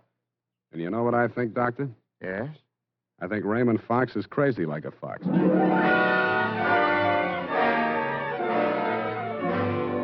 I had the same idea about Dr. Birdwell, but I didn't say so. I didn't feel up to spending another night in a wet sheet. I also didn't feel up to the interview that was awaiting me outside the gates. A limousine, only a little longer than a hearse, was standing at the curb. A round pink head with a gray Homburg on it bobbed out at me from the driver's seat and said, Mr. Spade? Yeah? Roscoe Manning. How'd you do? About $49,975 less than you've done in the caper so far. The law is a lucrative profession, my boy. Get in. I'll drive you back to town. No charge? I'll even give you some free advice, sans retainer. Well, sir, you are an elusive chap. I've had the devil's own time catching up with you. How did you? I won't ask why. And I am not without resources. Now, as to our mutual client, Mr. Fox, obviously you've learned a good deal about him. Dr. Birdwell says he's cuckoo, and it's only a toss-up which one of us he's going to blow up first. Just about what you'd expect from a medical man. If you'd listened to as much conflicting medical testimony in court as I have, you'd take them all with a grain of salt. Or should I say soda mint? Or sodium denadrine? That's a mysterious remark. I was just trying it on for size. It didn't fit. Mm-hmm. Well, sir, here is my proposition. As to Fox's sanity, it's of no importance. He has money, and I think he has a case. We can always get a doctor to say he's back in his right mind. Where do I fit into your scheme? You just keep looking for Grierson. And watch that secretary of his. I don't trust her. Anything else? Oh, I almost forgot. Here's $500, and here's your ticket to Chicago.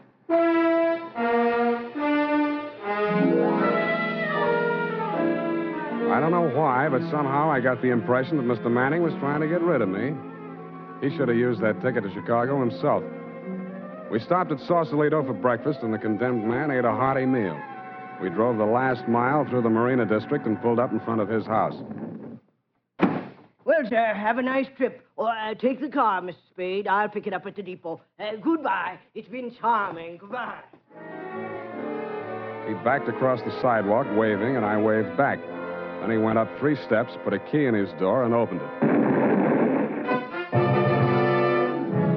It didn't do much damage to the house, but all the king's horses and all the king's men couldn't put Roscoe Manning back together again. I got out of the car and just made it up the steps when it happened again. I hated the look, but I did. Where the limousine had been parked with me in it was a smoking heap of scrap metal. I then headed for the nearest phone booth and, pausing only to inspect it for mines and booby traps, dialed the number of Grierson Enterprises. Grierson Enterprises. Lois, Sam Spade. Sam, darling, thank you for the present. What present? I haven't had a chance to open it yet, but I think I can guess what it is. A traveling clock. You mean a package arrived and it ticks? Oh, darling, don't be such a tease. Now, Lois, listen. Oh, all right, I'll open it now. Throw it out the window. No, don't do that. Pedestrians, innocent bystanders. Have you got a metal wastebasket there? I think so, yes. Well, fill it up with water and throw the package into it. And ruin my lovely clock? It is not a lovely clock. It's a lovely booby trap. Oh, go on. I'm serious. Manning just got one of them, and what's left of him is on the way to the morgue. Oh, I think I'm going to faint. Lois! Lois! Wake up! Pour some water on yourself. Hello, hello!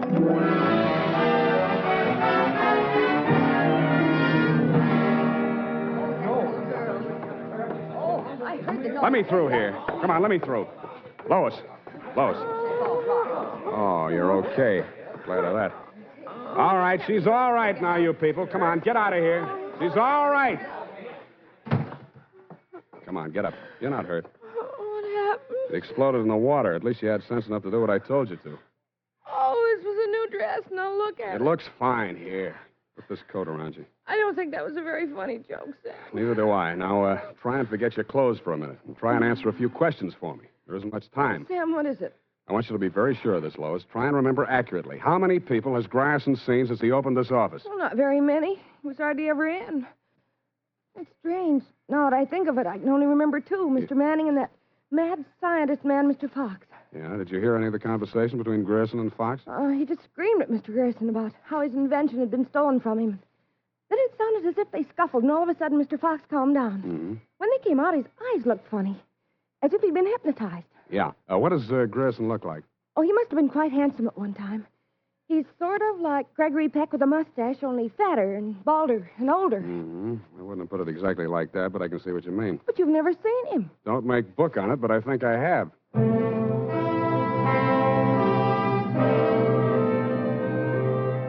I made 3 phone calls.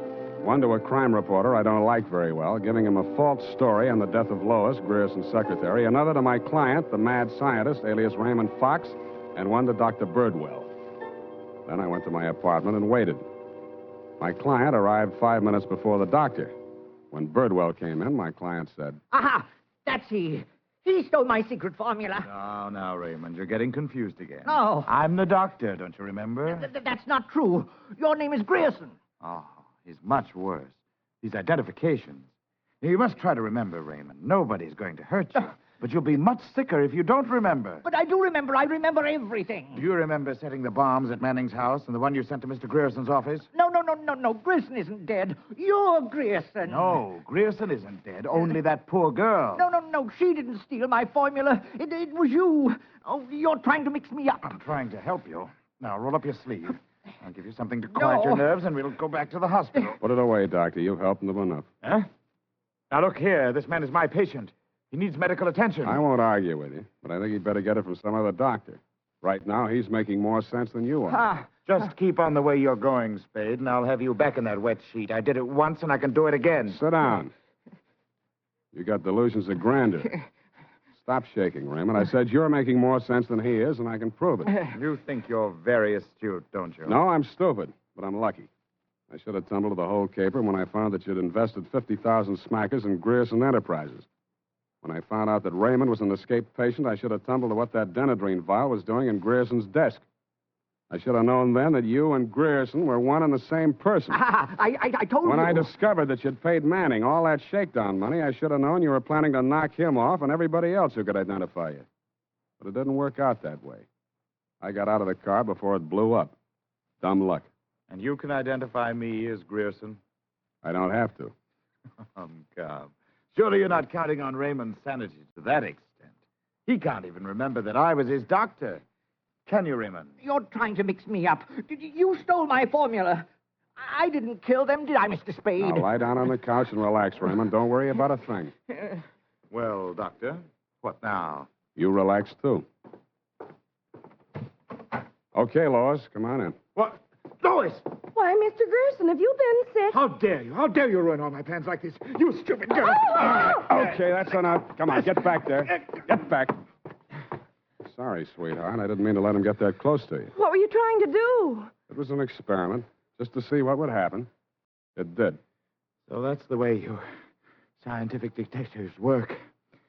For a hard-boiled chap, you have the vaguest way of doing things I ever heard of. Well, plans are all right sometimes, Doctor, and sometimes just stirring things up is all right if you're tough enough to survive and keep your eyes open so you see what you want when it comes to the top or something.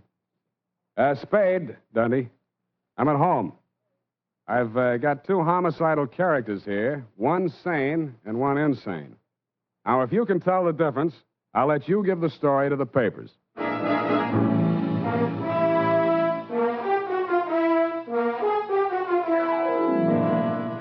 And that, Lieutenant D, is the crop. You picked the wrong one.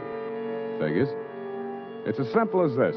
Raymond Fox was the loony, but Birdwell, alias Grierson, conceived and executed the whole scheme, including the explosions. Don't worry about Fox. He's now back at the hospital working on a new secret formula. I don't know what it is, but it might be an anti-truth serum, because that's how Birdwell got the Penetron formula, by using truth serum on the mad scientist to make him talk. Any way you figure it, he's crazy like a fox. His enemies are all dead or on their way, and he's as snug as a rug in a bug house. Period. End of Looney Tune. Well, Well, just imagine. Well, it takes all sorts to make a world, I guess. Well, I guess you never spoke a truer word, Effie, but don't forget a stitch in time saves 9. Don't feel too badly about it, Sam. Better late than never. You took the words right out of the horse's mouth, but it's later than you think, Angel. Type that up, Angel, and while you're at it, see if you can think up a way to teach an old dog new tricks.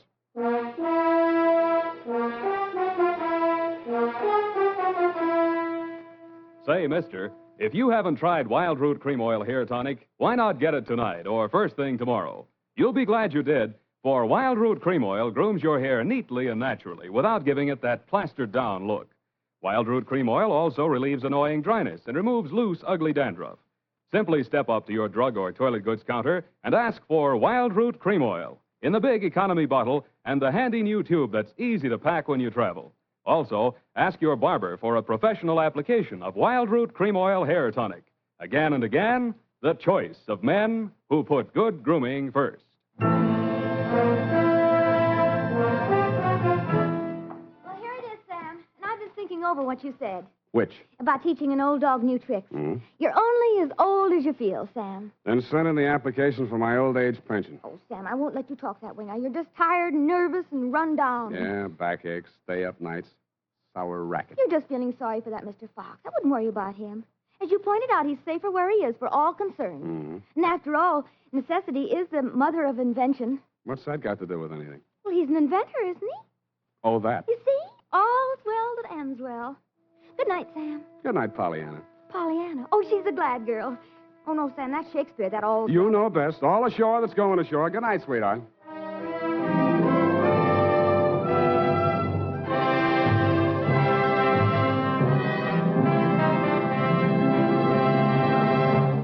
The Adventures of Sam Spade, Dashiell Hammett's famous private detective, are produced and directed by William Spear. Sam Spade is played by Howard Duff. Lorene Tuttle is Effie. The Adventures of Sam Spade are written for radio by Bob Tallman and Gil Dowd, with musical direction by Lud Gluskin. Gil Dowd directed tonight's broadcast in William Spear's absence. Join us again next Sunday for another adventure with Sam Spade. Brought to you by Wild Root Cream Oil, again and again, the choice of men who put good grooming first. This is Dick Joy reminding you to... Get Wild Root Cream Oil, Charlie. It keeps your hair in trim. You see, it's non-alcoholic, Charlie. It's made with soothing lanolin. You better get Wild Root Cream Oil, Charlie. Start using it today. You'll find that you will have a tough time, Charlie. Keeping all the gals away. Hiya, Baldy. Get Wild Root right away. This is CBS, the Columbia Broadcasting System.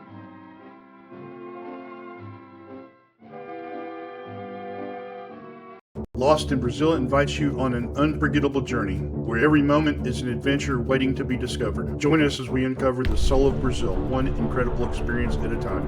Click on the link in the description and embark on the ultimate Brazilian odyssey. Sure, they may have plenty of blue blood in Boston, but from what I just saw, they've got plenty of the other kind, too.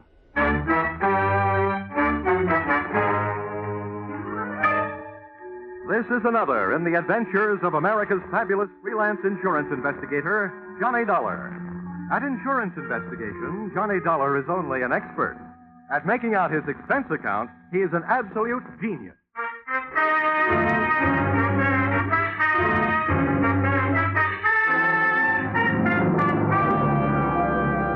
Expense account submitted by Special Investigator Johnny Dollar. To Home Office, Tri-State Life and Casualty Insurance Company, Hartford, Connecticut.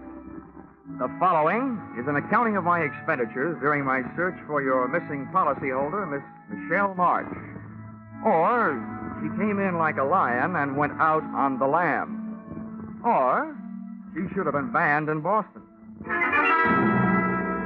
Expense account item 1, $2.85, railroad transportation, Hartford to Boston. Expense account item 2, $1.80. Cab fare to the corner of Longwood and Huntington Avenue, a half block from the apartment house that was Miss March's last known address. Boston may be called the cradle of liberty, but somebody else got rocked to sleep that morning on Longwood. The shots came from 2 carbines and 2 men in one light tan club coupe parked across the street. I waited long enough to memorize the license number as the pot rotted out of there, and then I headed for the victim. My heart was pounding, but not from exercise. Even sprayed coming out of a doorway that, in another 20 seconds, I would have been going in. But the coincidence didn't stop there. Take it easy now, will you? We'll get you some help. You know who did it? March. What? I didn't get you. Tell him. Ask. Michelle March. Michelle March? Well, that's who I'm looking for. What's she got to do with it? Can you hear me? What's Michelle March got to do with it? Come on now, try.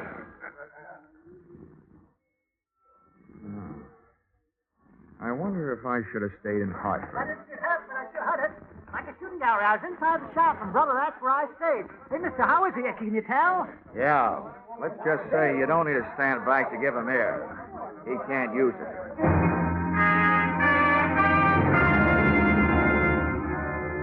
While the 2 limelight-happy characters from the crowd argued about who was going to notify the police, I disappeared from the scene by way of that desk doorway, pausing inside just long enough to learn from the buzzer panel that Michelle March's apartment number was and luckily, 213.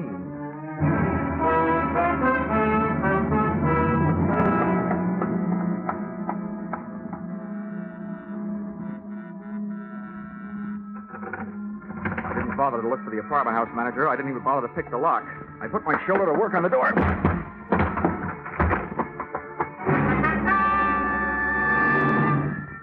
It was an easy apartment to search, but it didn't offer anything to find. The only thing even faintly resembling a lead I found on the floor behind the bureau. A book of matches that advertised Boston's best bar by far, Flannery's, with an address on Washington Street. About then, I decided that rather than being found at the scene of breaking and entering, I'd look up the police at the scene of murder.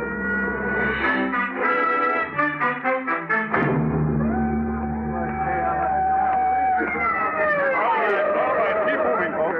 Tear them out of here, Sergeant. You'll have to give them the Here he comes, boy. Get back. Hey, guys, send it over. Oh, who are you there?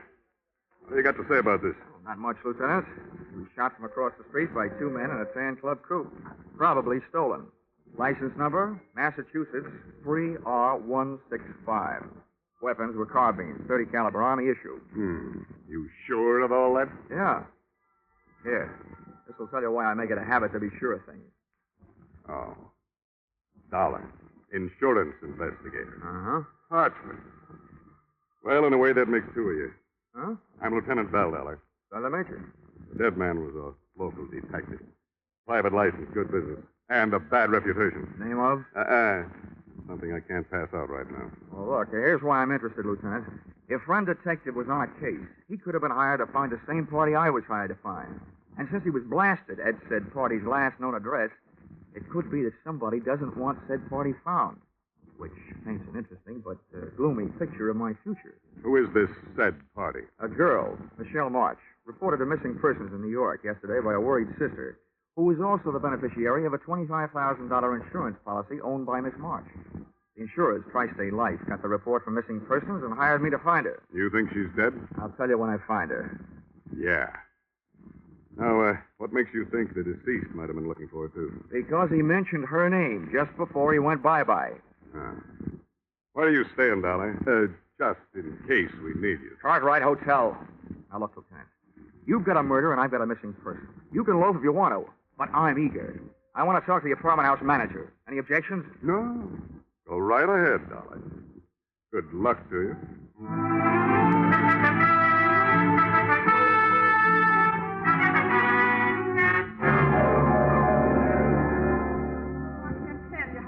I am over this, Mr. Dollar. I've managed rooming houses for over 30 years in Boston, some very nice ones, too. This is the first murder I've ever had. Oh, why did fate point at me? Fate didn't point, Mrs. Macy. The gentleman was knocked off because he was involved with one of your tenants. Oh, that's impossible. I've tried so hard. References, my own personal observation. Well, I'm glad to hear that, Mrs. Macy. In fact, the more personal your observations were, the gladder I'll be. Well, it isn't that I snooped, Mr. Dollar. Of course not, Mrs. Macy. Who was it? Michelle March, 213. Oh, she's a lovely girl. But her habits were quite irregular. Often came in late. Oh. I understand she hasn't been staying in her apartment for the past 2 weeks. You know where she went? Why, no, but I did happen to be just outside her door when she came out with a suitcase and her gentleman collar. Her employer, I believe she said. Something about some work they had to do in the country. Uh-huh. She leave a forwarding address? She had little reason to do that. Why, all the time she's been here, the only letters she's gotten is from somebody in Chicago. One a month. A man, I'd say, from the penmanship. Didn't get one this month, though. Do you, by any chance, remember what those letters said? Oh, you young upstart. I'm only trying to help. I know, Mrs. Macy. You're a lovable old gossip.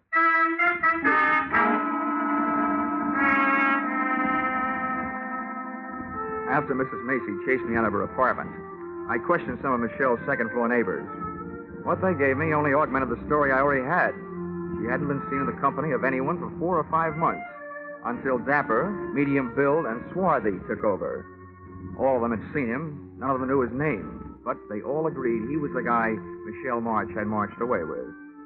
Everything I learned added up to a dame getting tired of waiting for somebody in Chicago and ducking out with somebody else. It would have looked that simple if it hadn't been for that detective who had so recently taken up new headquarters in the city morgue.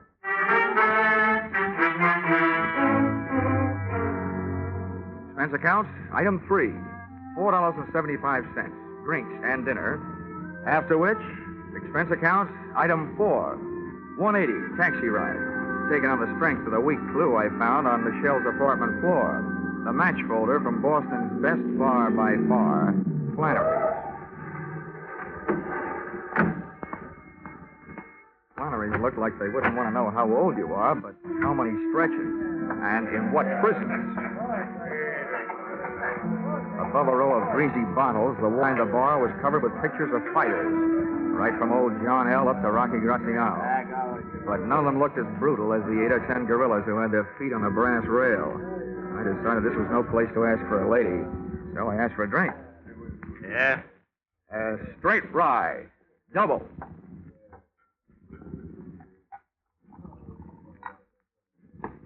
You've never been in before. Where are you from? I'm trying to forget. Has, Blackie been around lately? Who's Blackie?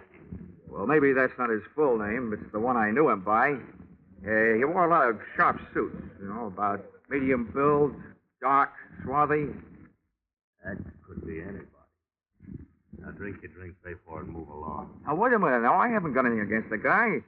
I'm looking for a dame that's with him, see? What's the freeze for? I need the room, expecting a private crowd. Now beat it. I'm off, Flannery. Oh, Maybe I want to talk to these guys. I'll see that, Flannery. Yeah, look, Joe, I beat him with the... I'll get closed up again if I get any more trouble this week. Take him outside, Roxy, huh? Shut up. What's this Niles' name you're looking for? Michelle March. You know her? Yeah. Let's go someplace and talk. Thanks for the invitation, but let go of the arm. You get gangrene when the circulation is cut off. Sorry. Come on. What makes you so upset about the lost Michelle? What do you want with Louis Marine? Louis Marine? If he's the guy she's with, all I wanted to do is to point her out. You and me might get along at that. It'd be worth plenty to look out. Get this rifle. Hey!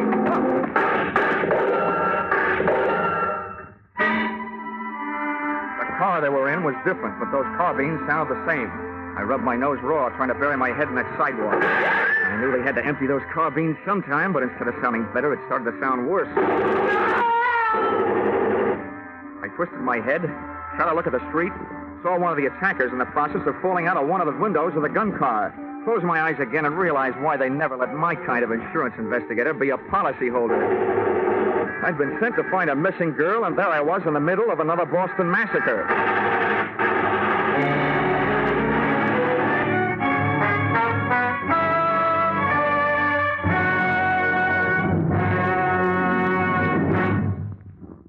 You're listening to Yours Truly, Johnny Dollar, starring Charles Russell.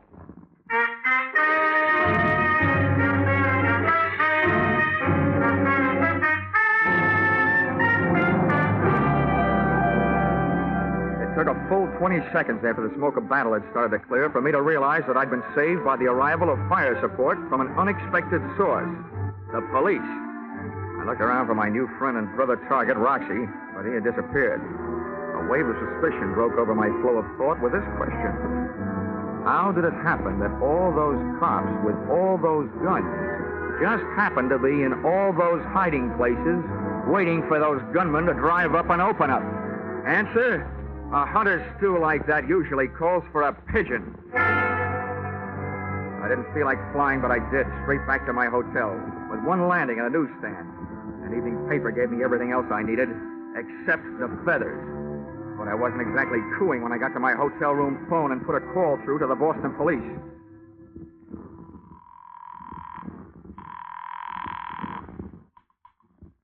South Precinct, Sergeant Miller. Give me Lieutenant Bill on homicide. One moment. Homicide, Lieutenant Bill. This is Dollar, Lieutenant. Oh, Dollar, sure. I'm glad to hear from you. I'll have your badge for this. What did you say? The evening paper. Quote, Boston private detective, whose name has been withheld by police, was slain today, presumably to stop his search for a missing girl. It was learned by this paper from reliable sources. Oh, now, Dollar, But another investigator still alive has joined the hunt for the girl. Johnny Dollar, well-known Hartford insurance sleuth, checked into room 705 at the Cartwright Hotel today. Well, you want more? Why, I can't understand it. I told the boys not to say a word. I think the boys didn't. Oh, now, see here. A man would have to stoop pretty low to use methods like that. You probably touch your toes every morning for practice. Well, I hope you got the results for your stakeout in front of Flannery's. You got 2 hot carbines and a hot car. The evidence that could have talked, those gunmen, are so full of police lead that your only chance of learning anything now is to find somebody strong enough to pick them up and write with them. Now, wait a minute, Dollar. You know who hired them? Well, I'll find out. When you get confused, check with me. I think I know. Now, do I get the name of that private detective? The deceased? Well, I don't see any harm. Bernard Knight. Hired by? Well, all right, Dollar. If you'll cooperate, I will. According to his files, he was hired by Roxy Morris to find the girl. Now, who hired the gunman? I think, but don't know that they were hired by a gent named Louis Marine to stop Roxy Morris from finding Michelle March. Why? We'll have more about that later. But if you'll put a search on that pair of names, I'll look for a good night's sleep. And after that sidewalk, it was easy to find.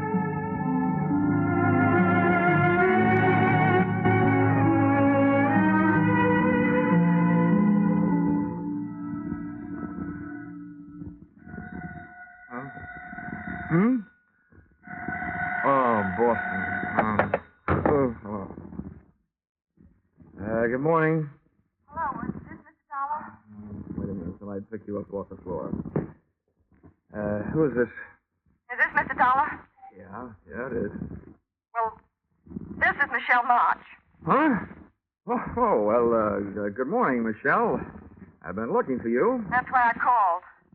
I read that you were hired by my insurance company. Yeah, that's right. They don't like disappearing policyholders. Well, let me tell you this. If they want to save the money, they'll have to pay for me. Stop looking for me. What are you afraid of? That Roxy Morris will follow me? What do you know about Roxy? They'd like to find you and Louis Marine. What did he tell you? Oh, what counts is that I filled in what he didn't tell me. Namely, that he was in Chicago for a year, and you were supposed to be waiting for him in this fatal apartment on Longwood Avenue. But instead, Louis Marine landed, took the situation well in hand, and captured you for himself. You're just trying this on for size, aren't you? If it fits, keep it on approval. The point is, there are too many people looking for you to stay lost. Where can I meet you? How do I know I can trust you? I can't trust anybody. Look, I'm still working for insurance companies, so my greatest interest is keeping you alive, not selling you out. What about the police? Well, my promises aren't equipped with lifetime guarantees, but I'll do what I can. If you tell all, and if the story is big enough, they should be willing to make a deal. It's big, all right. They'll clear something out of their books that's been there for a year. Where do I meet you? Do you know where Charlestown is? Well, I know it's part of Boston. Take the subway and get off at City Square. An hour from now. I'll be in a bar. The Gangplank. On Chelsea Street. Near the Navy Yard. Okay, sweetie. I'll be there. Up until now, whoever's been doing the shooting has used everything but battleships. Even though Michelle's story sounded like trap bait, cheesy indeed, I had to take a chance. I dove into a cab and had the cab drive into the top of Hanover Street and down to Boston's North End. Playing quiz games with strangers in that section is called Take It or Lump It. But a few well-placed 20s led me to a neighborhood undertaker who had the officially unproved reputation of creating a large demand for his own services. We swapped donations. I gave him $50, and he gave me a large out of the corner of his mouthful. Listen to me good. About a year ago, the laws picked up a Roxy Morris on a suspicion. They had a good idea. He'd heisted a 75G payroll. But there were no witnesses. He didn't leave none. Roxy knew they'd watch him, so he hightailed it out of town. But he didn't detect the loot with him. The boys around here got it back on the grapevine. He was suffering from the shorts. So everybody figured he had the dough stashed away somewhere right around here. Is that all? Have you got anything else to tell me? Yeah. Goodbye. I didn't like the way that undertaker said goodbye. I legged it up to the subway station marked Union, went down in and caught a train for Charlestown. Once at City Square, a 3-block walk down Chelsea Street produced the Gangplank Bar, which in turn produced that nose-bruising smell which comes from slopping beer on sawdust. Out of place in the place sat Michelle March. She was a good looker, with a bad look. And if I had been Roxy Morris, I would have elected her the last national bank. I flopped into a booth beside her. She turned her head my way, looked me straight in the kisser, blew a smoke ring at me, and popped 2 words through it. You Dollar? Yep, I'm Dollar. You March? I'm Michelle March. Well, so far so good. It's nice hearing you breathe. That means Tri-State Insurance can keep its nice $25,000. Only if you keep me this way, Mr. Dollar. And that might prove to be a difficult thing to do. Oh, maybe not so difficult. Why not? Well, you indicated yourself that your magnetic personality might suddenly attract a few steel-jacket bullets. That means there'll have to be somebody to pull the trigger.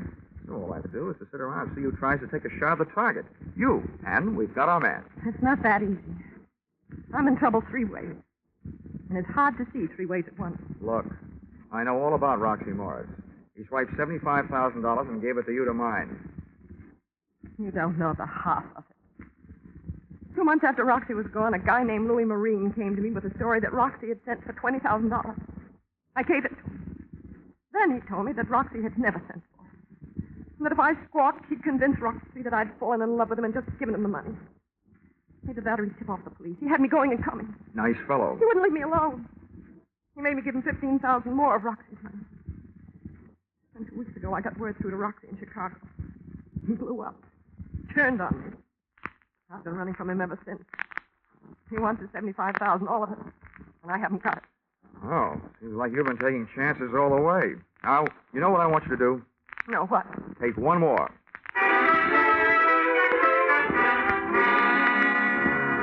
I told Michelle what I had in mind for her, during the next few hours at least, and grabbed a cab back across the bridge into the North End. Expense account item 5, $50. Another donation to my expensive undertaker. This time I paid him for talking, but not to me. Then I took over the telephone and dialed my way through to the guy to whom I was about to give a chance of becoming the ding-dong daddy of the Boston Police Force, Lieutenant Bell. Yes, Dollar, this is Lieutenant Bell. Bell, how would you like to get the goods on Roxy Morris? I'd like it fine. Okay. And along with that, how'd you like to pin a receiving stolen property rap on Louis Marine? I hope you aren't just being salty, Dollar. I'm not, Lieutenant. Now, look, you may have to do some trading with the gal on this deal. Yeah? You may have to promise her some time off for verbal good behavior. Well, such things are possible. All right, what's the pitch? Listen, I have baited a tall, thin granite trap for Roxy Morris and Louis Marine. The bait is Roxy's ex-girlfriend, Michelle March. Okay, what's that? I had a tipster call Roxy Morris and tell her that Louis Marine was meeting Michelle at a certain place at 3 o'clock this afternoon. Yeah? I also had Mr. Blabbermouth call Louis Marine and tell him that Michelle is meeting Roxy at the same time and the same place. What? I had him tell each of the gentlemen that Michelle was meeting the other one with what's left of the money in cash. Oh, you've started a war, Dollar. But if it does the trick, it's worth it. All right.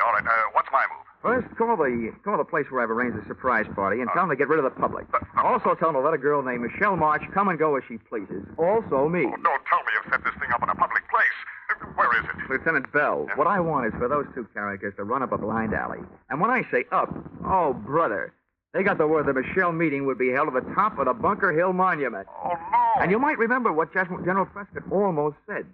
Don't fire till you see the red in their eyes.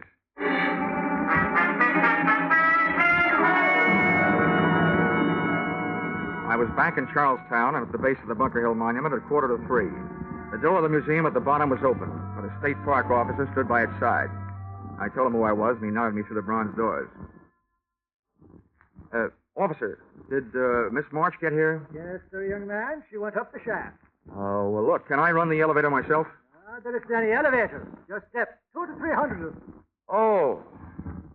Ow, this may be going to heaven the hard way, but here goes.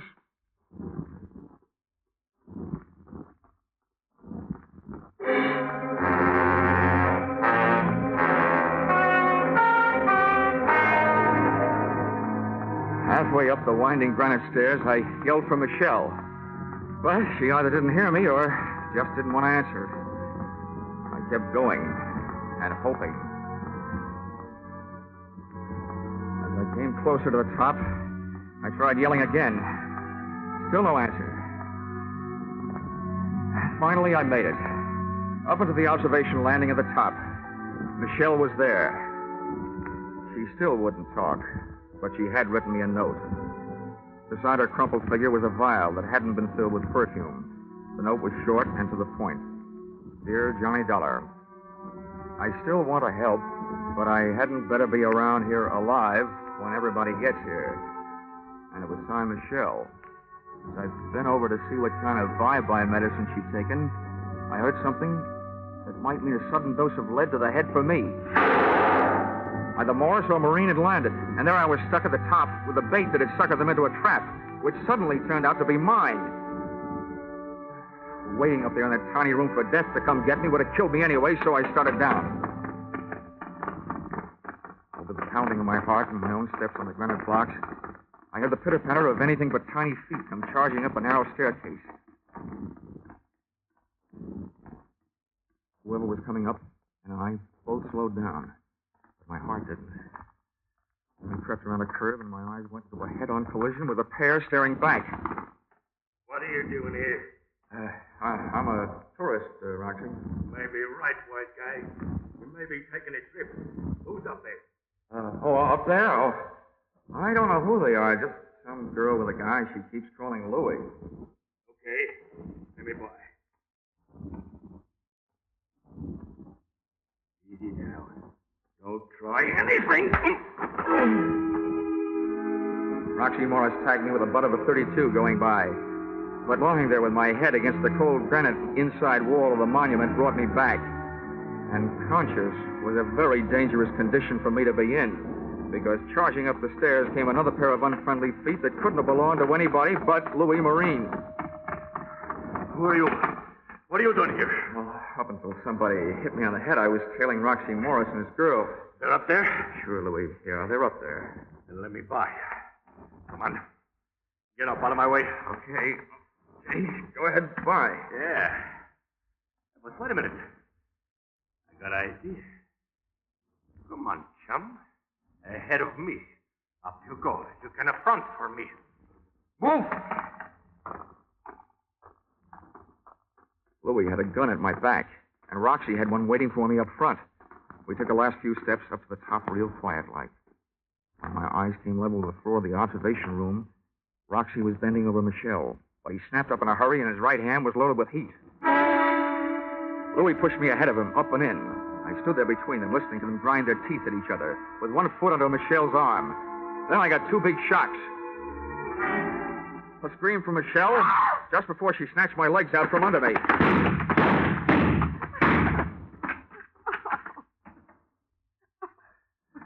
Hey, what are you doing alive? I don't know. I guess I didn't take enough.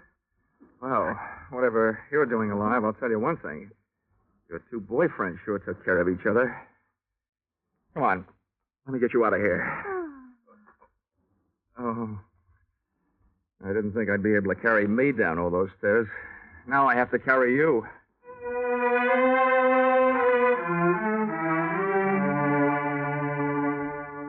Expense account, item 6, $20. City Hospital, having Michelle's stomach pumped out. And the way Michelle took my suggestion that she voluntarily turn herself over to the police was very good. Lieutenant Bell was very cooperative. Otherwise, I might let it be known that the reason that he didn't show up on time to help me in the 1949 Battle of Bunker Hill was because he forgot to reset his watch at the end of daylight saving time.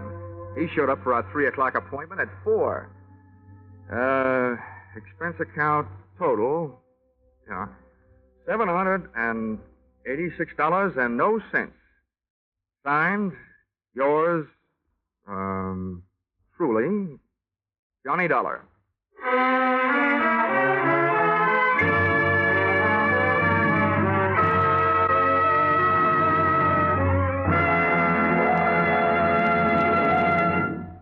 Yours truly, Johnny Dollar, is produced and directed by Gordon T. Hughes and stars Charles Russell with script by Paul Dudley and Gil Dowd.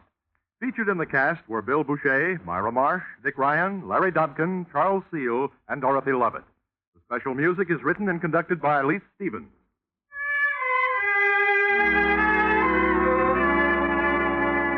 Be sure to be with us next Saturday, October 1st, when another unusual expense account is handed in by Yours truly, Johnny Dollar. That's right. Yours truly, Johnny Dollar, will be heard on Saturday evenings starting next Saturday. And look at who's going to be here at the same time on Sundays. The world's most famous blockhead, Charlie McCarthy, accompanied by a man who shadows him closely as Johnny shadows the suspect, Edgar Bergen. Yes, Charlie McCarthy and Edgar Bergen have joined the great parade of stars to CBS, along with Jack Benny, Amos and Andy, Horace Heidt, and Red Skelton, whose show starts next Saturday, or rather next Sunday also. Don't miss the first hilarious appearance of Charlie and Bergen on most of these same CBS stations at the same time next Sunday night and every Sunday thereafter. This is CBS, the Columbia Broadcasting System.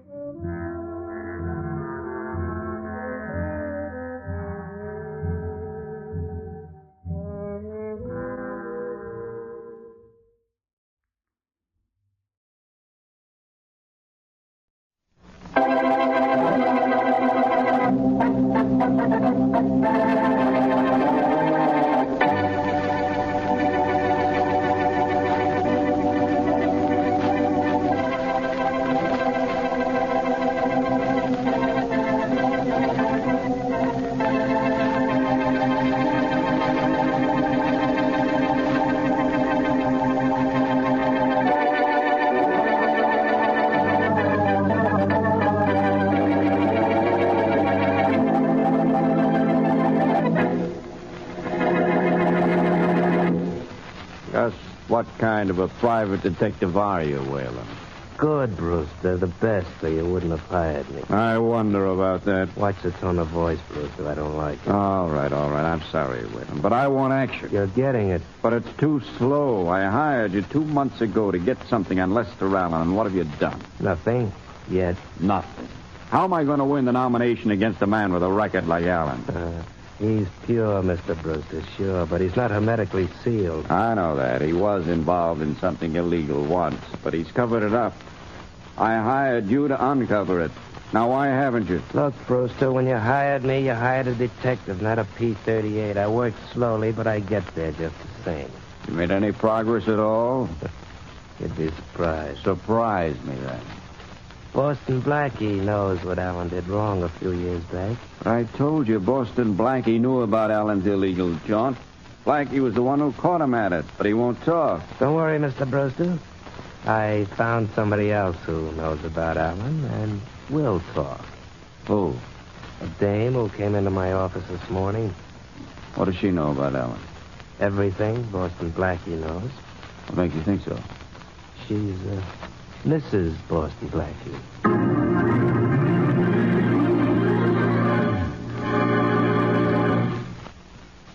And now meet Richard Calmer as Boston Blackie. Enemy to those who make him an enemy, friend to those who have no friend.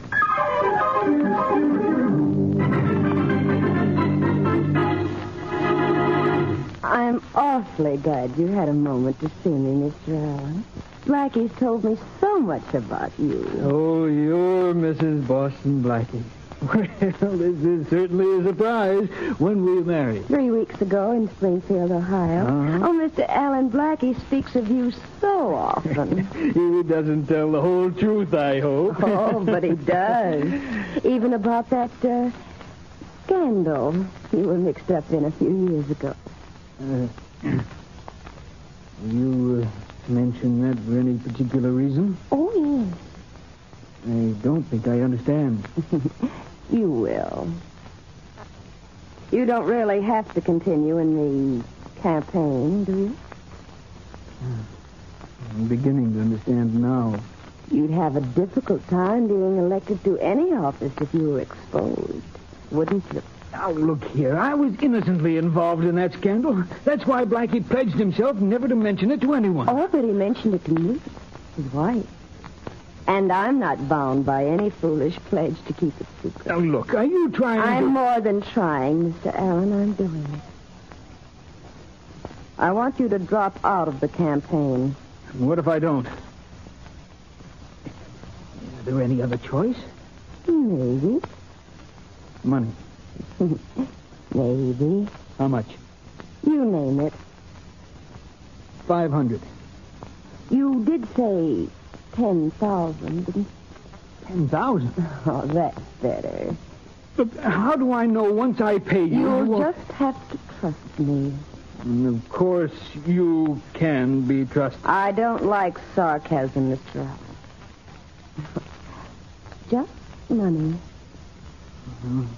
How do you want it? In cash and in small bills.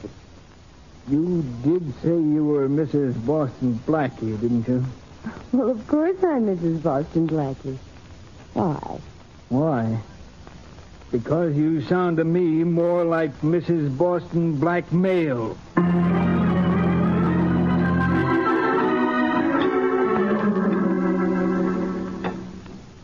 What's the matter with you, Mary? You aren't eating. I was just thinking, Blackie. What? That you don't like your own cooking? Nope. I was just thinking, are you ever going to get married? Maybe, if I ever get to thinking, too. Some people do marry, you know. Some people jump out of windows, too. Oh. I'll answer it. But it's probably your building superintendent telling you he's finished moving your stuff into the new apartment. I hope so. Hello. Blackie, this is Lester Allen. Not Lester J. Allen. How are you, Les? Where you been hiding? Don't give me that old pal stuff, Blackie. Hey, what's the matter? You know very well what's the matter. I thought you realized I was innocently involved in that highway property scandal, and that what you knew was to stay strictly between the two of us. Well, that's a fine reason to be sore. Well, I wouldn't be if you'd kept your word. Your wife is here with me now. My wife? You married her in Springfield, Ohio, 3 weeks ago. My wife is in your office? Blackie. Wait a minute, Mary. Now, wait, will you? Look, Blackie, what was the idea? Just a minute, Les. Mary, wait. I will not wait. I'm getting my hat and coat. Blackie, you still there? Listen, Les, I can't talk to you right now. Keep my wife there. Huh? Don't let her leave. I'll see you in a minute. Mary. No wonder you didn't want to talk about getting married someday. You're already married. Now, look, Mary. I'm going to look all right. And I'm going to keep looking until I get where you can't find me.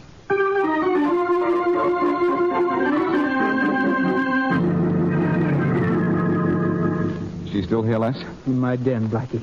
And you have a lot of explaining to do. She knows about that construction scandal. Oh, does she? Well, she implied as much. You have a guilty conscience, that's all. I put in a call to Springfield. It'll come here, if you don't mind. Where is your den? This way. I didn't tell her you were coming. Managed to slip away while she was waiting for the money and phone you. Good. Come on in. Blackie.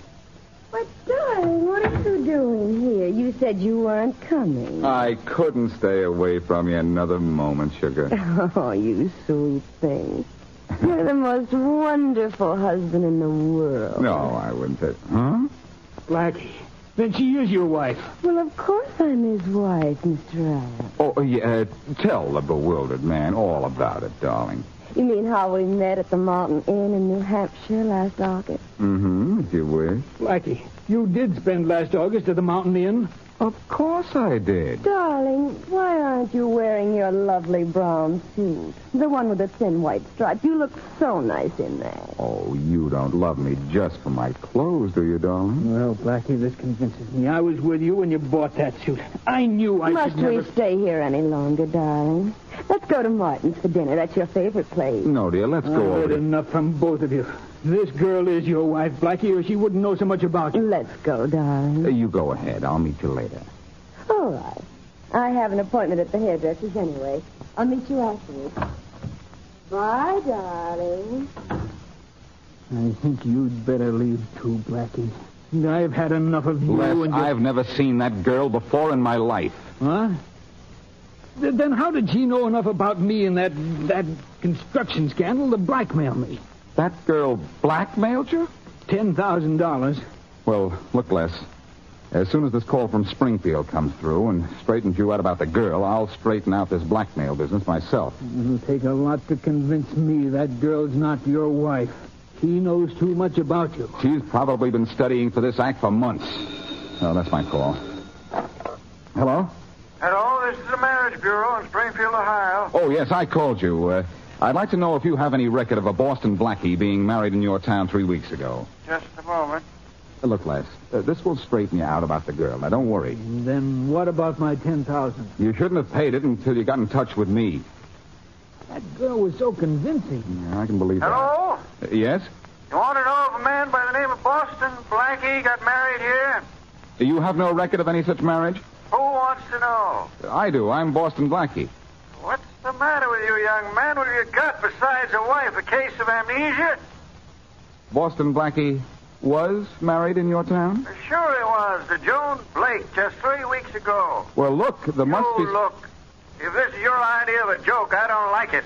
I don't have time to waste. Goodbye. Hello? Hello? Hello? Well? A man by the name of Boston Blackie was married to Joan Blake in Springfield, all right. Blackie, why are you doing this to me? I trusted you. Don't you understand, Les? This whole thing is faked. Nobody knows anything about you except me. And I haven't talked, and I'm not married to that girl. I'd like to think you wouldn't blackmail me, but who would and why? I don't know, but I'll find out. I can find out where my wife is living. She told me when she first came in that she was living at the Walton House until you could find a larger apartment. The Walton House, huh? I'll go down there and see her. Yeah, and by the way, a young lady seemed interested in going to see Mrs. Boston Blackie, too. She phoned here just after I spoke to you on the phone. Her name was Mary Wesley. Mary called here? Yeah. I gave her the Walton House address. Did I do anything wrong? You're batting 100% today, Les. So far, you haven't done anything right.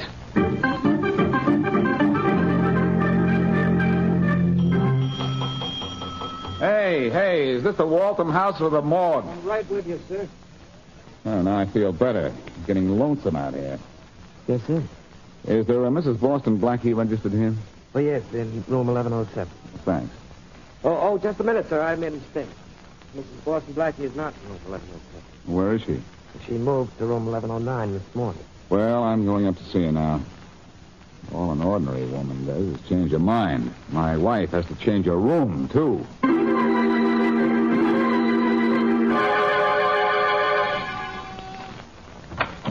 I'd like to speak to...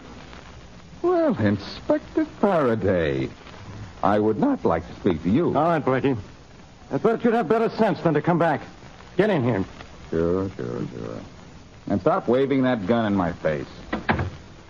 Look, Faraday, be as stupid as you want to on your own time, but not on mine. I came here to talk... Wow. Now, don't act surprised, Blackie. She's not sleeping. She's been shot. She's dead. And you killed her. I killed her. I only saw her once in my life. So, it was love at first sight. You married her. I have this certificate to prove it. Listen. Bride, Joan Blake. Groom, Boston Blackie. Married, Springfield, Ohio. Now, try to talk your way out of that. Faraday, don't be a dope, will you? Why would I kill this girl, this Joan Blake? First of all, for money. She had $10,000. Here's a note she was writing, sending it to somebody. Who? It doesn't say who. There isn't even car fare in this room. And look at this, a handkerchief. I don't use ladies' handkerchiefs. No, but Mary Wesley does. Look, her name's on this one. Uh-oh. Maybe you didn't kill her, Blackie. Maybe Mary Wesley did. The handkerchief was in the corner of that sofa by the window. Come on, Blackie. All right, Inspector. Don't mind if I smoke on the way? Smoke, who cares? Join me? No, thanks. Hurry up, let's go. Oh, wait till I get a light, will you? Blackie, if this is one of your smart tricks, I'll... Since when is lighting a cigarette a smart trick, Inspector? Even you can do it. Good night. Say, I wonder what's in this cigarette. Tobacco, wise guy. Something's been added that should have been subtracted. Wait till I have a look. Blackie, so help me, you can waste more time. Where'll I put it out? Yeah. Tastes as if it was soaked in pickle juice. Let's see what's in it. There's nothing in it but tobacco. Come on. Look, I have the cigarette split open now. I told you there was something in it besides tobacco. I don't see it. Well, take a closer look. See those white specks? What white specks? Where? There. Oh, Blackie, my eyes. My eyes. Let go of my arm, Blackie. Drop that gun, Faraday. Drop it. Blackie, so help me out. Thanks. Thanks very much, Faraday. And leave your gun on the floor. Mine's in my hand. Blackie, someday you'll be sorry for this. Maybe, but right now I'm awful glad. So long, Inspector.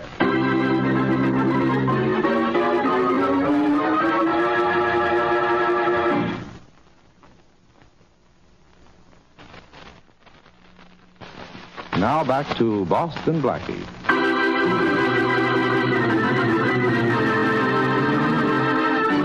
Lester Allen is running for political office against a rival with a doubtful record. Allen at one time was innocently involved in a property scandal, which is something only Blackie knows. But when a woman who called herself Mrs. Boston Blackie came to Allen and threatened to expose him, Allen paid her $10,000 to keep her quiet. When Blackie went to see the girl posing as his wife, she was dead. Inspector Faraday found not only evidence proving the dead girl was Blackie's wife, but discovered Mary Wesley's handkerchief near the body. As usual, Blackie escaped from Faraday, and as we return to our story, is paying a midnight call to Mary Wesley's apartment. Hey, Mary, open up. Who is this? Blackie. Blackie, I told you I never wanted to see you again. Now go away. Mary, open the door, please. I said I wanted no part of it. There won't be much of me left if you don't open the door. All right. Now, what do you want? In. Oh, no. The chain stays on the door. Look, Faraday's scouring the town for me. Let me in. No.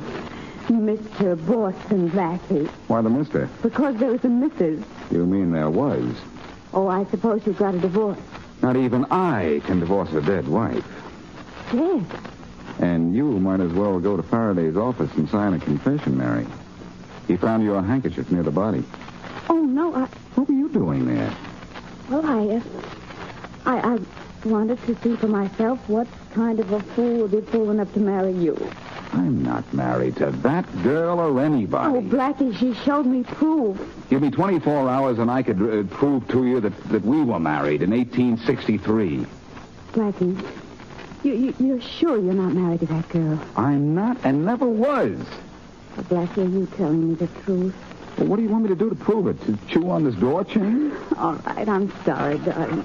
I'll unhook you. Never mind. All I wanted you to know is that you left your handkerchief in that girl's room. Oh, golly. What am I going to do? You're going to stay here. Faraday doesn't know that you've moved to this new apartment. I'm going over to see Les Allen. I think he can tell me more, or I don't know less.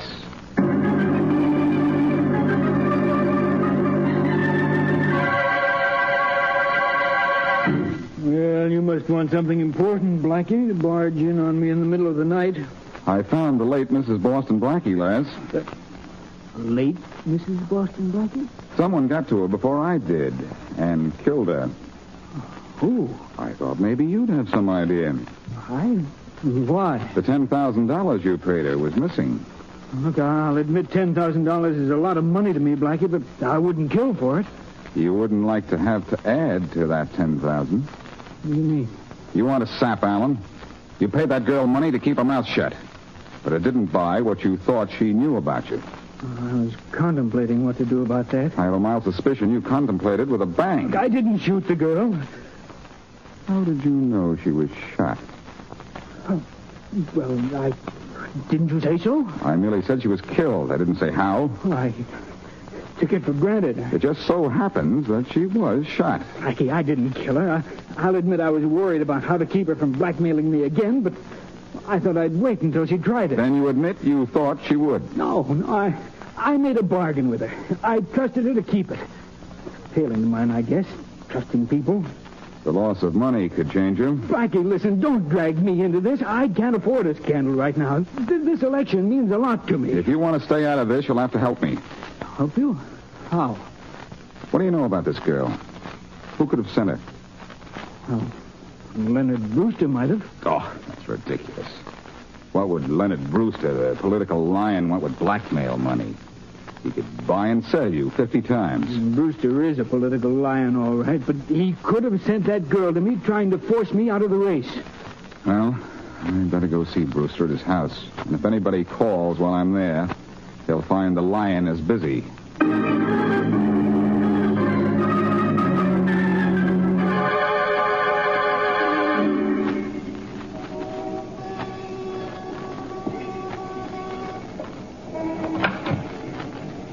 What do you want? If you're Leonard Brewster, I want you. I'm Brewster. Who are you? Boston Blackie. And, of course, you'll invite me in. Thanks. Look here, I won't stand for being disturbed this time of the morning. Then I'll make it brief. Did you know a girl posing as Mrs. Boston Blackie? What's it to you? She was murdered yesterday. Murdered? And I happen to know you sent her to Lester Allen trying to force him out of the campaign. What if I did? The last I saw her was in her hotel room Tuesday. She was very cordial. We sat on the sofa by the window and talked over my business proposition. She accepted, of course. No, she didn't. She suddenly turned cold as ice and said she'd do the job for $10,000 or else. Or else what? Or else she'd tell Lester Allen that I sent her to him, and that's all Allen would need for me to force me out of the campaign. So you paid? I did not. That was blackmail. I got up and left. That's the last I saw of her. How did you happen to go to her in the first place? Well, Jim Whalen, the private detective, set me up to her. He said she was your wife. I sure would have liked to talk to her, even on the telephone, before she was murdered. Too bad I didn't have time to give my wife a ring.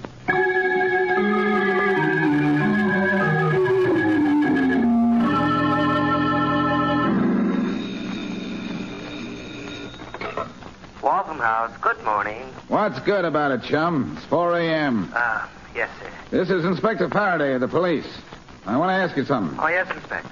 Mrs. Boston Blackie checked into one room on Tuesday in your hotel and later changed her room. Why? Well, it's so small, sir. All we can get in it is a bed, bureau, and chair. Oh, I see. Everybody who has that room asks for a bigger one. Oh, wait a minute. How long was she in the small room? Well, just Tuesday. We moved her to the room she was killed in Wednesday morning. There's no sofa in the room she was in on Tuesday, huh? Well, the room isn't much bigger than the sofa, sir. Was there a sofa in the room where she was killed? Oh, yes. Yes, thank you very much. Yes, that solves this case. Yes? How? What you said about the sofa, chum. Sofas are made to lie on, not about.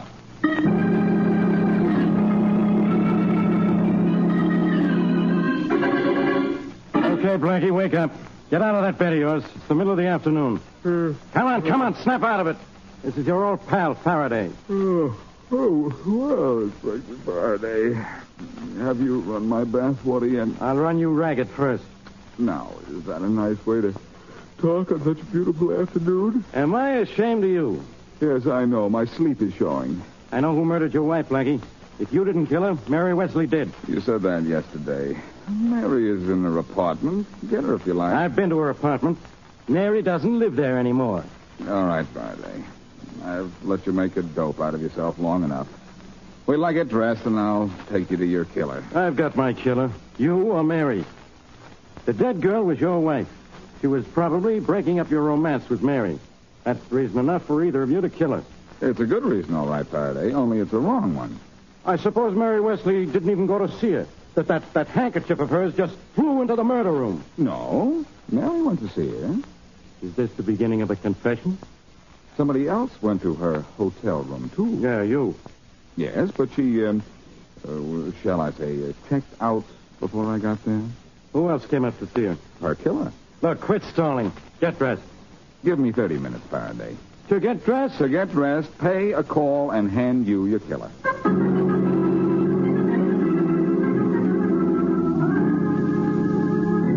I'm sorry to bother you again after this morning, Mr. Brewster. That's perfectly all right, Blackie. You found out more about that girl who was killed? No, nobody seems to know anything about her. That's why I've come back to you. Oh. I thought perhaps if you retold me the story of how you went to see her and what happened, I might get some clue as to her real identity. I see. Sort of character reference, you might say. The character is the word, all right. Could you tell me the story just as you told it to me when I called before? Of course. I went up to her room at the Waltham house to talk about her going to see Lester Allen. What day was this? Tuesday in the afternoon. Mm-hmm. Go on. Well, as I told you, she was very friendly. Made me a drink. We sat on the sofa. The sofa was where? Why, by the window. Oh, that's right. You talked about the view? Yes. Then we talked business. When I discovered her business was blackmail, I got up and left. And that was the last I saw of her. You never saw her after Tuesday? Definitely not. Leaving so soon? No, I'm not leaving. I just want someone else to join us.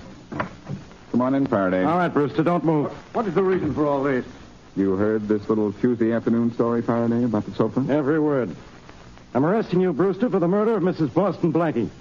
How can you say I killed anyone? I don't have to say it, Brewster. You said it yourself when you said you sat on a sofa in the murder room on Tuesday. Well, what does that prove? The room the murdered woman was in on Tuesday had no sofa in it, which proved that you lied. You didn't see her on Tuesday. You went to her room on Wednesday when she was in the room with the sofa and killed her. Really? For what reason? I have your reason, Brewster. On Wednesday, when you saw the girl, you had already been to see Alan. And instead of forcing him to withdraw from the campaign, which is what you paid her to do, she merely blackmailed him, which didn't serve your purpose. Is that so? Yes, that's so. When you got sore, she threatened to blackmail you, too. And with your record, she had plenty to blackmail you for. So, like the nice little boy that you are, you killed her. Come on, Brewster. I'm taking you down to headquarters. Hey, Brewster, I just had a thought. Isn't it ironic that a sofa is going to send you to the chair?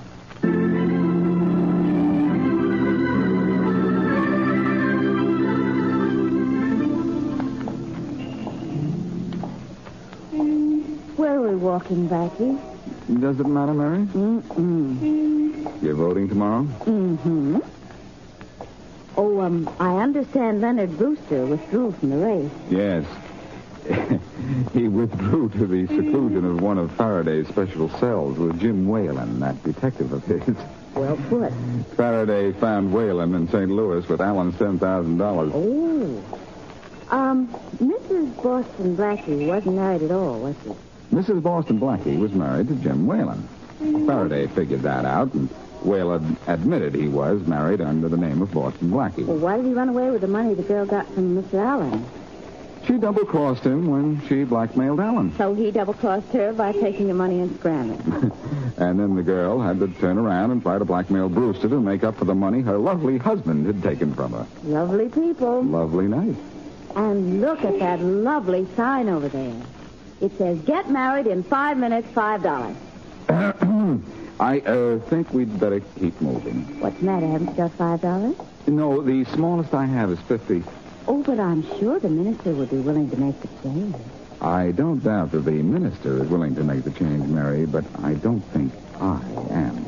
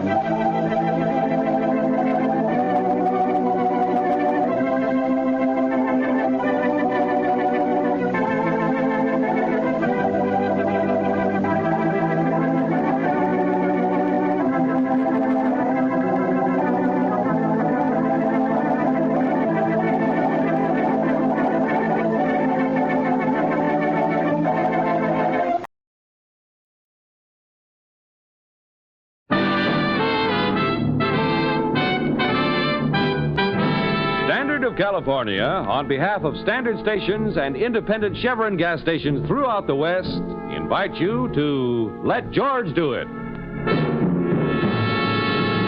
Another adventure of George Valentine. Personal notice. Danger is my stock and trade. If you need the kind of help you couldn't get from a cautious man, then you've got a job for me. George Valentine. Write full details.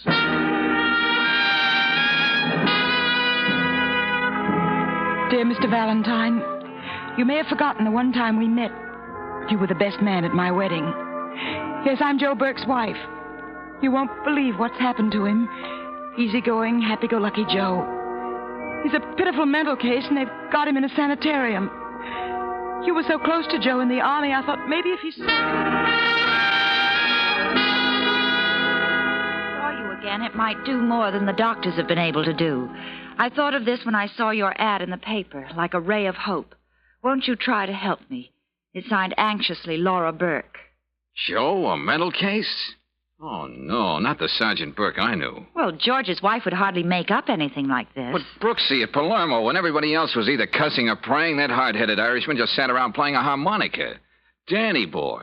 It's funny I never heard you talk about him. Well, you know how those things are, Angel. You swear on your GI dog tag that you're going to be sure to keep in touch with each other, but as Tempest Fugit's Old Lang Syne becomes just the name of a song. But you were his best man. This kid Laura came down to camp. We hopped the Jeep over to the chaplain, and it took 15 minutes for the tender vows.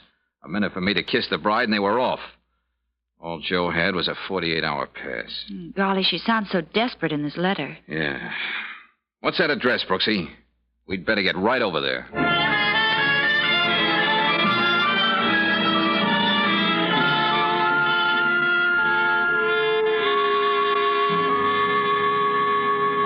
Maybe it's only one chance in 1,000, but I had to turn to you, Mr. Valentine. The name is George, remember? He's in that place, getting worse every day. Now he doesn't even recognize me. Laura, we do want to help you, but honey, you're making it so much harder. Here, sit down. I'm sorry. I know this is tough on you, Laura, but try to tell us the whole thing from the beginning. How did this happen to Joe? When? Well, about a month ago, they brought him home from Egypt. Egypt? What was he doing there? Well, after he got out of the Army, he got a job with an export company, Kessling Limited. The money was so good he couldn't refuse it.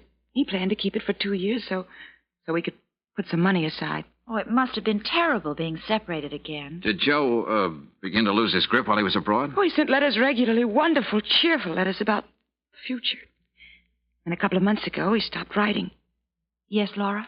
And then one day he walked in with Dr. Taruk. Wait a minute. Who's Dr. Taruk? Some kind of psychiatrist the company sent back with Joe to take care of him. Mr. Kessling, he's the president of the company. He's been very kind. What did they say happened? Some kind of an explosion outside the city. Joe happened to be around, and when he came to in the hospital, he... Now, take it easy, Laura. Hey, you want to knock off and have a cup of coffee? No, go on. I'm all right. I'll never forget it. Dr. Taruk left us alone for a minute. Joe just stood there, right where you are, looking at me, looking through me. He tried to talk, but seemed to hurt too much, so he just kept staring and staring. Oh, George. And he took a box of face powder from his pocket and handed it to me. Powder? I guess he meant it as a gift. So pathetic. A box of cheap powder. It was horrible to watch. Okay, Laura. I think we've heard enough to begin with. Where have they got Joe? The Hillcrest Sanitarium. His company's paying all the expenses, and Dr. Taruk says in time he hopes Joe will be all right. Yeah. But he's getting worse, you see. I thought if you saw him and talked to him, maybe by some miracle he'd begin to remember things. He thought so much of you. I know. All right, Laura. You want to come along with us? No, I always seem to upset him. Okay. Yeah, Claire and I'll drop in on Joe. And here's hoping it'll do some good.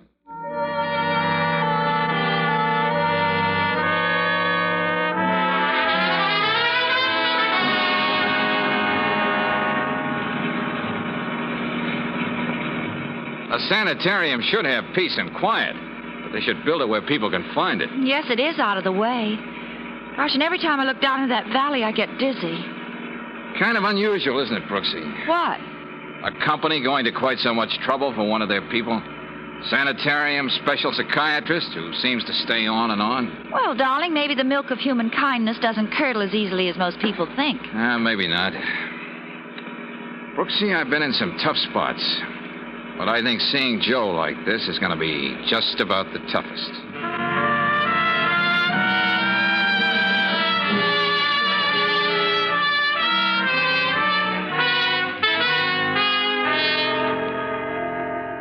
In dealing with the mind, Mr. Valentine, one is never sure what will be good or bad for the patient. Yeah, I think I know what you mean, Dr. Turok. Perhaps this visit from a dear friend out of the past may do Mr. Burke a world of good. However, on the other hand... Will we be able to see him soon? In a few moments. But perhaps it would be wiser for a young lady like you, Miss Brooks, not to see him at all. Huh? There are just a few things I want to know, Doctor, before... Dr. Turok... Oh, Rodney, will you come here? Yes. This imposing but very competent gentleman is the male nurse I've hired to be with Mr. Burke when it is impossible for me to be present. Oh, yeah. He's acting quiet now, Doctor. Good. Very good. We can go in this way, Mr. Valentine, Miss Brooks. Okay.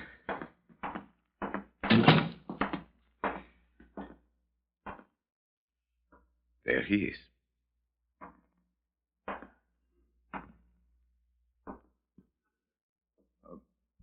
Hey, Joe. Danny boy. Don't you have anything to say for yourself? What did you do? Lose your harmonica? Oh, George. Yeah. Rodney, wipe Mr. Burke's forehead. Yes, Doctor. You can see, Mr. Valentine, what an effort it costs your friend to try to speak. I'm not blind, Doctor. Permit me to explain. The blow he must have received in that accident has injured the tiny wires that crisscross in the brain. His thoughts cannot get through, a form of motor aphasia. Well, that's good to know, but it doesn't help Joe. Doctor, does he know what we're talking about? I am quite sure he does not. You see, the wires of the brain that are blocked make it more difficult for him to get his thoughts through. The theory is... Okay, Doctor, but look... yes, Mr. Valentine. I'm quite sure you're a very competent psychiatrist, but I know you won't mind if I have Dr. Hunter, a friend of mine, come in and have a look at Joe. Just a consultation. Very well, if you feel that way. And it might help to look a little more into that accident. Anything to help your friend, Mr. Valentine. Rodney. Yes, Doctor? The other case downstairs I was so interested in, I think the crisis may come even before I expected. Would you mind being there to do what is necessary? Then let me know exactly what happens. I'll take care of everything, Good. Dr. Try talking to him again, George. Hey, look, you big oaf. Stop holding on to me. You know who I am. Hey, we got a lot of old times to talk about. You know me, Valentine. Oh, I suppose it's no use. Hey, how is it, Dr. Taruk, that Joe was able to walk when he came home to his wife, and now he's flat on his back and can't use his hands or his legs? I thought he was being cured. It is my hope to arrest the progress of the paralysis. Yeah? To shield him from emotional disturbances. Rid his mind of fear. Fear? What fear? Joe was never afraid of anything in his life. This is a different kind of fear. The fear of becoming a mental basket case with no future and no hope. Oh, cut it out, Doctor. Mr. Valentine, I was just stating the facts.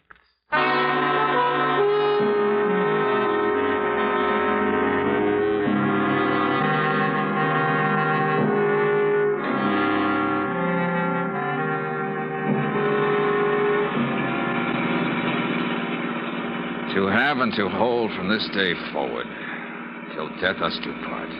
What are you trying to say, darling? I'm just the best man with a photographic memory. Oh, I know how you feel about Joe This and Laura. isn't death, Brooksy. Those two should be together. Something's got to be done about it. Look, do yourself a favor, George, and listen to me. This is something you don't know anything about. You're no psychiatrist. No, you listen to me, Angel. I know Joe looks as though his head was full of nuts and bolts, but he recognized me. What do you mean? We used to have a way of winking at each other, just to say, keep your skin on, brother. This man's war will be over someday. Well? Well, that's what he was giving me back there. I know it. Are you sure you aren't imagining something you want to believe? I don't care for that oily Dr. Brooksy, and I care less for that overgrown meatball Rodney hovering over Joe every minute of the day. I just have a feeling he's not getting the right chance. You can't let it be a question of feelings, darling. Believe me. George! Ah. Golly, me too. Oh, a fine place to get a blowout. A few more yards and we would have gone pitching into that valley. Hey, wait a minute, Brooksy. Don't open that door. Get down. George, what's the matter with you? Maybe that wasn't a blowout. What? Just playing safe. Well, there doesn't seem to be anyone around now. You stay where you are, Angel. I'll take a look-see. Did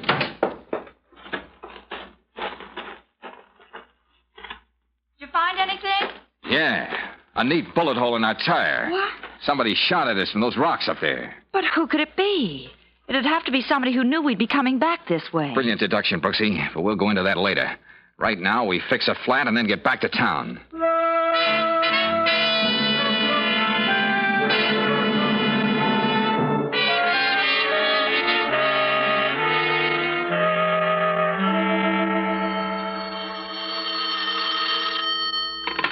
Hello? Yes, he's here. Just a moment. It's Walker, financial editor of the Bulletin, Good, returning good, your call. good.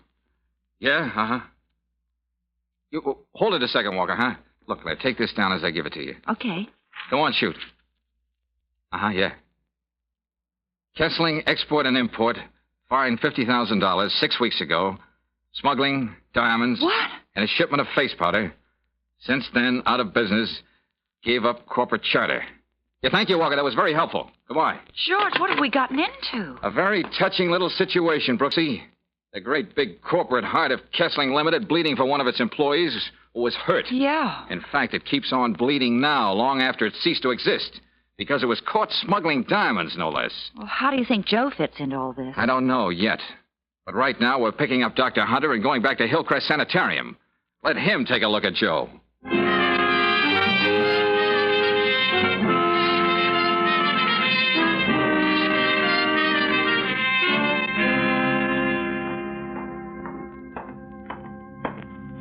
Yeah, Doc? What'd you find out, Dr. Hunter? I took a good look at your friend, George, and had a long talk with Dr. Taruk. Well, Frank? In Taruk's place, I'd have to diagnose the case exactly as he has. Oh. Motor aphasia. Now, progressive paralysis. The whole thing apparently started from some severe shock. I see. Well, now I don't know what to do. His wife told me if we found anything wrong to get him out of here. He's getting all the proper care as far as I can see. Frankly, I wouldn't suggest that he be moved in his present condition. Okay. Okay, Frank, you know what you know, and I know what I know. Now, Maybe I'm George. wrong about Taruk as a doctor, I mean. But there are too many other things wrong about this setup, including that bullet in my tire. Yes, and I still say Joe Burke was winking at me.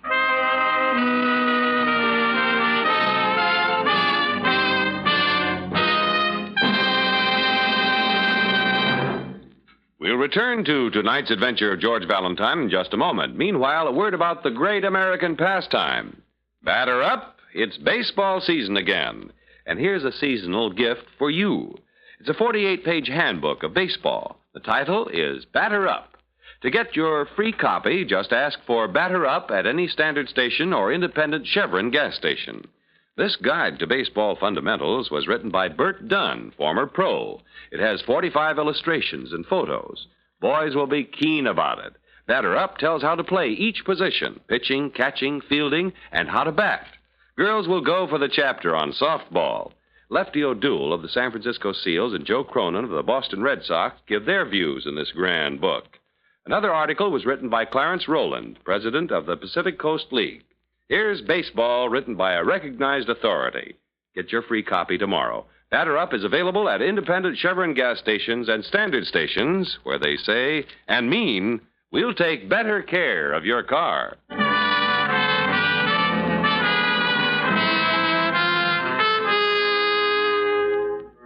And now back to tonight's adventure of George Valentine. Well, you go through the war with a fellow who becomes your buddy. You lose sight of him, and suddenly his wife shows up saying he's in a sanitarium, a mental case. You try to see what it's all about, a bullet comes at you from nowhere. More than that, you're told your buddy is getting the best possible care. You're not convinced, so you decide to dig deeper. In George's case, that means going with Claire to the Customs Service to have a chat with one of the agents. Well, there really isn't much to it, Mr. Valentine, just what you see in this folder.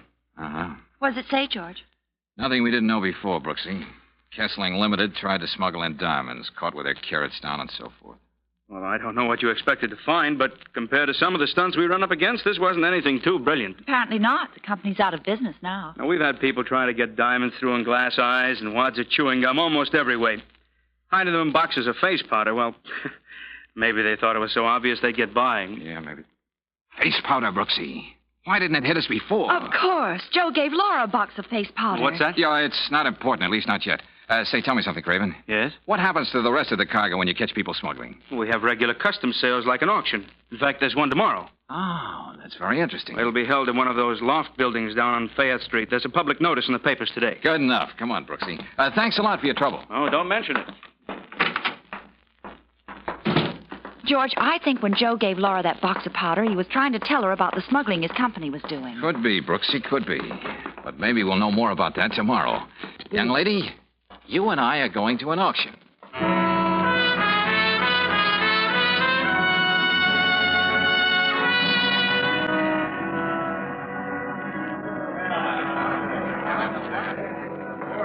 All right over here, everybody. Lot 114, 3,000 boxes of face powder, quality second grade, trade name Cleopatra's Secret. Sorted shades. Now, what do I hear The first? whole lot isn't worth $100, Brooksy, but here I go, and we'll see what happens. $300, Mr. Auctioneer. How much did you say? $300. If you get stuck with all that powder, I don't know how we're going to get it out of here. Well, I don't suppose there'll be any more bids, so, 400. George. Yeah, no, Angel. I'm going to hit it again just to make sure. 500. 600. The gentleman who said 500, you got another bid, sir? Not me. Count me out. Okay, if the gentleman who bid 600 is just in right. No one ever did find out Cleopatra's secret, Brooksy. What do you say we go downstairs and see if we can't make history?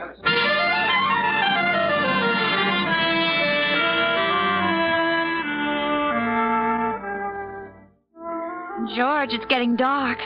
Let's make believe it's dinner, and I'll go down to that lunch wagon and get us a couple of containers of coffee. Okay, but... Hey, hold it, Brooksy. Huh? That little black truck over there. They're loading something into it. Cleopatra's Secret. Hey, you see any name on the truck? I can't. Oh, no, there isn't any name. Oh, I should have known better than to ask. They would have thought of that. Okay, take it away. Brooksy, we're off again.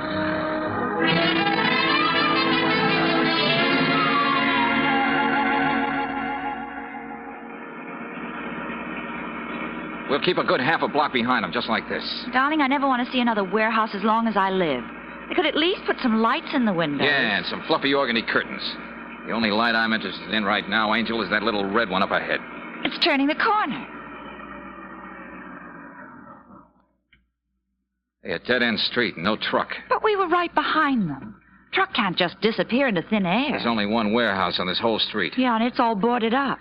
Hey, that big overhead door could have been up, just waiting for that truck to get in and then closed down. I can't think of any other explanation except magic. Yeah, well, we're not going to go ringing any doorbells and tip our mitt. Look out! We're getting out of here. That shot came from that warehouse. This is getting monotonous, being used for clay pigeons twice in 2 days. Hey, Brooksy. Yes? Take a good look at that street sign under the lamp, and remember it.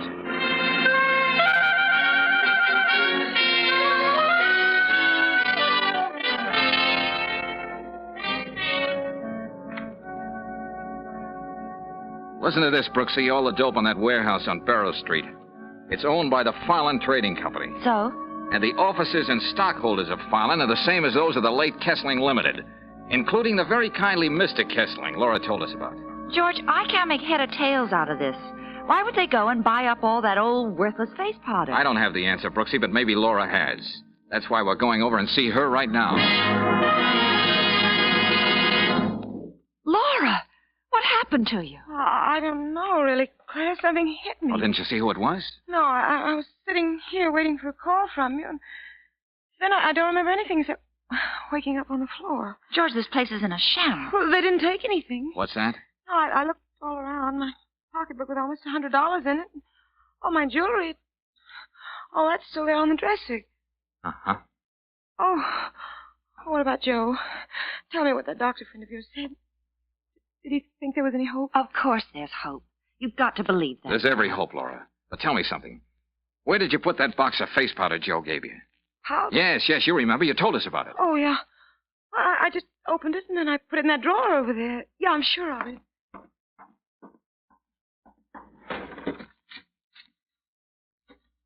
It isn't here now. Laura, listen. That firm Joe worked for was a smuggling ring. Diamonds. What are you saying? Joe'd never be mixed up in anything like that. I didn't say he was. But as far as we know, there could have been a fortune in gems in that box of powder he gave you, and the one moment Dr. Turok left you two alone. What does all this have to do with Joe? That's all I care about. George, you don't think... The sanitarium, the auction sale, the warehouse, all that was a part of a search for something that was here all the time. Oh, Claire, I'm tired of guessing. I feel like a dime being pushed around on a shuffleboard. What do you mean? Somebody is in an awful hurry about getting something done, trying to meet a deadline. What about Joe? That's what makes me think. Turok wasn't too worried about me bringing in another doctor to look at Joe. Hunter's visit proved that. The important thing was to keep me from snooping around, interfering with their schedule.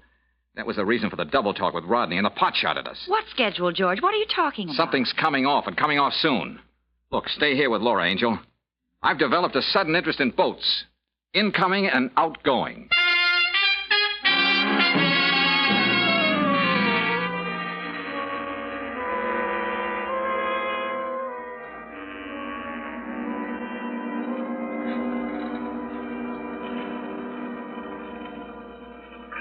Oh, you again, Valentine. Yeah, Craven, the Customs Service and I are getting to be just like that. I'll be right with you as soon as I clear this manifesto.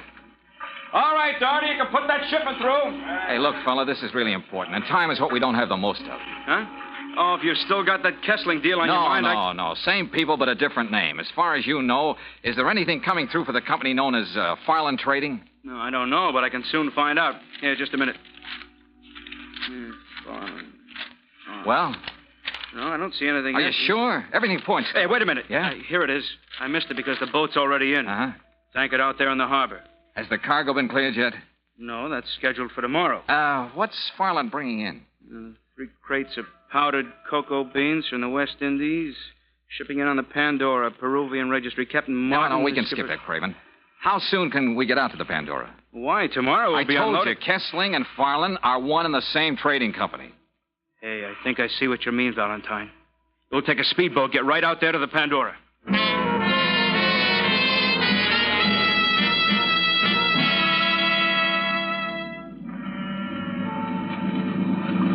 Ahoy there! Customs Service, Captain, we're coming aboard. Come on, Valentine.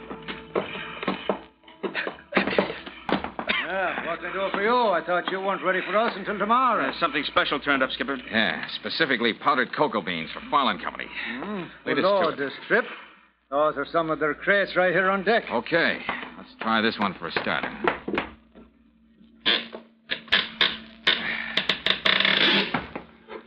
Say, what are you fellas looking for anyway? Carrots, Captain. Huh? Are you kidding? Diamonds, Captain. Oh, Now, you feel around that side, Valentine. I'll take this. Okay. Ireland, eh? I thought I knew them all. That's new one on me. All right, Craven, here we are. Huh? Yeah, it's a beauty, too. Take a look at it. Say! Oh, nice size. Wonder how many more we're going to find. Oh, just enough, but not too many. What's that supposed to mean? Look, Craven, can I take a sample of this cocoa? Just enough for a cup, let's say? Sure, go ahead. Help yourself. I doubt if they'll miss it when we auction the stuff off. Thanks again for the tip, Valentine. Oh, you're very welcome. But don't be surprised if I get in touch with you again.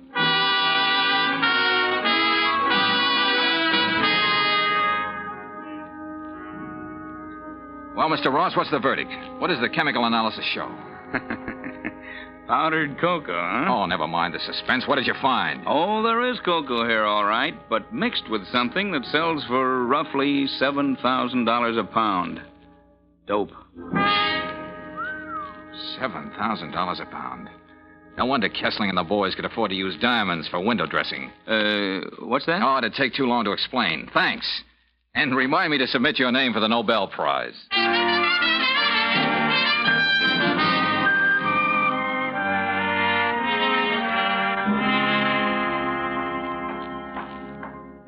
What do you want, Valentine? Out of my way, Rodney. You can't go in there. Nobody sees Burke. Dr. Taruk's orders. You're a sucker for Taruk's orders, aren't you? You shouldn't have missed me when you took a shot at my car on the road yesterday. I was just waiting for that big yap to open like that so I could... Rodney, what is all this? Greetings, Dr. Taruk. What have you done, Mr. Valentine? The scene should speak for itself. And if you don't want to join Rodney, you'll just sit right down on that bench. Maybe you should be a patient here, Mr. Valentine. Oh, yeah, sure. I got a persecution complex. I can't rest. I can't sleep. I see things, have bad dreams. I'm afraid there's no hope for me until I hear you and your friends try to explain more than $1 million worth of dope. I have nothing to say. When the police and the customs men get here, Dr. Taruk, you'll have plenty to say.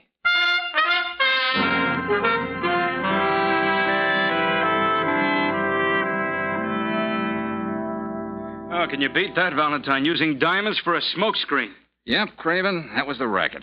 They plant the diamonds, not too expensive ones, of course, in case the shipment is open. If they're found, nobody looks any further. Then they pay the fine. And they buy up the supposedly worthless stuff at the auction for peanuts and make themselves $1 million. Tell me, how did that friend of yours in the sanitarium fit into all this, Valentine? Well, as I get it, Joe found out what Kessling was doing and was going to talk. All that stuff about an accident in Egypt was the bunk.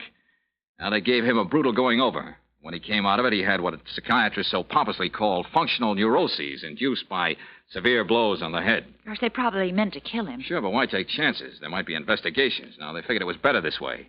Rook could see to it that Joe didn't snap out of it until this shipment came through, and they'd all take it on the lam. That was their deadline.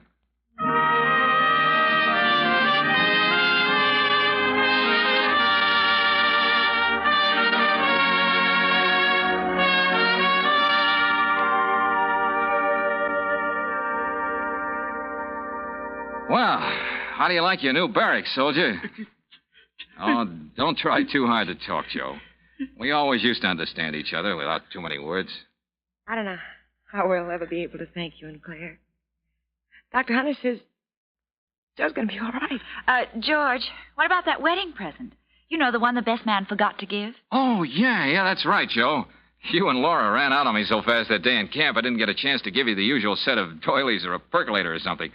Well, now you can at least be the messenger of some good news that may make up for that. This customs man told us. It says right in the book, anyone instrumental in thwarting a smuggling attempt is entitled to 25% of what the Treasury gets on dutiable goods. Yeah. And those diamonds don't come cheap, you know. That's right, Joe. You're really the guy who was instrumental. At ease, soldier. Hey, you know, Brooksy, this time I'm sure he winked.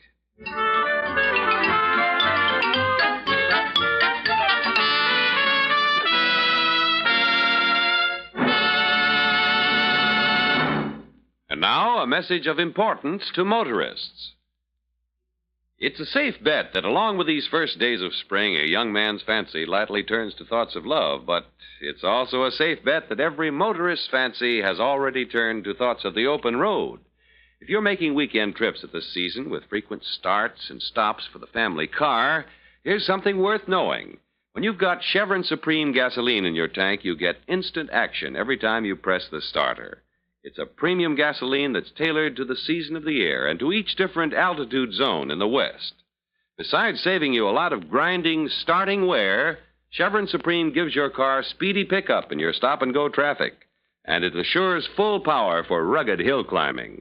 Best of all, you're never far from Chevron Supreme gasoline. Throughout the West, you can get it at standard stations and independent Chevron gas stations, where they say and mean, we'll take better care of your car.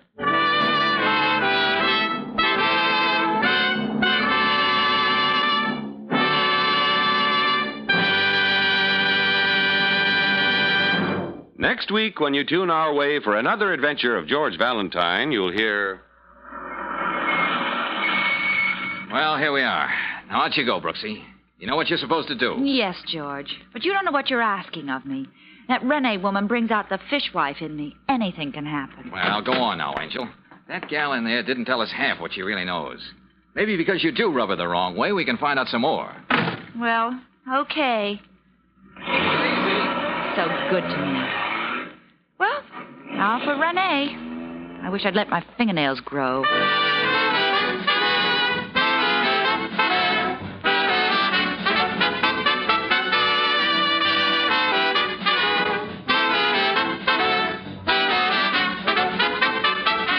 Tonight's adventure of George Valentine has been brought to you by Standard of California on behalf of independent Chevron gas stations and standard stations throughout the West. Let George Do It stars Robert Bailey as George with Frances Robinson as Claire. Tonight's story was written by David Victor and Herbert Little Jr. and directed by Don Clark.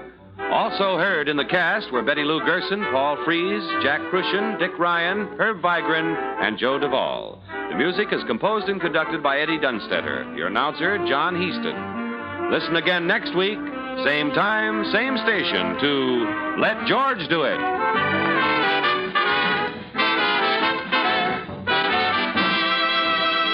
This is the Mutual Don Lee Broadcasting System.